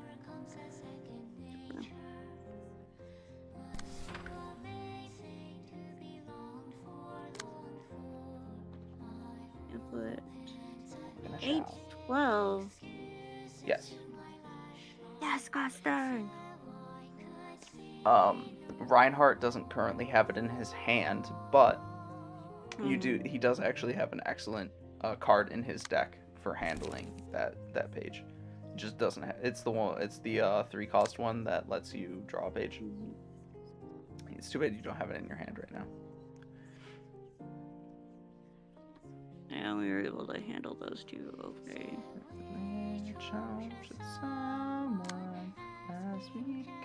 Oh my god, please don't hurt dog.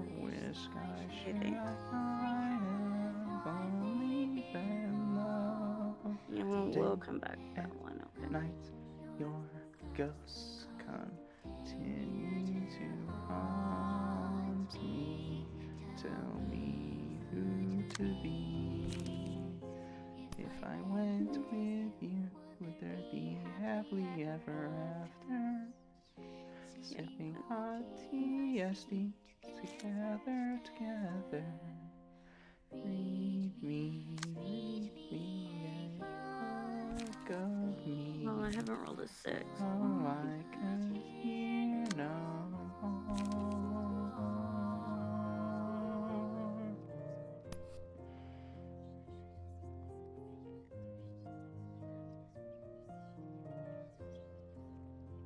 Down, down, down, down, down, down, down, down.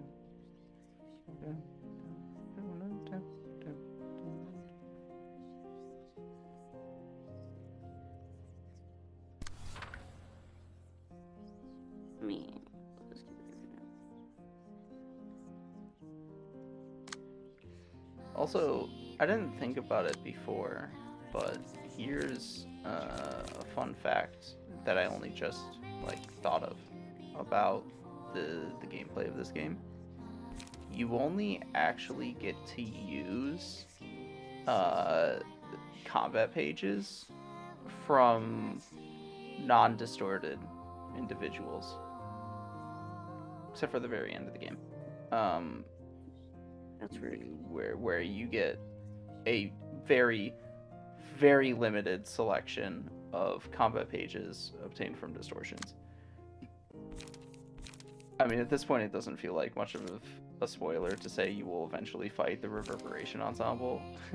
And I have already mentioned that Reverberation Ensemble almost entirely consists of distortions. So those are the ones I'm referring to. You get at like the end of the game, basically, you get a very limited selection of combat pages from distortions that you can use. But all throughout the rest of the game, whenever you fight a distortion, you actually do not obtain combat pages from that distortion. You actually obtain other rewards.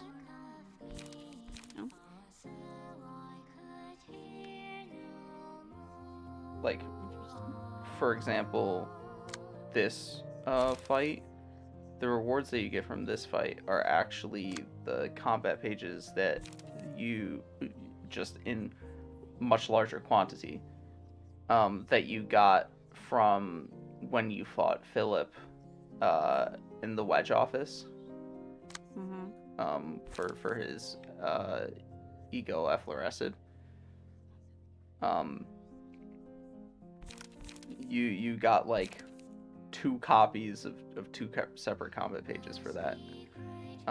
The rewards from this fight, if I remember correctly, are those combat pages and some other ones, but not the combat pages that are used by this character that you are fighting, or the cherubs. I think we're just gonna have to eat this attack.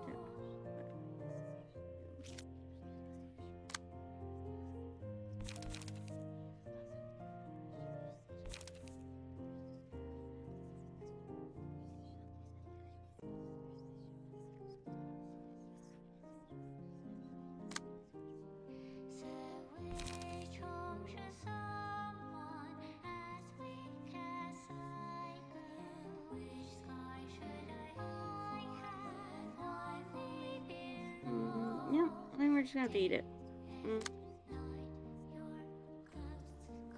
think we're gonna have you take the hit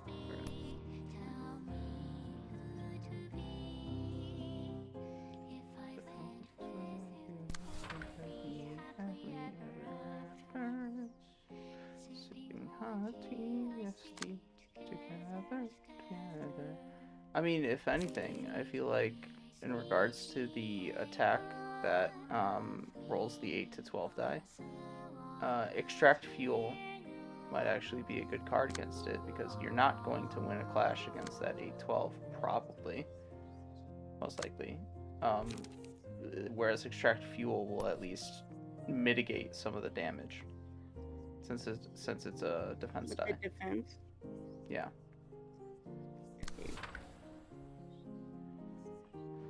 Okay. Now I need to figure out. Or a block die, I should say, since it's a block die.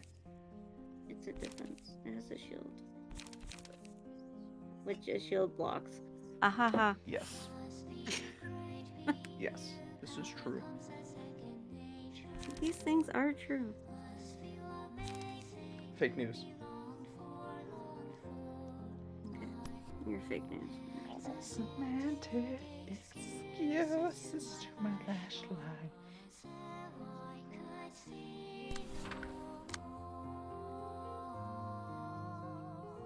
What is it?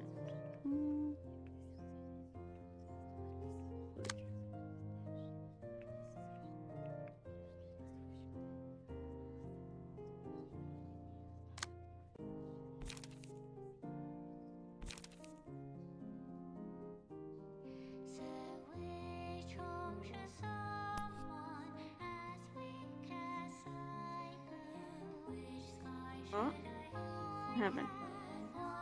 Oh, okay. Internet gonna cut off for a second. It is. I wonder if I'm dropping frames again. It is a bit sad that what had effectively become my go-to Discord server for chatting to people, I've now effectively said fuck off to. But, you know, it was earned. It is what it is. Yeah, I'm pretty sad about that, actually. Which I haven't talked to him in almost 2 weeks, so, yeah. You went on, Yes, you but, interviewed like, someone with him. yes, but usually we talk privately, like, every day. Well, like, all throughout the day, every day. I mean, he And brought do his... voice calls, like, at least 3 times a week. Wow. You really have traded me out for him.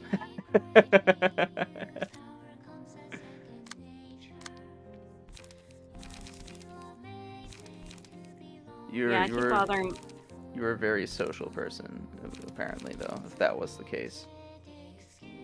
Yeah, I guess so. I kind of, which I don't think about it. I have a lot of unread messages I need to get back to. What is it with people who don't, like, who wait significant periods of time before reading DMs? I get overwhelmed. There's too many. I feel like Jordan Peterson. What are we gonna do without the men? You know, because it's all the men that keep messaging me. Okay, like, I just don't know what to do with them. Oh my I just God. can't. I Live just live without them. Okay, I just don't know what to do with them. I just think it's strange to see, like, oh, this person has messaged me, and to wait multiple days before reading it, like, before you could technically say something for responding to the DMs, depending. Sometimes I'll say, like, hey, like, I saw that you messaged me, I'll get back to you in a couple hours. Like, if it's somebody that, like... Oh, a couple hours is fine, because, like, there's definitely people, like, there's definitely times where you just, like, aren't even paying attention to the apps, or whatever messaging service. You're just, like, phone in general, if it's even just, like, text messages, where it's like, you quite literally would not have seen it because you did not even look at your phone for the past several hours, or what have you. Like, maybe you were asleep, even though that's, for most people, it's during the night. For me, it's like, recently, it's like, if you text me at, like, 4 p.m., then I'm probably asleep, so I'm not gonna see it.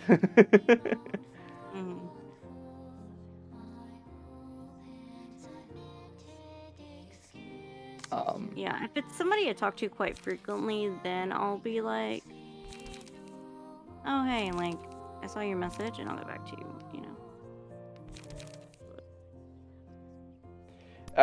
I'm just commenting, though, because I don't know if this is necessarily what you were saying that you've done before, but I know that he said he's done it before, where it's like, he won't even, like, read his DMs for, like, multiple days, and then he tackles them all at once, and I'm like, why would you, like, do that? Just... Oh, yeah. I might have done that. If it's, like, particularly, like, creepy men, that I'm kind of like, or that I kind of creepy-ish, so I'm like, do I want to message you back? And then... Okay, that's a little different than what I was describing, though, because that's, like, people that you kind of want to block, but, like, you don't want to block, you know? It's like, those are people you're trying to shy away from. I'm talking, like, just, like, people you don't have any problems with, or other like acquaintances or what have you, or even friends. And it's like, why would it take you like several days to even read the messages? Oh yeah, no, usually it's not that. That just comes across as like you're just deliberately ignoring social interaction, like entirely. Not even just like an individual, but if you're doing this for like everybody, you're just deliberately avoiding social interaction for some reason. It's just very bizarre and a little bit irritating for the one on the messaging. And it was like, why did it take you like a week to say something? What the fuck is wrong with you? Yeah, I get it.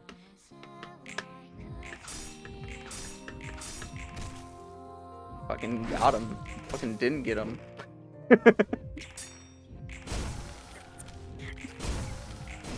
He blocked some.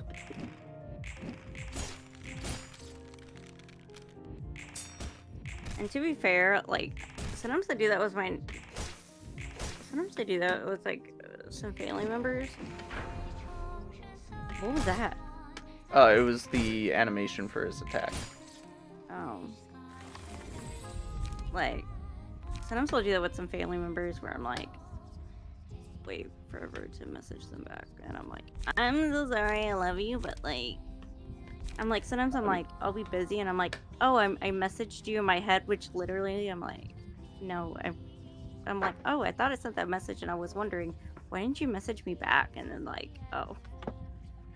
Oops. I mean, I know one thing that I will do in regards to specifically my phone as notifications appear on them is for something like messages, the other person will see the message as unread, even though it's on my phone main screen and I have read the message because of that. That's because I use the message being a notification as a reminder for what the message is trying to say to me.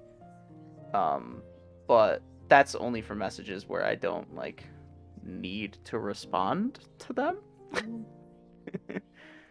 And it's more a thing of like, this is something that you need and or should do, and I'm like, oh, I should keep that up on my phone screen so that I actually do it when I get around to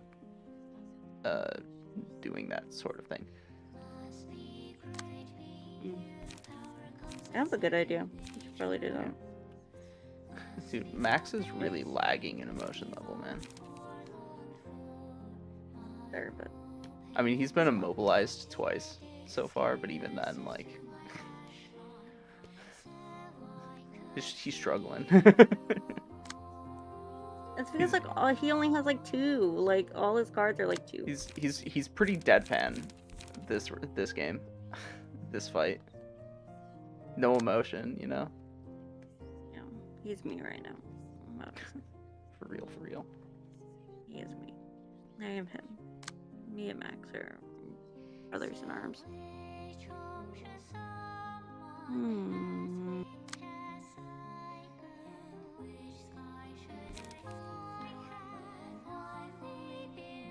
And we rolled a 6 and 2. Well, not enough. Do we have that? Oh. So here's another anime I watched the first episode of that I could comment on. Oh my god. Please, thank you. Oh my god. Can you do it like that? Oh my god. Yeah. I can't remember if it was you or somebody else that did it once. Let's just pop up there. Oh my god.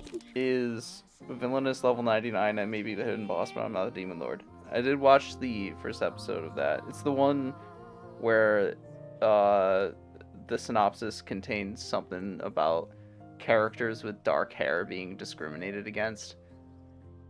Oh yeah, that's right. That one is not particularly good, but it was inoffensive. It was inoffensively mid. It was inoffensively medieval. I actually thought it was interesting. So this is another one of those like otome villainous shows. But it was interesting the way they tackled the first episode, because for the first like 2/3 of the episode, it followed the actual main character of the Otome game, who is not the main character of this anime series. And so it like followed her through what would effectively be the prologue of this quote unquote game that the person got reincarnated into.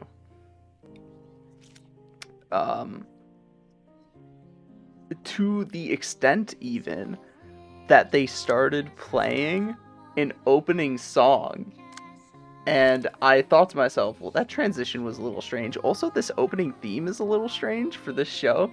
Until shortly after I realized, oh, they're doing like a thing where it's the opening of the game that this show, the quote-unquote game that this show is about. And then as it went on, I actually did start to get irritated because I was like, "This, I don't feel like you should have spent the time to make a full minute and a half long opening to this game, when your show is technically not really about the game, at least not in that sort of capacity where it would make sense to make that opening. Is to like show it in full, like felt like a waste of time as a viewer and a waste of efforts on the parts of the animators. In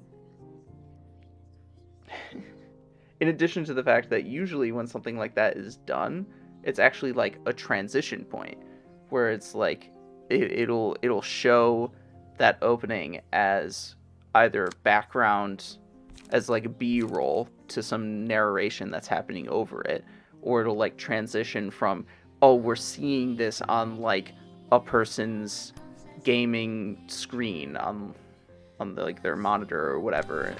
We back out and it's like, oh, it's a person's room and they're playing this game.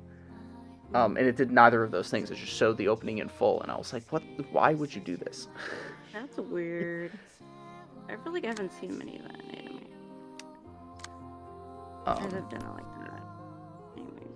So it was weird, but it was like fine, I guess. That's fine. Yeah.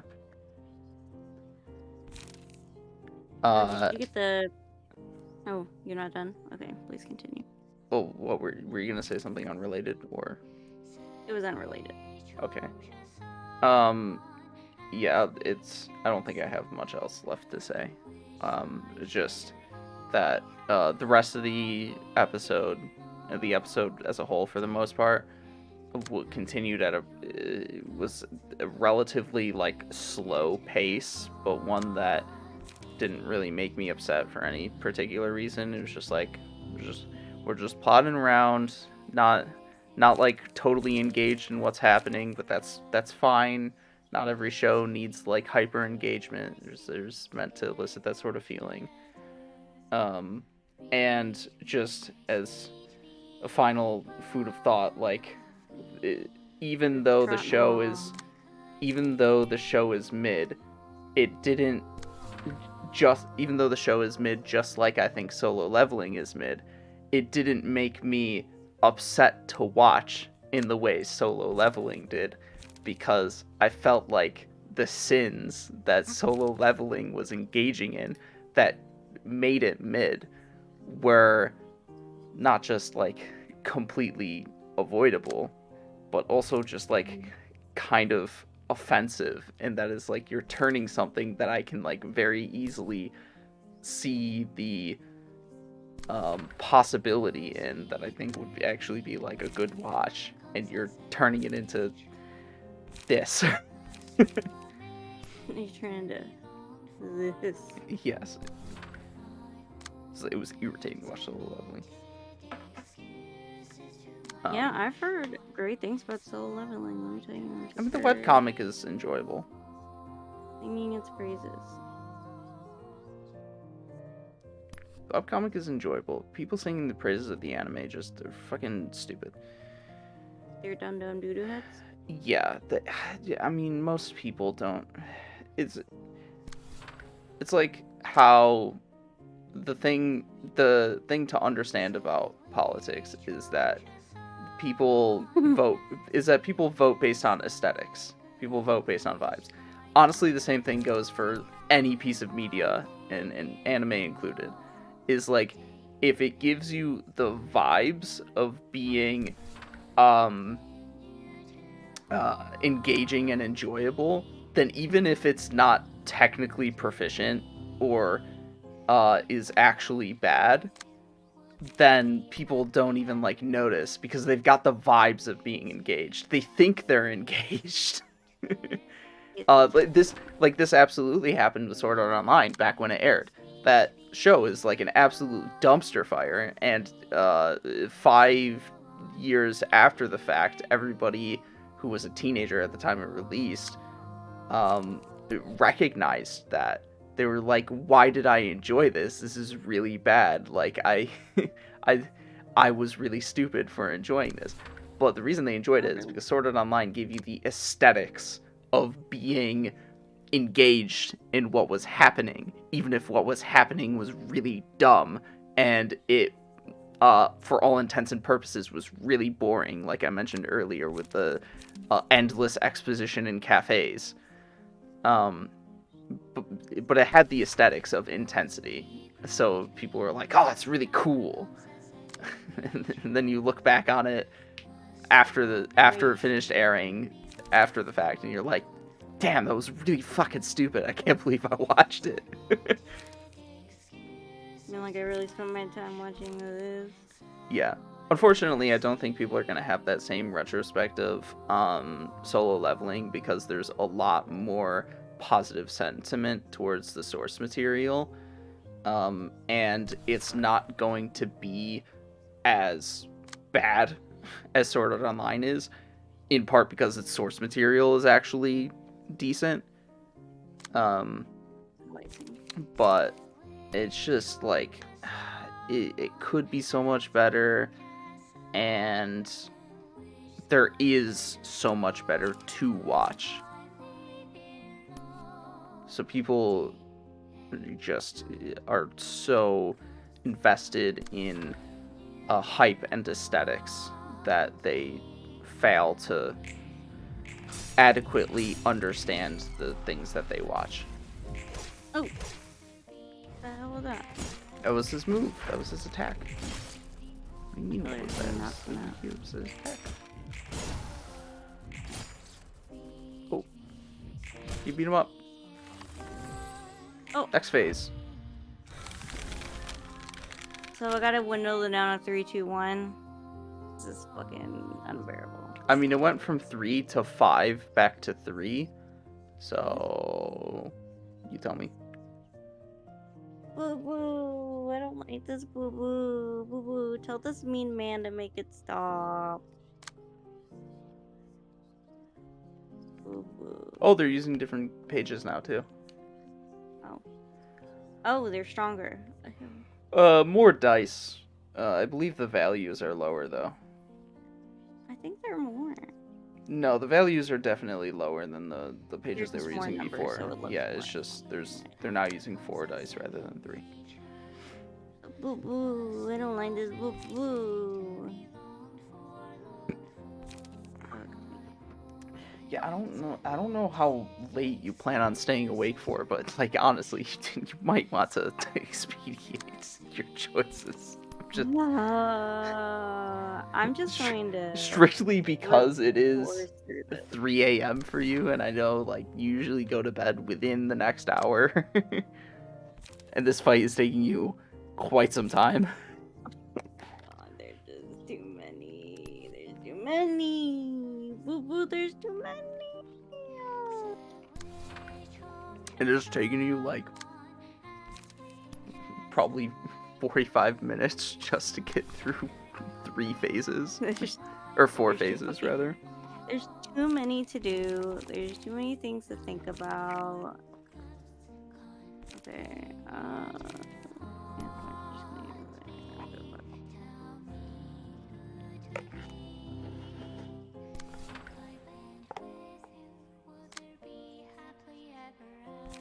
Oh my Barely touched you with god. me. Just go back to sleep. I'm just thinking about. I'm getting sick thinking.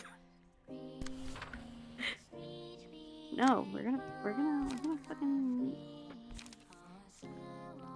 boo boo. We're gonna get through this boo boo. Okay. Look, Blue saw how distressing it was, and he got up. So I can pet him. Wow, what a lovely dog I have. You know. Really, I think he just wanted me to scratch him, but I would like to think he came because I was in distress. It's Blue's Clues.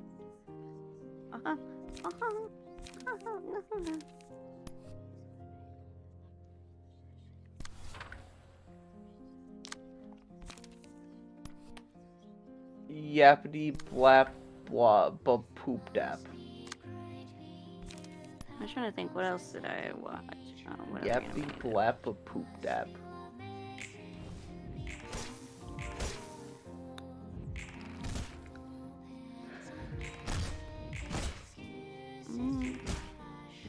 You came too late, man. You missed all of the like deeply interesting discussion about And now you're brain dead. about Philip and like the themes of his story and like what was going on, and you show up now. So now it's just now we're just like shooting the shit. We have nothing to fucking talking about because we've already exhausted all of the interesting shit to say. Now I'm just brute forcing my way through this because this is bullshit. Yeah, I mean it's working out. Bunch of bullshit. Blue is a bunch of bullshit. My Texas accent for the day.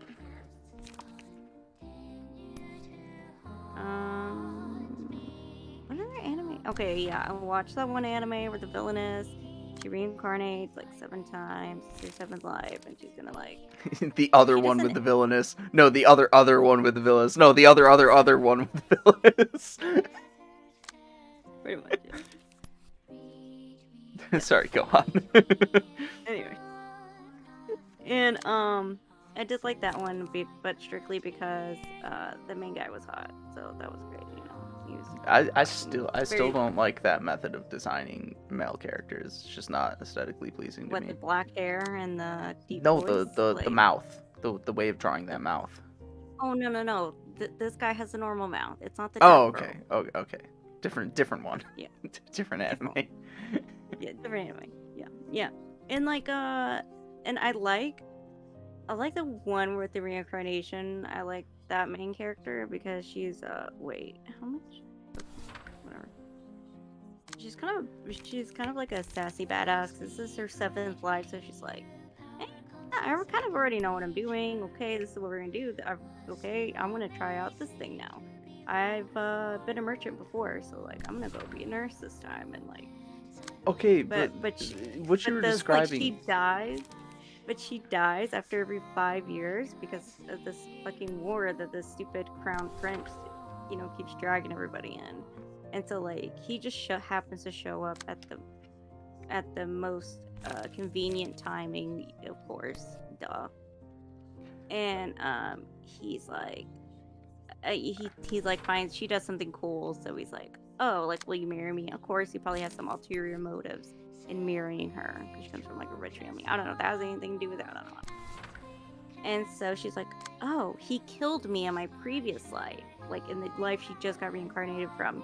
He had killed her because she was like a knight in that life.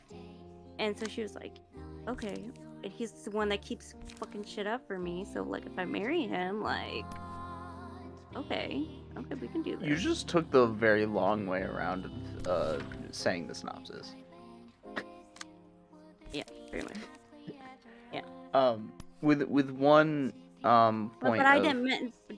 But did it mention the synopsis that like he had killed her in her previous life? Yes, like, something to that effect. I didn't remember that part. It was something to that effect, or at least it could be, read into. Implied. Yeah. Yeah.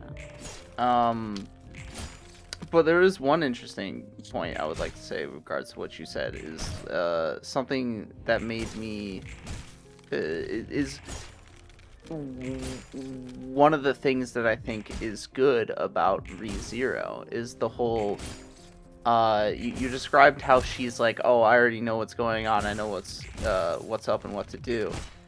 One of the things I like about ReZero is seeing the process of evolution of him getting to that point throughout his many retries.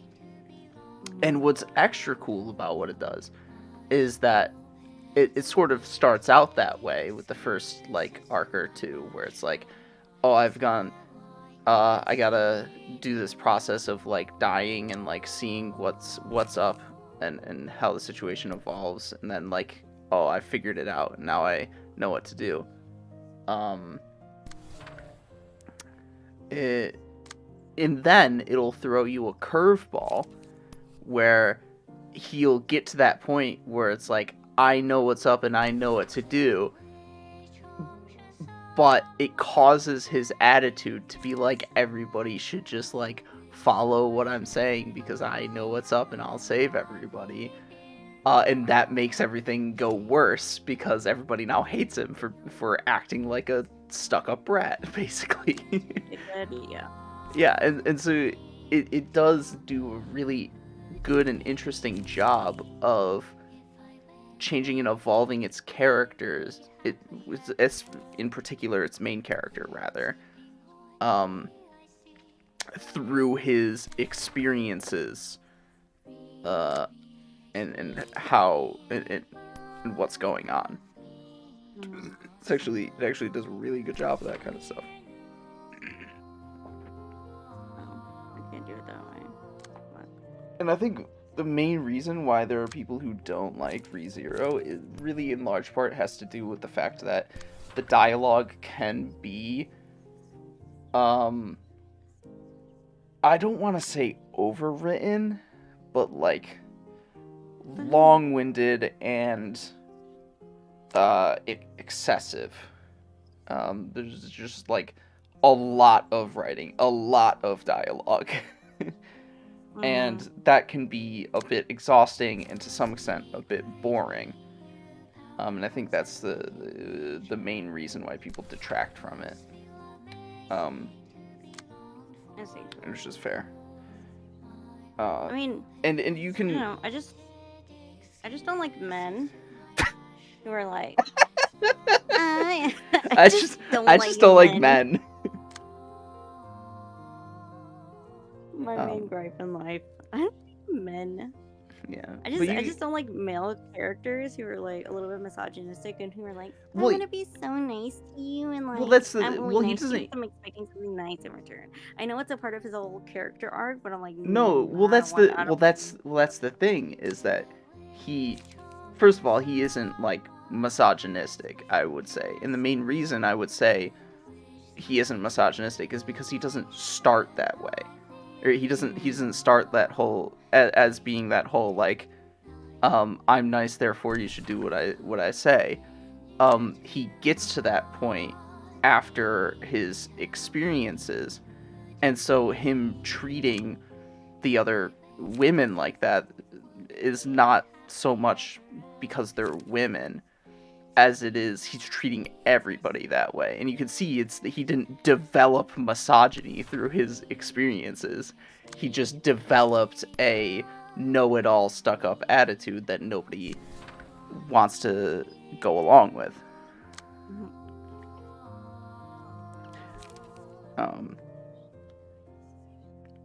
And also in regards to the dialogue thing, like you can compare that to Monogatari, where Monogatari, it might as well be like only dialogue. And it's a show that is just constantly yapping at you. The characters are just always yapping. That's why I did watch like the first 3 episodes, because you know how Boy Spazzy, that's like his favorite show. It's like, oh, let me give it a try, and I think that's. Well, no, because I like romantic shoujos, and like what they do, they yap. So I don't know, Monogatari. Yeah. It had its appeal, but like I never got back into it. So. Well, but it's just a lot of yapping as well, but different yes, type of yapping. It's a lot of yapping, but the thing I want to point out is the reason why that yapping is so much better than in ReZero is because the show does a lot of things to keep a high level of momentum and distraction. It's always engaging in different methods of visual stimulation alongside the yapping. In some cases to sort of visually represent the metaphors that the yapping is about. And so it's doing the visual stimulation, and on top of that, the characters are always speaking at a fairly rapid pace. So it feels like the show has a high level of momentum going throughout it, even though it is so much yapping. Mm-hmm. It is the yapping show. Yap. Yeah. And then of course, Yeah, Nisi Seen, the person who wrote the books that the anime is adapted from, is also just one of the most brilliant Japanese writers right now. In terms of like novels and what have you. So the dialogue that they are yapping is also interesting in of itself. Good yapping. Yeah. Nisi Oisin also wrote one of my favorite manga, which is Medaka Box. It's an excellent manga. Excellent shonen manga, even at that. Okay.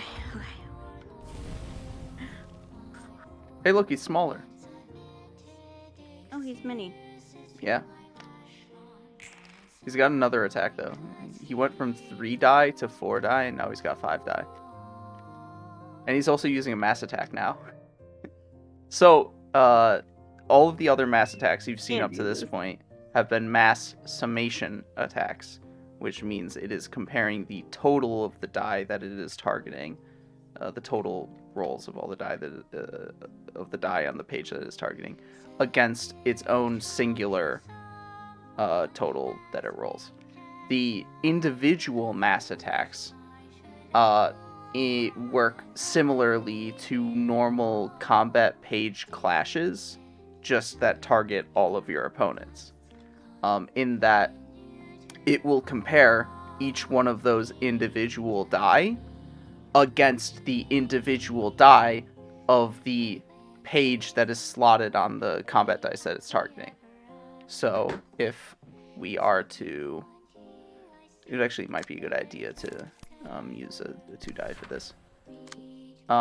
So in this case, it will first compare this, and then it will compare this, and then it will do a one-sided attack on you. Yeah. It'll clash here, one-sided attack. And like normal clashes, if the mass attack wins the clash, it will destroy the die that it compared against. Meaning it will not be used for any attack that you may have intended it to be used for. Mm-hmm. That's it. Okay. Oh! Did you almost hit the button? Almost hit the button.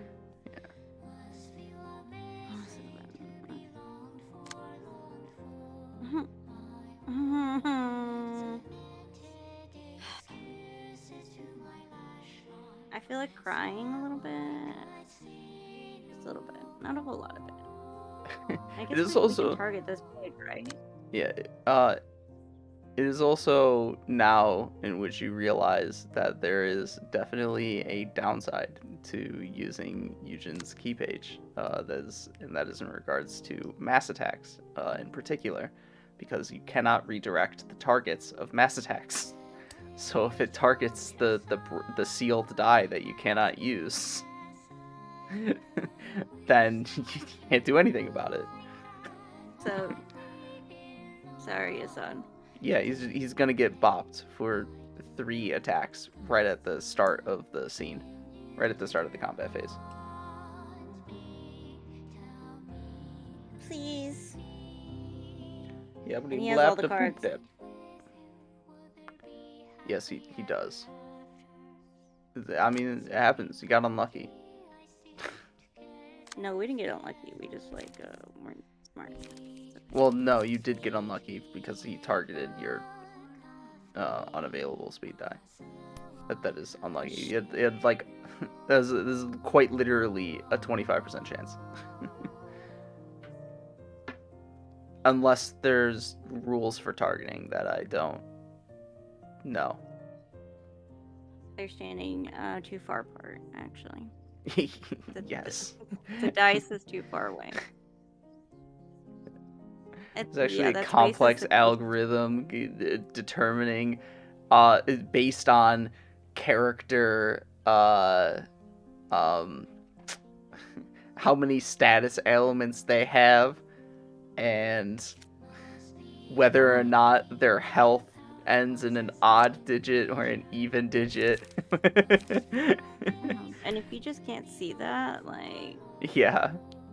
I don't know what you've been doing all your life. It also takes a peek at your hand and determines what what cards you have available to you.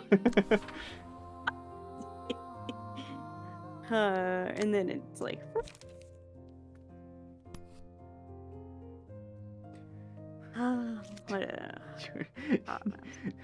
You're spending so long in this fight that this song is actually starting to make me go insane. The song's.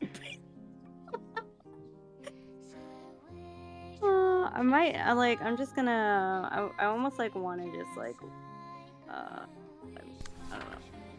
Oh, I can't redirect. Does it fucking matter at this point? What is life? Yeah, you wait, can't. no, it did. Yeah, you redirected it. What was I about to say? The funny thing is, this reception did take me a long time. My first attempt. It was somewhere in the vicinity of an hour. Yeah, not nearly but the main reason for this, or part of the reason it took me so long, is because as the fight kept going on and dragging on, and I'm like, there's another phase. I just kept getting mounting stress, and my people kept getting closer and closer to death. I'm like, fuck. And the stress led to indecision, especially with having significantly less familiarity with the game than I do now. So there were times when I was staring at the screen, more so contemplating the mortality of my characters than actually determining what the best mode of action is.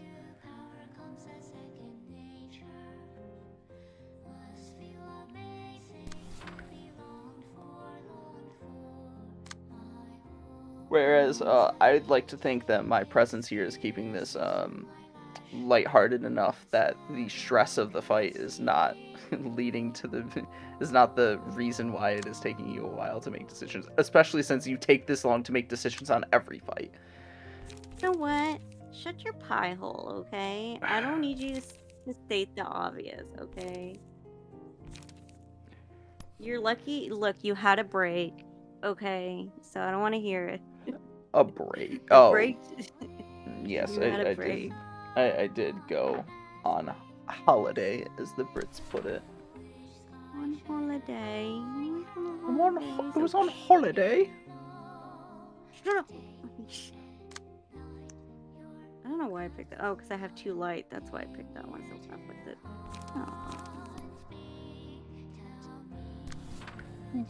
Because If I went with you, would there be happily ever afters? Sipping hot tea, yes, together. Read me a book of a hero knowing me all, so I can hear no more. Oh, you made me bite the inside of my cheek. Oh.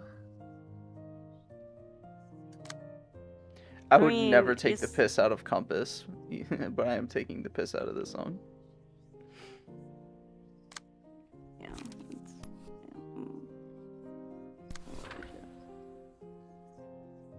I don't even know what order we're going in. I don't fucking... Compass is curiosity.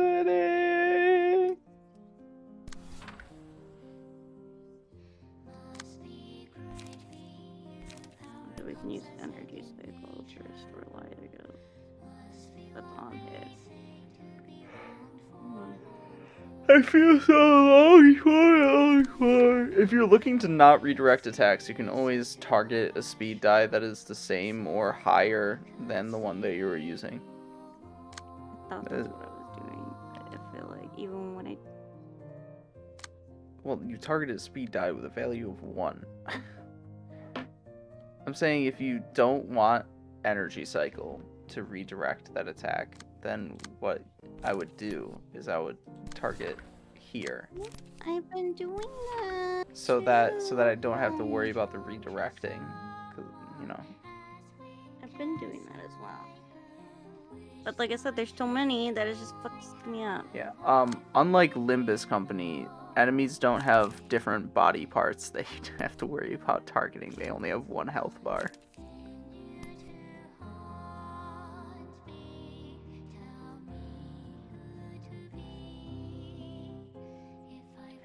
I find it very entertaining to watch Ignatius lick his foot and then use that to groom his head.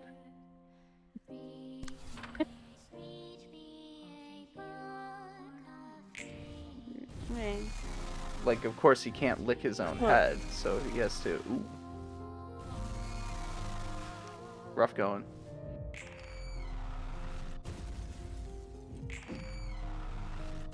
Real rough going. Oh, it must have a... Yeah, if I fucked up the order. Fucked up the order! Oh, well.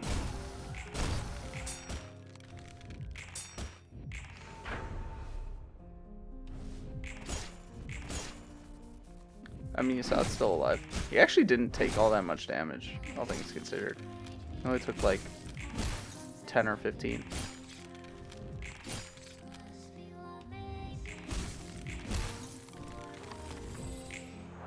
Jesus. So yeah, that was a rough turn for you, but he's staggered, so you can take him out this turn.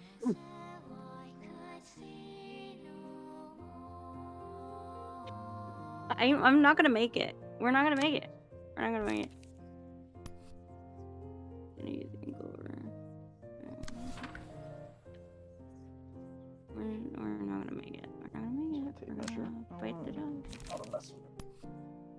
I'm gonna have him play with the... I'm getting bad.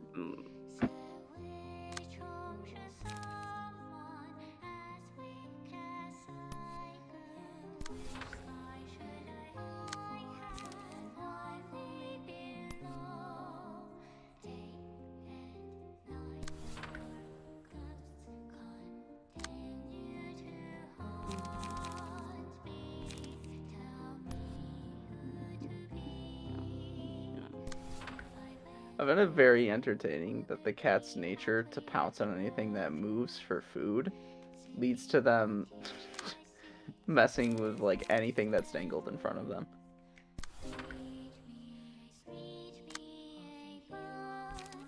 That's funny.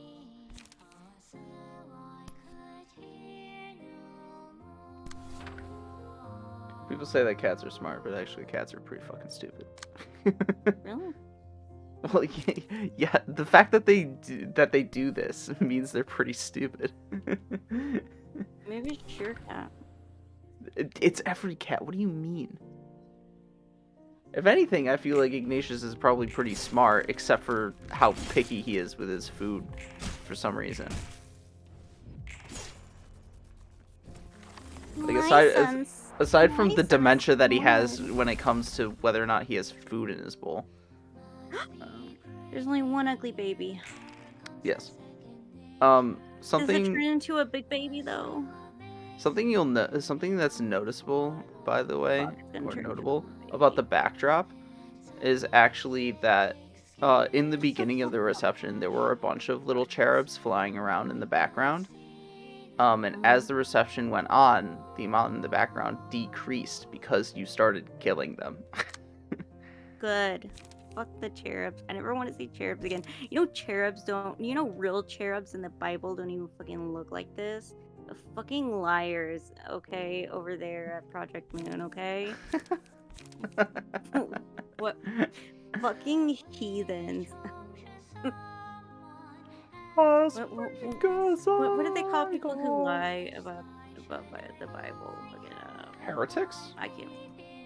Yeah, I mean, heretics. those are not people who lie about the Bible necessarily, but who are Yeah, like go against God's teachings.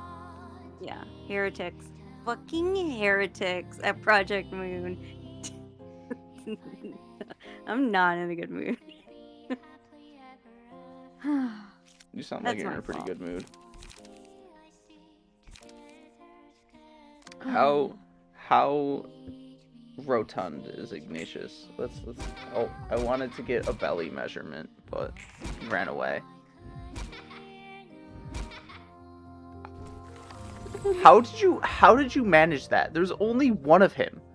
I swear to God, I did impress. I swear to God, I don't know what the fuck happened. Oh, did Ignatius step on my keyboard? I don't know what happened. Did the scene I don't know what activate happened. without you choosing combat pages? Because if that's the case, then I didn't Ignatius choose stepped any on the combat pages. Ignatius choose stepped any. on the keyboard. Ignatius, you motherfucker, get out the keyboard. That's Ignatius, I thought we were friends, but you really want to see me lose, don't you, Ignatius? Ignatius is wishing for my downfall. It is so comical. I'm telling you, he's wishing for my downfall. He wants me to die.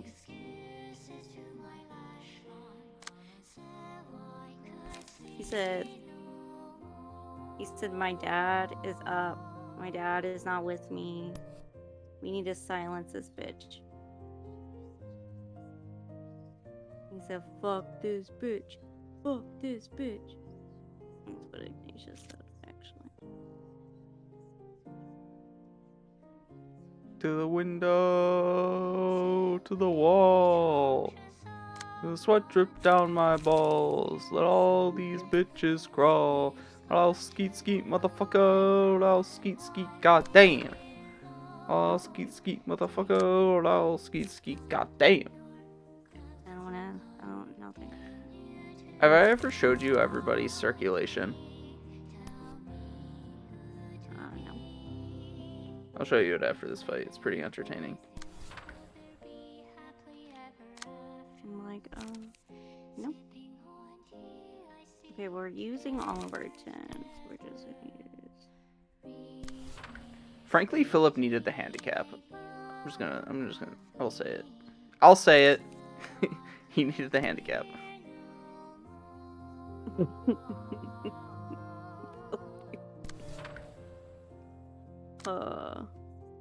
Fuck it, I'm saying it. I'm fucking saying it, bro. I'll say it. America deserved 9/11.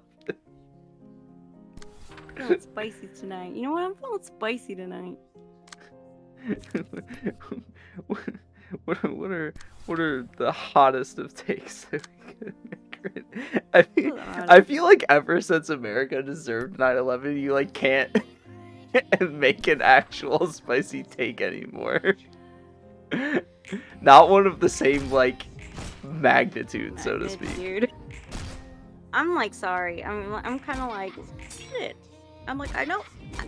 I get what Hassan was trying to say. Yeah, no, that was just like peak hot take that will make everybody upset is all I'm saying. Did we win? Did Yes. we win? He did. I actually thought that there was one more, but I wanna. That was actually shorter than I thought it was. Fucking did it! I wanted to pull up our book. The unblemished innocence of a child is sometimes scary. Kids are at that age where they're the most honest with their emotions. Rather than complicated feelings, they tend to follow a single emotion staunchly. The battle takes place in a cooled-off background, contrasting with the Philip fight. In terms of lore, multiple smaller angels agglomerate to form one giant angel. That's why there are fewer angels in the background as the battle proceeds, and why the massive angel gets smaller each time. Oh, by the way, you might not have noticed, but that final crying child actually ran away. You did not kill it.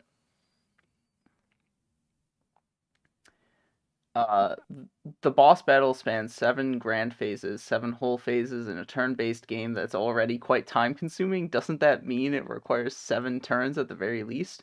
It's okay, though. In the internal test version, there were 2 more phases featuring 2 and 4 children, respectively. Does that actually make it 11 total phases when you include the fusions? That's the one that I wanted to read. Actually, it was originally longer. Oh my god, no. We would have been here 2 extra hours. In the early design, the crying children had no face. Oswald used to have a line where he compliments the vivid expressions, which was written because I felt Oswald would be able to find an emotion even in a completely blank face. However, after confirming the content with the director later, the face got multiple eye holes. And then one of the devs said, I was quite shocked to see Philip end up distorting when he felt so much like a protagonist. I spent a lot of time considering how we should go about expressing the texture of charred marble, the Salvadoran Yuna-shaped figures appearing in attack poses, effects, and such. Which, yes, on a couple of his attacks, he actually has statues of Salvadoran Yuna appear to do the attacks. Oh, interesting. Yeah. All right, that's all. Oh, I also wanted to pull up everybody's circulation. Oh, remember when I was talking about David Bowie, or we were talking about David Bowie one time, and I was like, oh, I dressed up like David Bowie in high school for like, it was like 90s or 80s day, and I told you I was gonna find the picture. I found the picture. Okay. Yeah, so I'll send it to you later. 책으로 되는 과정에서 한 마리가 다시 도망가 버리긴 했지만 본질은 원본과 똑같군. 변한 게 없었어. Nothing about him really changed. Most true and honest expression of himself. 알다가도 모르겠군. 사람 마음이 추악하다곤 하지만 저 정도일 줄은 몰랐는데. 아무리 포장해도 저마다 저런 마음을 품고 있는 거겠지. 뒤틀림은 그 마음을 I feel like Philip still didn't 있는 그대로 드러나는 건지는 모르겠어. 뒤틀림이 드러내게 하는 건지, I just squeezed my 마음이 dog 드러남과 just for good. 동시에 뒤틀리는 건지 아직 확신이 서질 않아. 하지만 어떤 포장도 하지 않은 솔직한 모습이긴 할 거야. 홀딱 벗겨지는 느낌이겠군. 감정을 쏟아낸 후만큼 머쓱한 것도 없으니. She knows. Anyways, I'm gonna temporarily mute the game so I can show this. We fucking did it. We fucking did it. Get myself VOD muted on YouTube. Oh shit! Are my headphones every single time? I don't know what's going on. When my headphones, when I stop playing sound entirely from my computer and then I go to play another piece of sound, it'll just like stop playing the sound in my headphones, and I don't understand why that's the case. Also, I can't hear you quite yet if you say anything in response. Oh. All right, now I can hear you. Okay.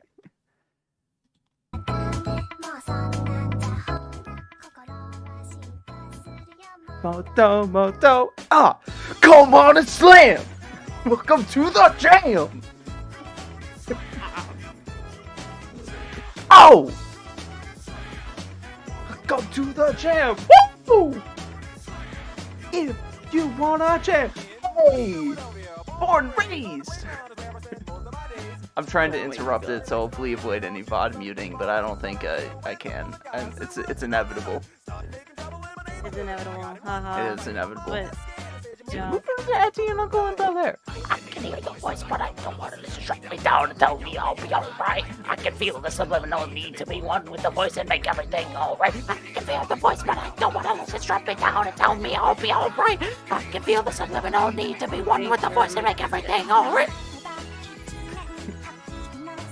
These are great.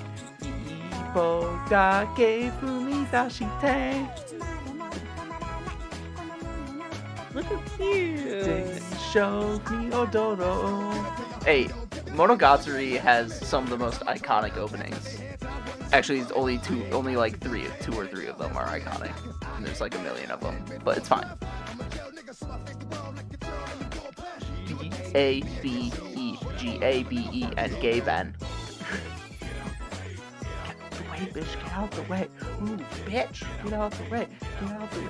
And so every time I think of this song, I inevitably can only think of the transition from this into the next song in this mashup. I always just that transition. On my lap, guess who's back with a brand new rap, and I don't mean rap as in a new case of child molestation accusation. Yikes. I've never heard this song. Everything. I done touched on everything but little boys. I've never heard that song from Eminem. Psy's Gangnam Style is so funny. That it became such like an international phenomenon when it came out. Like it's your birthday, you don't sip Cardi like it's your birthday. You don't give a fuck, it's not your birthday. We're gonna be in the club, I'm into having sex, I ain't into making love, so you hug if you're into getting rubbed. Tango, tango, tango, tango. I have not actually seen Clannad. I tried to watch like an episode 2 of it and I was like, this is not for me. Tango, tango, tango, tango, daikazoku. Smoke weed every day. Our favorite. Going from dango to smoke weed.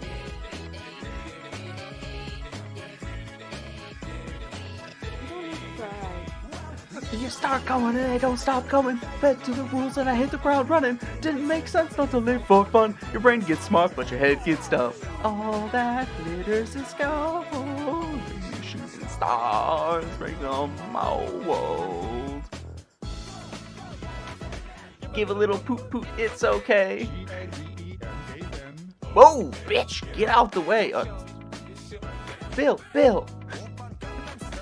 Oh, Spice Soda block a body wash. Oh my god! Yay! Yeah, woo! Wild. Right. Yeah, there you go. Everybody's circulation. Oh, fucking please. There we go. Bring the volume back. All right. I got something out of it, right? You got what? I got something out of this, right? Yeah, you got 3 books of the crying children. Or 3 unstable books of the crying children. I don't burn 2 of them, so yeah. I ain't doing that shit. So now you can equip Philip, and he does have some good cards. And he's a burn boy. The burn boy. He's the burning man.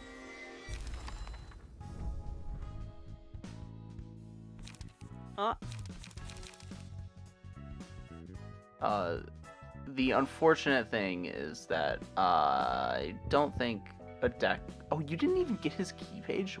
Wow, that's really fucking unfortunate. You know what? We can play this next time, because now I think... Well, okay, I will have a better time doing it next time. If you want to do the fight next time yourself, that's cool. But I would like to obtain his key page. I would like to finish what I have written about Philip, because I actually did verbatim put in his thing into the script, and then I have more to say after the fact as well. Okay. So You're like, no, we're finishing this. Yeah. and then you can go to bed, okay? I'm gonna just grab myself to sleep. That was too stressful. Sorry, I get how you feel, but I'll need more time to think about this. Are you feeling down? No, I'm fine. I get it. This was rather sudden, and you'll need some time to collect your thoughts. Thanks for understanding. You know, you're a very caring person. I guess Gramps picked the right rookie to hire. Is that so? Thank you. I couldn't say anything beyond that. I tried to think positively about it, convincing myself that I wouldn't want to see Sanbei feel troubled because of me in the future. Clinging on to it further would only make me seem pathetic. Although Sanbei didn't decline my confession outright, it felt safer to think of it as a refusal, so I wouldn't get my head in the clouds and make another attempt at it. I shouldn't have held any expectations in the first place.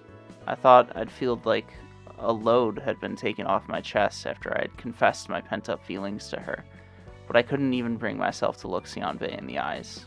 I didn't see it. I found myself looking for excuses. It's not because I'm a coward. It's not because I was afraid that I might be faced with darkness I can't possibly handle if I lift my head. No. I just looked at the shade so I could see a brighter light, that's all. That thought made me feel a bit easier. I don't know what expression Sanbei wore at the time. Was she grinning at my nonsense, or was she upset? All I can think is that she was probably giving me a look of disgust. You gave a spine speech, but I must wonder if you're truly upset for the sake of Salvador and your other late colleagues. I'll go prepare myself. I closed the door on my way out. Was it because I didn't want to hear any more of it? Did I lack the energy to refute him? I had no time to reflect on the reason I left my seat. The one thing I couldn't stand was him putting the blame on me for leaving my master and Sionbei behind in that place they called the library when I escaped, so that I could bring others to save them. A wise person once said that you must close your ears when someone utters useless words or speaks with harmful intention. Is the uselessness of a talk determined solely by one's own standards? Maybe Oscar was right, but are his words useless and wrong because they distressed me? Maybe I just didn't want to accept it. Consoling myself that I need some time to focus only on the grief of losing my master in Sionbei, I covered my ears. You're pausing it at just the right moment, like it's a rerun you've watched over and over. There's got to be a reason. Shut up! Shut the hell up! Sometimes, the human brain has difficulty telling reality from illusion. Watching a horror film incites fear even though you know it's fiction. However, it's not always easy to discern the truth. They're standing right before my eyes reproaching me, but I can't dismiss them as mere illusions, even though they're dead, gone. There was no way they could be real. It doesn't make sense that I know what they're about to say otherwise. It couldn't be something they told me beforehand. When Sionbei was about to speak, I shut her up, as though I knew what was going to unfold.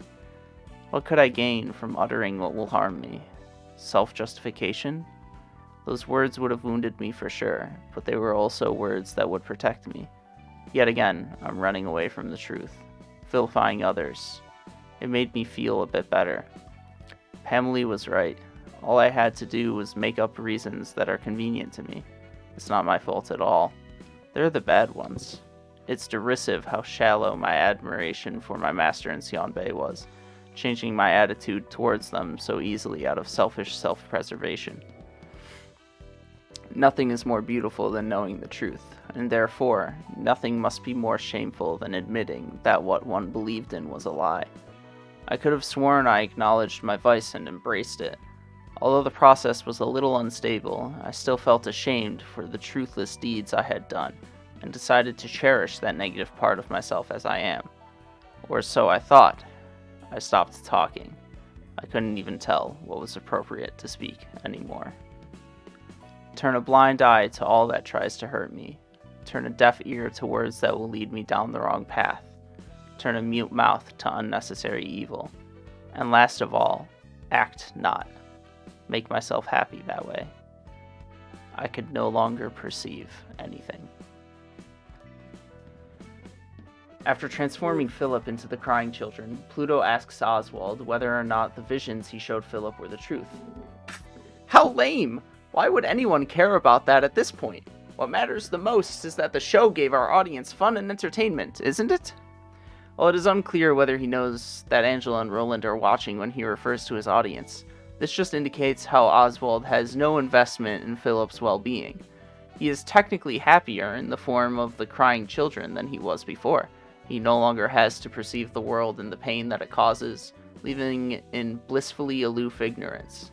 To Oswald, living in the moment is more important than living for the future, and everyone should live in the joy of now rather than look to a greater joy in the future, even if it means a complete collapse of the ego. Also, there's an indication that distortions have all heard some woman's voice when distorting, which will be important later. Regardless of who Oswald's intended audience is, one of the two observers is unhappy with being shown such a turn of events. For Roland, it's not about Philip being sympathetic as a person, but that his circumstances are exacerbating his hang-ups in an unfair manner. Here we have someone who is alone and grieving, tormented by his failures, and a psychotic clown makes his woes manifest. When he was so close to overcoming despair, it came crashing back in and overwhelmed him, and no one was there to help him. There was no one left who cared. Lost and alone, crying for help that will never come. It's not a pleasurable sight. These two regard it very callously, though. Roland regards everything that happened as none of his concern, relying on his favorite catchphrase, "That's that and this is this," while Angela places the blame on Philip for succumbing to his heightened emotional state. Neither of them care to acknowledge not just that he was pushed over the edge by a loon, but the role they played in causing this series of unfortunate events. If Angela didn't create the library, and Roland do her dirty work in the form of the receptions, Philip would likely be back sipping tea with his coworkers. Assuredly still very insecure, but also not forced to flee while his companions died twice, driven to a heightened emotional state, racked with grief, struggling with guilt, spontaneously finding himself in an unknown location filled with frightening creatures, seeing apparitions of his recently deceased comrades deriding him, and cornered into thinking he wants to close himself off from the world so he can stop feeling anything anymore. If Roland can conceptualize that if caught in the same position, with emotions overflowing and driven to the edge of his sanity, that his wife would come to him and cause his ego to collapse, he should then be able to apply a higher level of consideration to Philip. But he insists endlessly that people's problems are their own, which he has nothing to do with even when he is a direct contributor. The worst part is, where does that leave him when the time comes? Just as lost and alone as Philip, with no one to help him find the way to overcoming his emotions, becoming just as overwhelmed with grief and facing the death of his ego. Him saying he has nothing to lose is exactly how he sees himself, as nothing more than a simmering stew of revenge. If only he could find a new purpose to live for. Also, the battle against the crying children is really cool. They combine and break apart and combine again a few times. In the end, one of them escapes. So Philip once again ran away instead of actually being turned into a book. Nothing about him really changed after all. He just became an honest expression of his ego, though that ego may have been distorted in the process. Oof. I don't know. It's pretty sad, but I'm so mad that he ran away and I couldn't turn him into a book. Where is he gonna go from here? That is the question. That is the question. I hope he comes back a better man. Because that's the least he can do. He's distorted. You think that's gonna happen? I don't know. Maybe. Okay. Now I just want to cry. And Now- Blue apparently wants to go. I just want to shut myself off from the world. Okay, melodramatic. I want Right, to baby? I want to hear no more. I want to see no more. I want to speak no more. Mhm. The candles, man. Okay, darling. Do darling. they look forward to being used? The candles, man. The candles. Oh, God. Dramatic. So dramatic.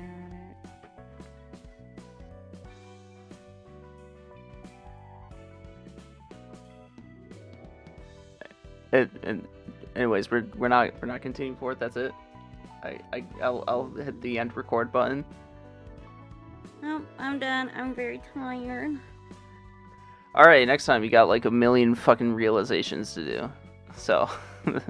Oh my god, the whole floor is lit up. It's on Yeah. fire. It's Yeah. literally on fire. It'll be fun. You'll have a lot easier time with them now that you have all of the shit from Urban Nightmare. Although I will say some of those realizations are pretty hard. At least I think it's Gabura's is a struggle that will likely take multiple tries. But that's for next time. Now we sign off. Boop de scoop de loop de poop de whoop de scoop. Boop de loop de scoop de whoop. Scoopity poop de whoop de scoop. De poop de whoop de scoop de poop de whoop.